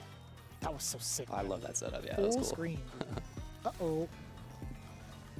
Yeah, a couple of mishaps, right? That OD one, and then also, obviously, right, I mean, the grand finals moment, there was a moment also where he successfully evaded a command grab. He went for a back jump, the roundhouse completely whiffed, trying to go for a confirm. The Phantom confirm again for the roundhouse to get blocked on the ground. That was actually kind of heartbreaking, but still, man. Daigo making it all the way out to second place, but Hibiki being the one to trump him after falling short in winners finals. Pretty wild to see it. Very, very cool. Awesome to see that Daigo's in grand finals. I mean, obviously, he's been a fan favorite for the last almost 30 years at this point. Yeah. 25 years at least. And well, almost 30 years, that's really how I should put it. It's awesome to see that he is still of that caliber. He's, of course, become a major streamer, big content creator, and that, while he was still a strong player, was more of his focus. Mm-hmm. He said that he was planning to take the competitive side more seriously again, and you could see it. There it is. He's in second place at the biggest World Warrior against many of the best players in the world, getting into that position. Love to see that he is doing that, and I'm hoping to see a lot more from him, not just in the World Warrior, but in general. And obviously, he can do it. There's no doubt about that. Yeah, and he has such a strong camp behind him as well. When you talk about like how he performs over at Street Fighter League Japan, although he may be benched for like a good majority of the season, he still gets to practice against the best in the world, right? He has Fudo and Tokido pretty much right beside him all the time, and then they have like one of their new guys as well. So it's the name slips my mind at the moment. Kind of tired, but nonetheless, Daigo showing off his prowess, at least in this World Warrior. A lot to expect going into the next three happening real soon. And then also, I hope he gets to travel out to Chengdu. That would be cool. I hope so as well. And again, for Hibiki, awesome to take a big dub like this. He has had some nice results in the past, of course, but this is a huge one. That was a blast. Really liked watching Saotamu as well, getting into that third place position. The other players we've seen obviously many times, but that was those are the three not only who end up in top three, but who I think have the most interesting stories after that result. Mm-hmm. Characters, styles, backgrounds overall. Very fun World Warrior to watch. Yeah, a lot of names that we aren't really too familiar with, but now you know what kind of players could come out the woodwork in the realm of Japan with that many players. I really would love to know like what the number is at right now, but yeah, I'll keep it a surprise. What do we got here? Nonetheless. So Hibiki got 5 points before, I guess, and then gets 50 here for winning it. So he's in first in 55 points. Goichi won last time, so 50 points. Dogura and Daigo. So it's literally the case. Meg got 1 point before, gets 30 points this time, and now he's in top 8 overall. It is going to be so tough for anybody to get top 8 twice. If they do, that person's probably going to make it into the regional finals. Yeah. I mean, really, like there's a good chance of that happening. And since this is a super region, right, one player will just win outright by having the most points. That's going to be a very tightly fought race. Very difficult to end up #1 overall after 5 events in which, 1,500 to 2,500 people are playing. Incredible stuff. I mean, all the better for all of us being able to watch, and tune into, honestly. It's hard to tell who comes out on top every single World Warrior, specifically for Japan, but we also have other ones going through their final week, so you guys do not want to miss that. I know US Canada West is going to be happening next weekend. I think it's also in line with Japan's number 3. On top of these guys like trying to maintain their status in Street Fighter League Japan, these guys are working hard, especially right after EVO France, right? So who knows what's going to come out of these next couple of World Warriors. Best thing for all of us being able to tune into the Street Fighter 6 esports spotlights. With that in mind, again, we want to encourage you guys to get yourselves ready for the end of the month as we get through week after week of all of these events going on for Street Fighter, right? This is what our calendar is going to be looking like. The next spotlight is going to be happening October 26th, right before we get prepared for that big Fight Club Championship happening in Chengdu, China, end of October. Real spooky season going into November 1st and 2nd. Then again, we get to talk about a little bit more of that Street Fighter 6 esports spotlight on November the 9th. And in between then, a lot of Street Fighter League, that is for sure. A lot of fun stuff to watch, a lot of stuff to partake in over the course of this World Warrior and CPT season, and some of it's coming to a close now. We'll follow it closely. We hope that you're following it at home as well. Thanks for the commentary, bud. Had a great time as always. Thanks to you all at home for watching. Have a good night. Keep on guessing. Like anti-air, Daigo, please. Yo, he walks forward on Wake Up, and he's got him, Daigo. No. Oh. Okay. Oh, what a call! The specific read by Hibiki Kawano is willing to make. Oh my God! Again, stays up in the sky due to air fireball. Well, a fan now, level 2 intact from Junior. Oh, the overhead! He did it! He had not. Okay. And Saotama with the whiff punch, that's been huge. Get away from it. Third drive rush in neutral. Backdash! No! Oh. Single hit will do it. Looking for the kill. That should be more than enough. All the way through, Adamant Fist, extend the combo, DP, level 3. For the kill. Uh-huh. All right, so Saotama starts it off by checking. Ooh, to the other side, keep it going. Yeah, good work. Hibiki against the wall. Not a critical territory just yet, but he can't take a hit. He does, though. It's the Spire. Confirmed into the level 2, and Hibiki making dreams come true for all the Lily players around the world. Taking down.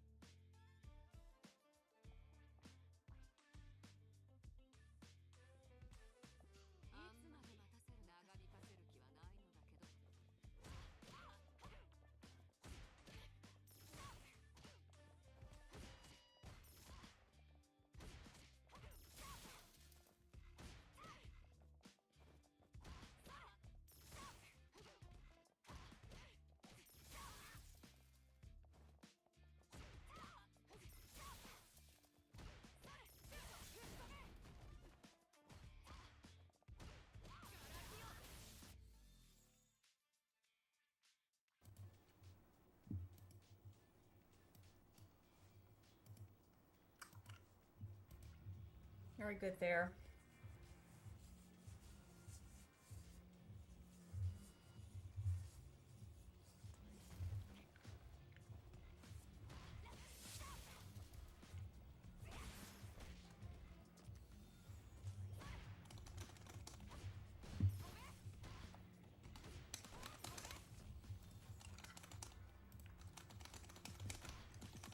Hers.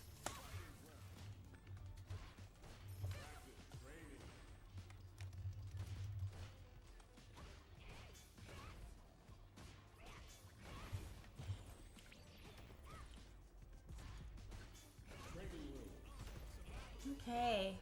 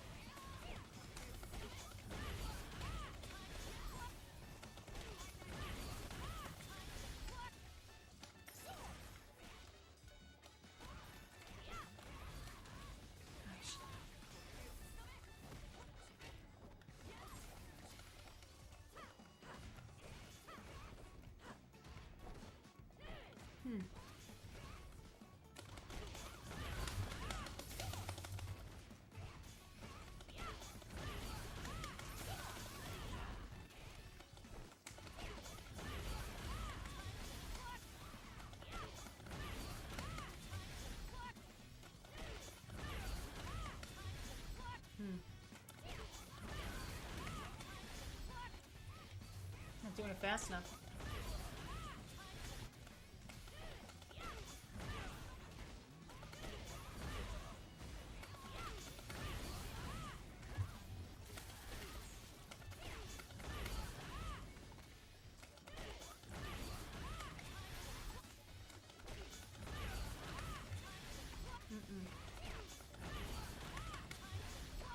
Hmm.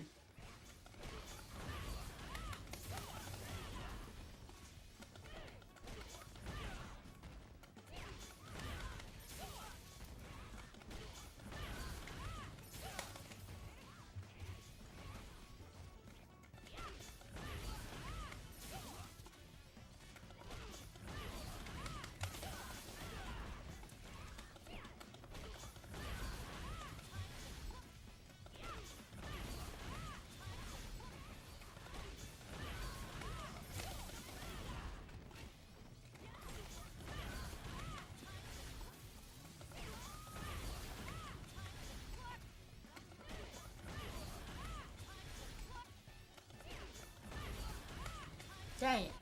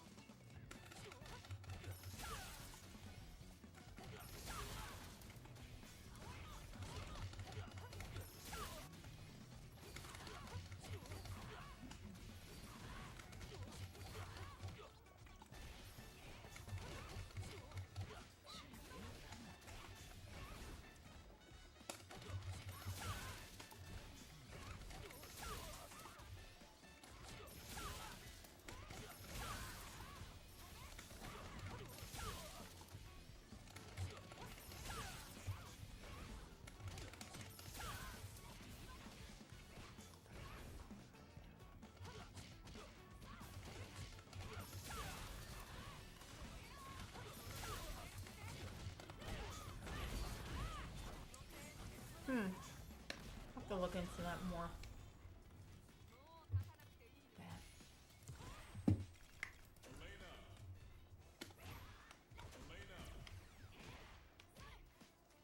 Thank you. I appreciate that.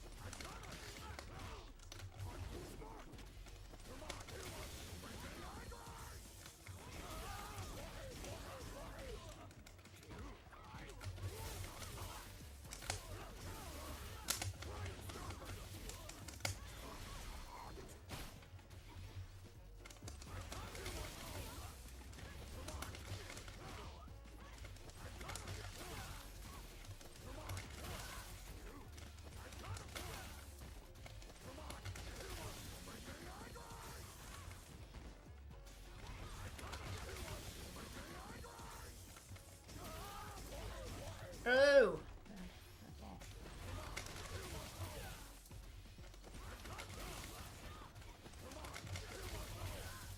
Get it. Hands. Let's try.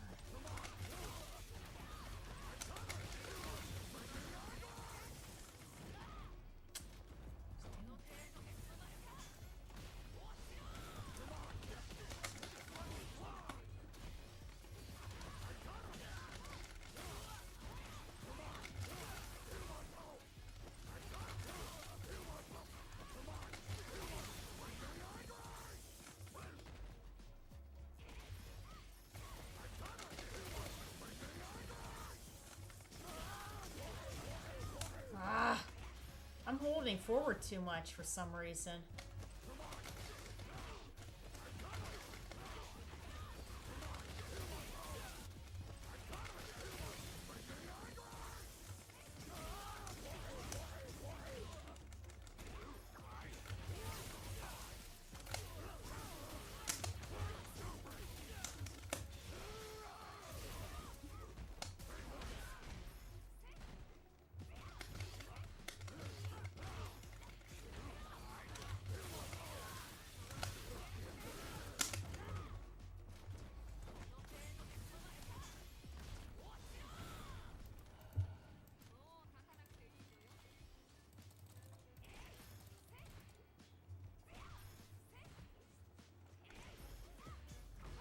Yeah. Whoa.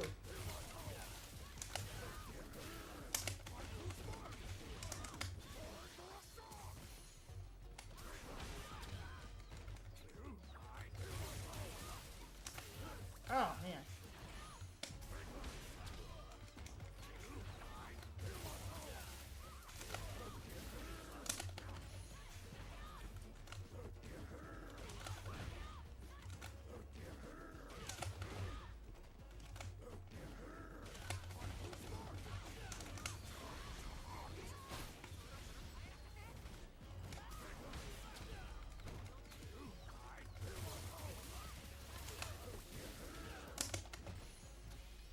Why am I not getting that?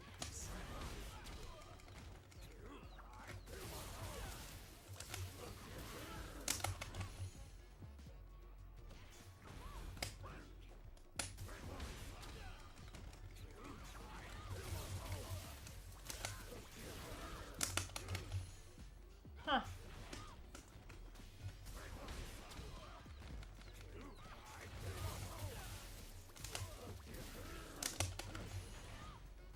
See, and I can feel my hand rolling back. That's the funny thing. I can feel my hand rolling back. This is why modern is just so much better. For me, at least. My hands feel like they're doing the right thing, but that would have been 2 EX Rainbow rolls there.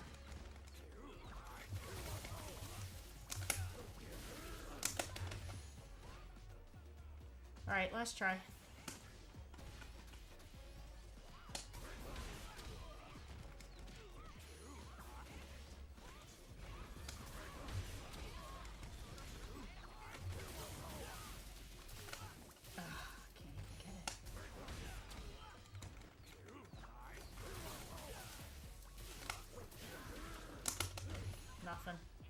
Okay.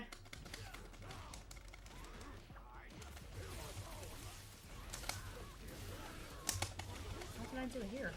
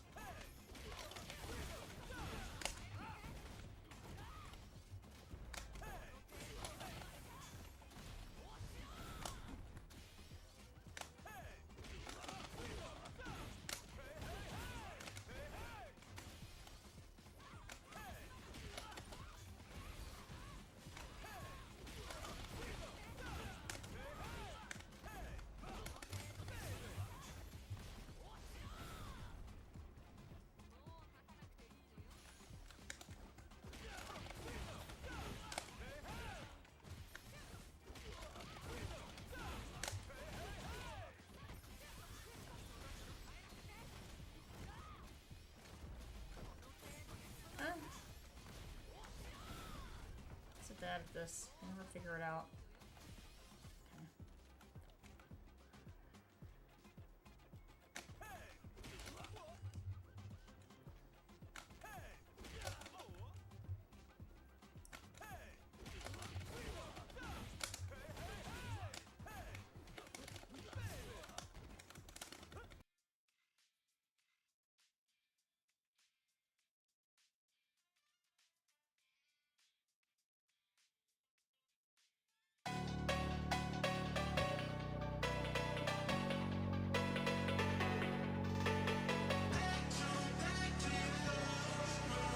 Alright, we're calling it today. Getting ready for work in the morning. Y'all, peace out.